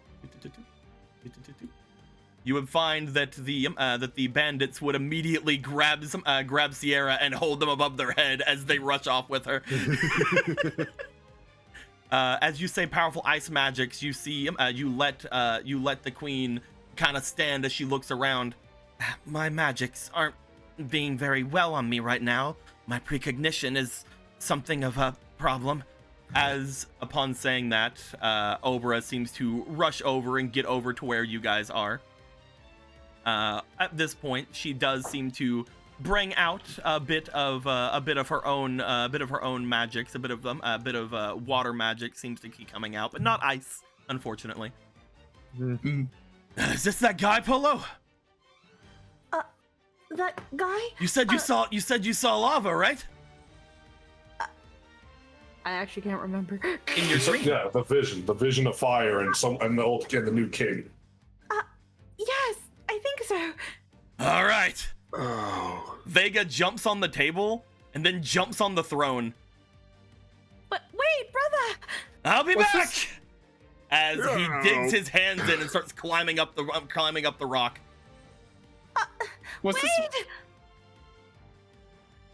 Oh, he'll live. He literally can't die. So let's all focus on getting out of here first. I mean, was he wearing the cloak? He is. Okay. He isn't wearing the cloak. He put it on before you guys left. That's why he said to the egg, like, I need this. You know, he put it on. First things first, everybody out. You guys want to start making your way out? Go just scooping people up and running. You would find that some of them, that the guards of the queen would make their way to Marco, and Marco, you would allow them to take the queen. I do apologize for the rough treatment, but time was of the essence. No, you're fine. As they get rushed away. Obera trying to use their water magics on the lava does not seem to be very great as she turns to Ronan and Gorthos. Yes, we should get out. All right, let's go.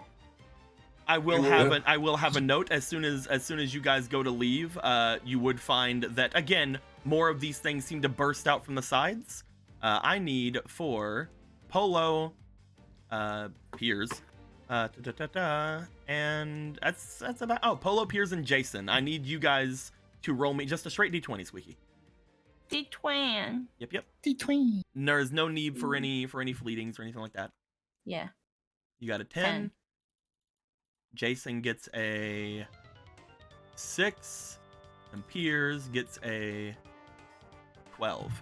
You guys would also note as soon as things start going down, what appears as anything, a large another burst of the same lava comes out. As soon as it does, Orion seems to turn into large Orion and grab at you, Polo, dragging you away from the steaming air that's seemingly coming out from the walls. Yeah.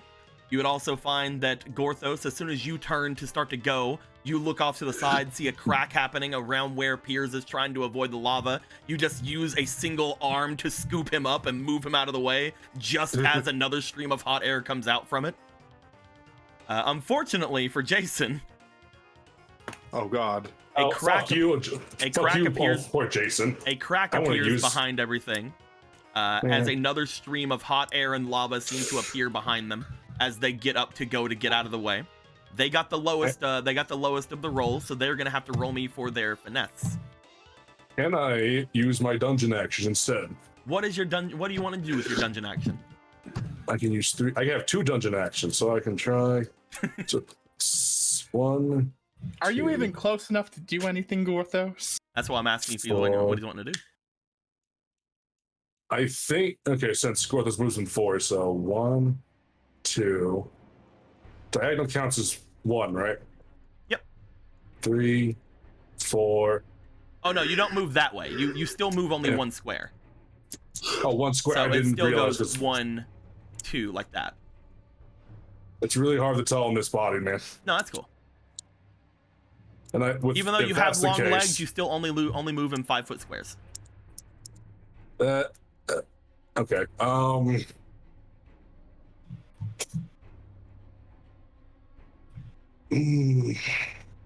There really ain't much I can do if that's now the case. There's something I can do. Then you can toss things if you'd like. You can move things if you'd like. For example, again, this room is a lot larger than it would appear at first glance. If you wanted to move something with your dungeon action, you could attempt to, for example, since this is bursting above where Jason is, you could potentially, for example, throw a table at it. Yeah, I was thinking that.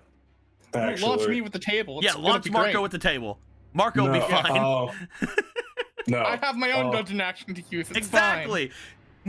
Marco sits on the thing, looks back. Gorthos, throw me! Gorthos, toss! Gorthos, you have to toss me! Hell yeah. You could literally get close enough to me and toss me with your dungeon action. And then Marco could use his dungeon action. Yeah. With I'll do that. Yeah, Gorthos just rush over, grab Marco, and just assume Marco can catch the wavelength as he aims him at Jason. Marco, you get picked up. I'm guessing at this point you just stretch your arms out to be as aerodynamic as possible. I will use a dungeon action to switch hats to the hover hat. With my first of 2 dungeon actions. We both have 2 dungeon actions. We are infinitely more powerful. As Marco, you change over to the hover hat. You get tossed off and away. Upon getting tossed, I would like for you, since you are trying to do this, go ahead and roll me for your finesse to see if you can grab Jason before they have access to. This is dangerous. Yes, go ahead. I will now roll with a +6. Go.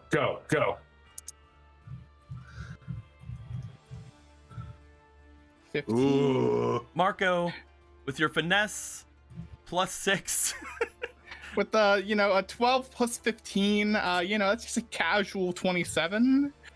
I want to say. So with your super cash 27, upon getting your hover hat on and upon everything happening, you get tossed over. You hover for a moment in the air as you grab at Jason, and then with your other dungeon action, you once again just throw the hook out as you swing yourself to safety and tumble over to the side. As Jason looks up to you like, thanks. No problem. That's just what I do today.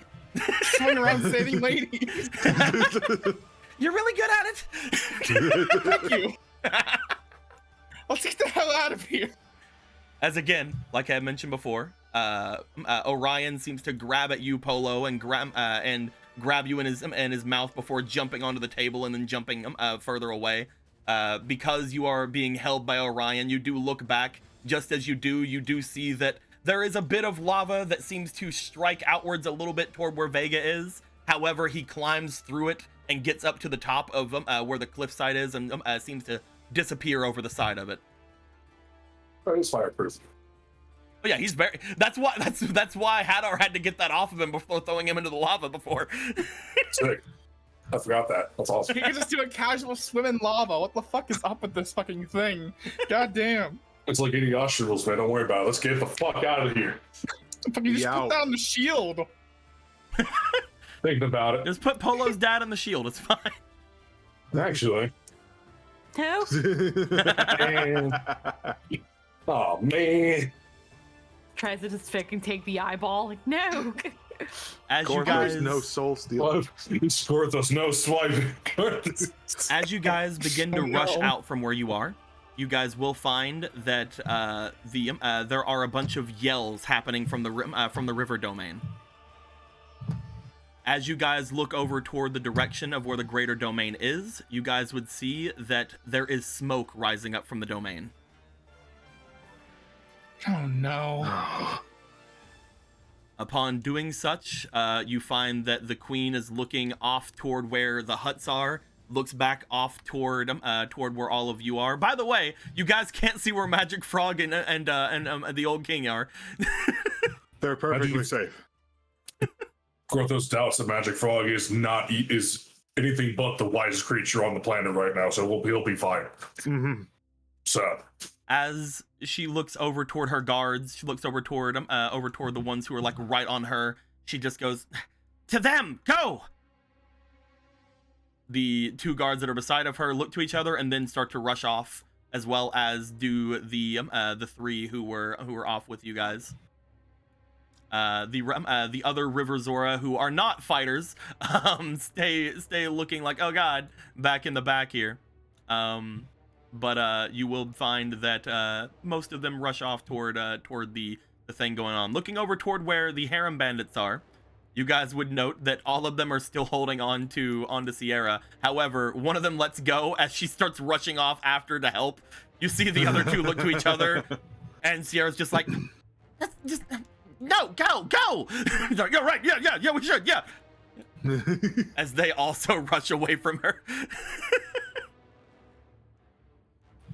Looking around, does it just appear to be the fires that people are having to deal with, or does it look like there's any people or I'm assuming there's no signs of Gadon himself. From this far away, you guys can't see if there's anything going on. However, you guys did hear the yelling, you see the smoke, and I will say, now that you have said that, you do feel a sort of rumbling happening around. Oh, okay. As soon as you feel that, Gorthos, upon looking over with your heightened vantage point, you do see off a little bit away toward where the river domain is. You do see what appears to be some sort of large creature moving along the huts. There's something down there. Big. Do you know what that is? No idea, but we gotta get rid of it. All right, let's go. Right. You guys. Is Sierra looking like she's gonna do anything? She's just standing there. She's like, I'm just an elected official. I can't do this. Sierra, go to the others, the caravans. Tell them that the village is burning. Tell them to help. Right. I'll take the queen as well. as the River Zoras seem to somewhat gather around the queen, and Sierra goes to grab her arm. You guys remember when Sierra was talking to you guys last night, she was saying that she was rather fond of the queen, and the queen was rather fond of her. So the queen does not immediately say off with her head. But I can't just make my way away. You said that your magic isn't working. Mine's fine. Go. As Sierra takes the Three River Zora down to the south.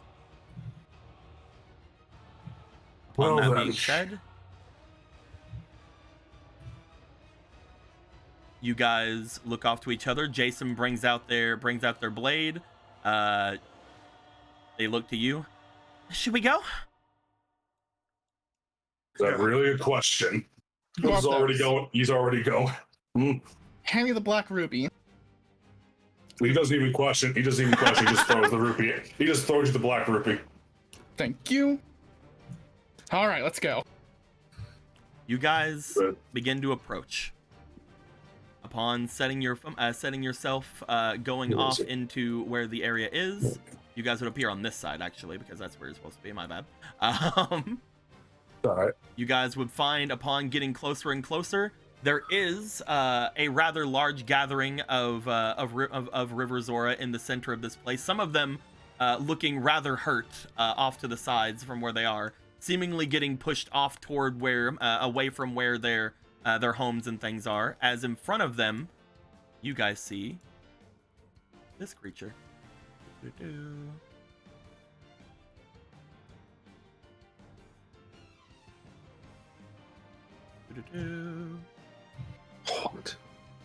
What do we see? One moment. Watch it be a Hinox. In front It's of King them, Dodongo. you guys see Oh my fucking god! this creature. Oh my god! It's not loading. Why is It's it a not King loading? Dodongo. Oh, it's a King Dodongo! As you guys see this extremely large Dodongo, seemingly just rushing back around toward where the others are. You also see several tinier Dodongos moving around the area as well. It seems like they are seemingly attacking the River Zora. Man, I can't believe I finally get to have a kaiju fight against an actual kaiju. Upon you guys seeing this, and upon the Dodongo seemingly bringing in quite a large amount of air in front of him, looking as if he's preparing to set off another one of his large fireball attacks, I think we're gonna end things off there for the night. No! Damn. Gorthos, you have to toss me. On it. Can I throw Ronan first? The last thing we see before we cut to black, Gorthos grabbing Ronan, Ronan getting tossed through the air toward the Dodongo. And right before we see anything collide, everything goes to black. Like freeze frame of like fucking like side to side, like one Ronan on one end, the Dodongo on the other. Yeah, frozen to be continued. I also will accept the boys' meat.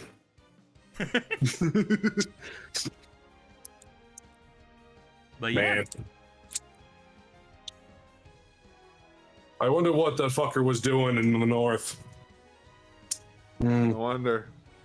Who knows, man? Oh my fucking god, Lynn, I just noticed. They fucked What? What's up? in the RP chat, look. Uh-oh. The RP channel. You just posted it. Yeah. That's awesome. Just, god fucking damn it. It's really funny. Yeah, I just fucking threw her. I'm like, just throw. And it just like, I hope you understand you were supposed to be Gora now. Go. Fly. Fly, you fool. Fly, you fool. Blot out the sun, brah! Ronan, Beyblade mode. I honestly didn't realize that despite the 4 squares of space, I can only move a square. Yeah, you still have the 5-foot So movement. I need to figure out how to fix that, but this is my default way of dealing with things too far away, which is a lot actually now. He's just throwing everyone else. Every time there's like a creature, you just end up throwing people. Just like whenever you guys fought the Goma. Now, to be fair, my defense, but the Goma had permanent slow on me, so fuck you for that. Second of all. Listen, throwing is just very effective, okay? It's not throwing, it's gliding, it's soaring with style. Exactly. I'm not tossing like a javelin at all. Man. Whew. Man, look at that big old Dodongo boy. Man. I'm gonna kill it. You ma kill it? I love how you said it jokingly, and then it get pulled out, and everyone saw but you. You fucking called it. Like, no, it's the King Dodongo. I'm gonna wrestle it. I'm gonna the Steve-O in this fucking thing. This thing can fucking eat you, Ronan. I'm sure it could. This is a Tarask right now for us. Do it. Which is okay because we have an archer. It's fine. This thing can potentially eat half of Gorthos in one bite. If it puts me in its mouth, I'm gonna just lift it straight up vertical and start running around with it. It's fine. I have some bombs left. I'll also drag it in. Oh yeah, you still have those bombs at the beginning of the campaign. Oh my god. You do not. Hold on. You do not. I have 2 bomb buds. You have the bomb bag! Oh no! Wow, we've never really needed to use these, huh? No, except that one time against Slaverman, and that was. We had the water bomb, which helped out actually, and then the ones against Slaverman. I used a bunch against fucking Adam as well. If Gallum was here, you guys would have the card that had the big bomb on it too. Shit. Listen. Worst case scenario, I drag it into the water and drown. That's the worst case scenario. Yeah, I'm sure that'll work. It won't, but it'll make me feel better. So when death rolls me in half, I'll always be like, at least I tried. Are those just things I can like throw and then they will explode, or do I have to light them first? The bomb buds? You can mostly just throw them. Okay. So if I just tossed the bag. Don't throw the bag. You know how expensive that shit is? It's fine. Look, just because Marco ruined $300 in front of everybody doesn't mean that it's fucking we're gonna throw our rest of our cash. It's fine. Go up to his mouth and empty the bag in it. Yeah, that's fair. Listen, it might have been the exact rupee I bet with. I still made far more money than that 1 rupee was worth last night. It's fine. It is true. You'll be fine. Just throw the black rupee in there. Maybe that'll work. No.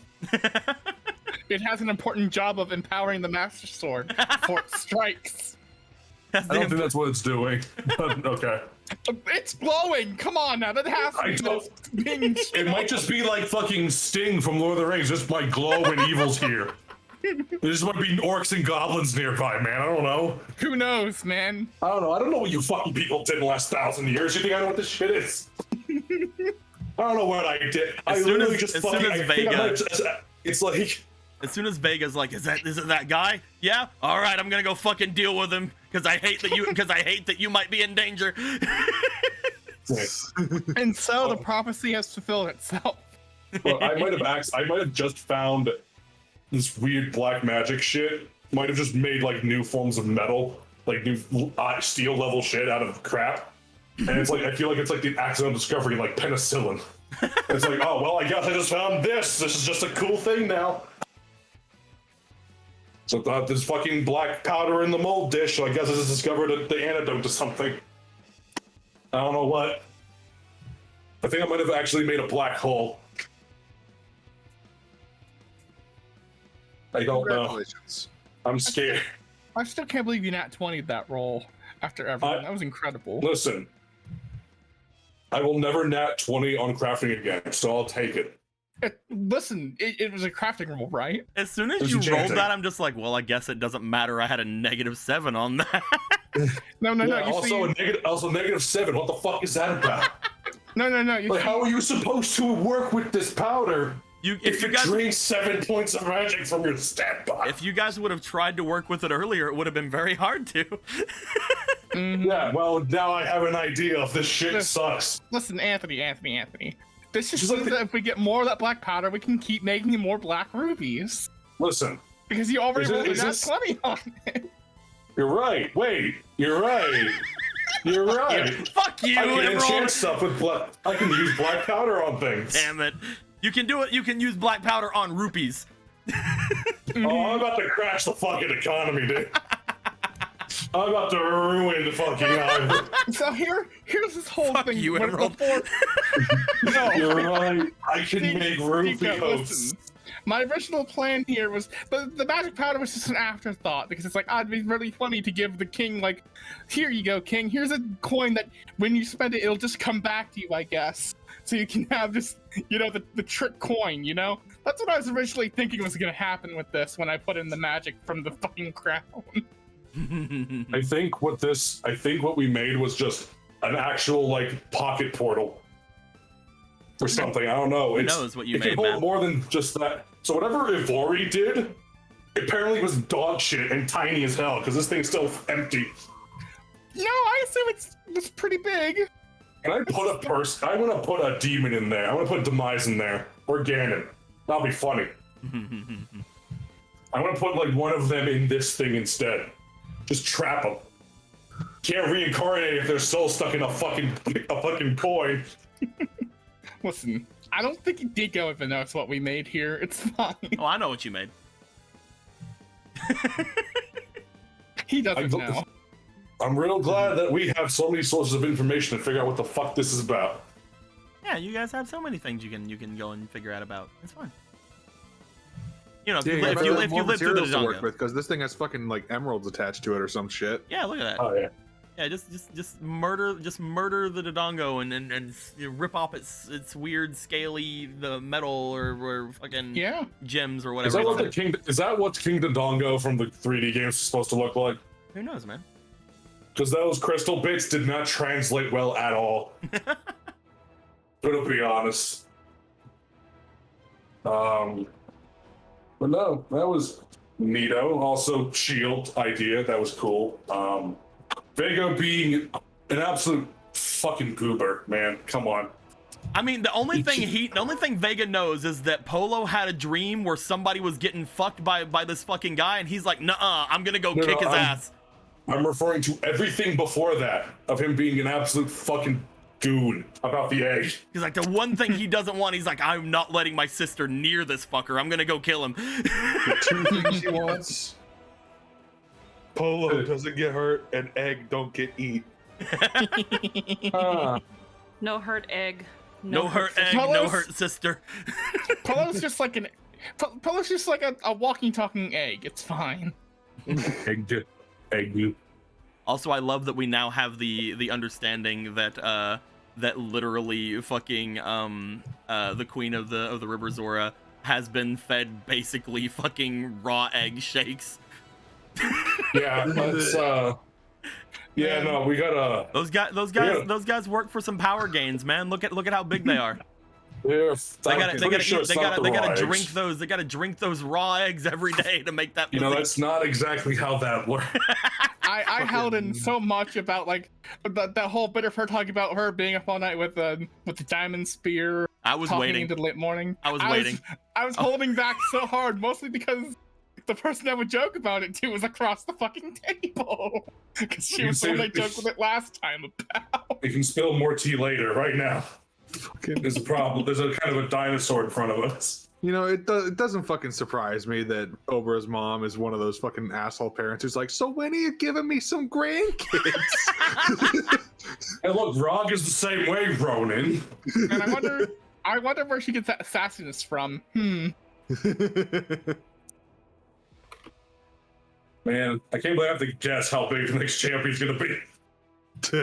Shit.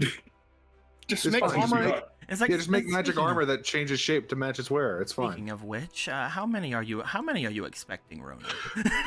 You should. That there's seems only- like a question you shouldn't be asking exclusively me. About How many would you expect to have with my daughter? you backwards As ass many as I bitch. fucking want. As many as she and I agree upon, for starters.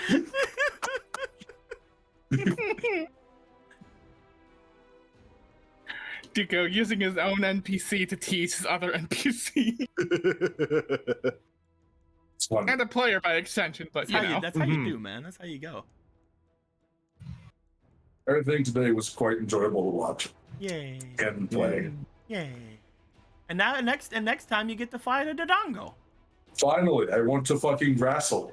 Wow, we're fighting a dragon? A real kaiju battle. Essentially, I yeah. have actual equipment. I think this is the Yeah. first time in the entirety of this campaign that I'm going to have to conserve resources. Why do you say that, my dude? Because this fucking asshole Gidon's hiding here somewhere, and we gonna fight him. But if you hold back too much, some River Zora might get hurt. Incorrect. I will literally become a shield. Come to it. Ronan. Not if I fucking yeet some bombs into its fucking gullet. Eric, it's fine. What? I have a blue potion and a purple potion.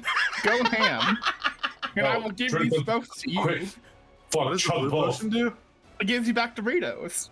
And purple potion can be any other potion. So you can negate I mean, two it doesn't blue get rid potions. of exhaustion. That's kind yellow? of an- A purple can it's- be the yellow one to do the exhaustion thing, right? Oh, Also, you have 4 yellow potions. Also, I have those, but they take like an Also- hour to use. So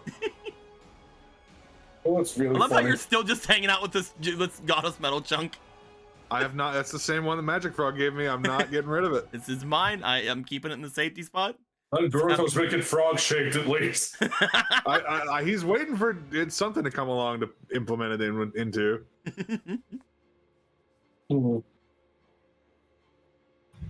But How does Ronan I know feel? exactly what to do. How does Ronan feel about being the old king's basically? Oh, here's this ancient treasure that we have. Hold on to this. This has happened twice to you now. And how does it feel to hear that the old king's dad basically said you're the inheritor of my title, go. Wait, what was the Was it- second thing? Well, that was the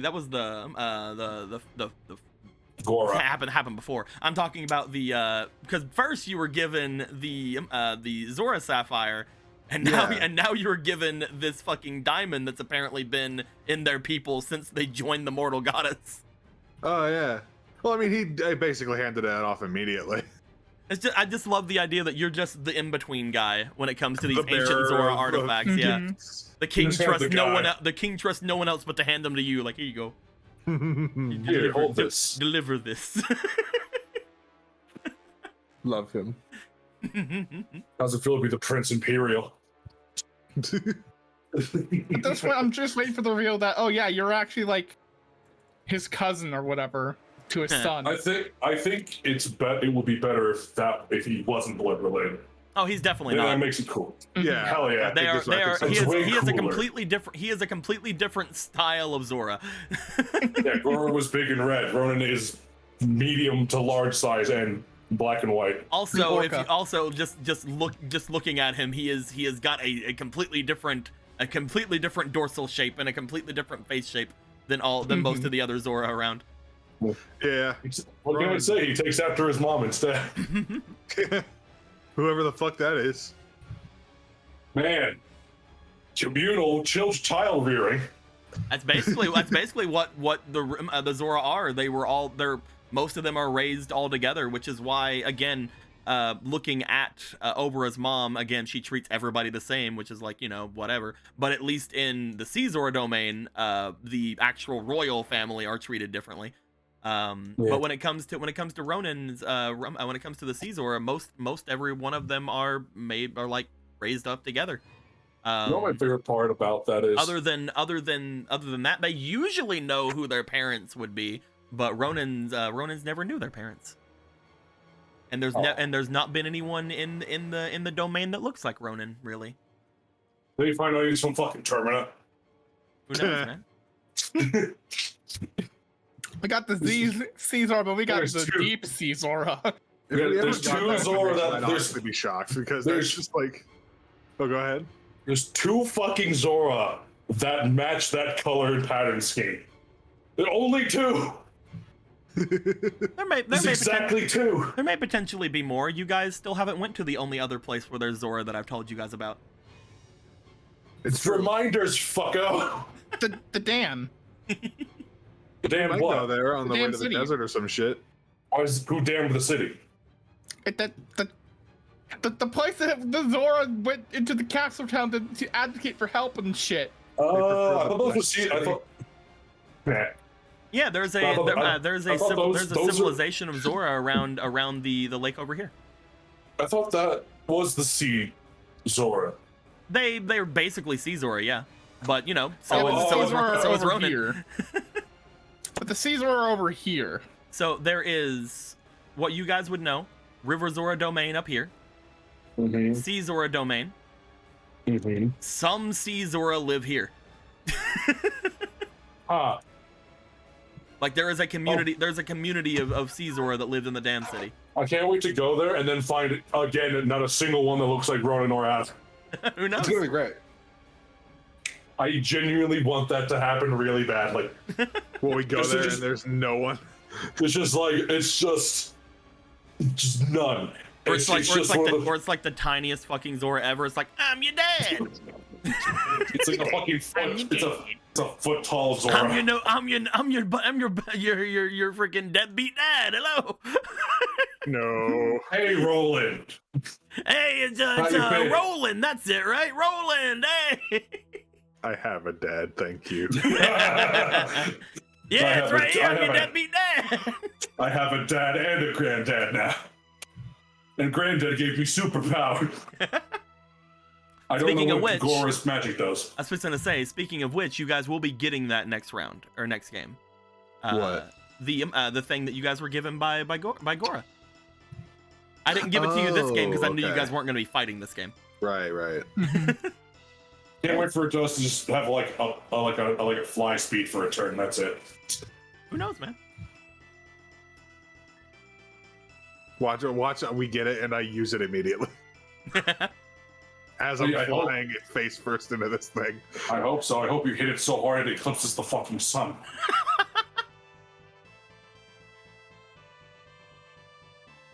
But yeah, Well, that's exciting. I think we're gonna be ending the recording here, my dudes. Next week we'll come back to doing some more Dodongo fighting potentially, seeing what's going down. The dango. The dangos. Dango. They went. You're off of the mountain. The dangos. Go back onto the mountain. Get out of here. What you doing? Come on. Come on. But yeah, we'll see how things kind of go from there, and yeah. Hope you guys enjoyed this. We enjoyed this. Well, a nice time, like always. Later days. But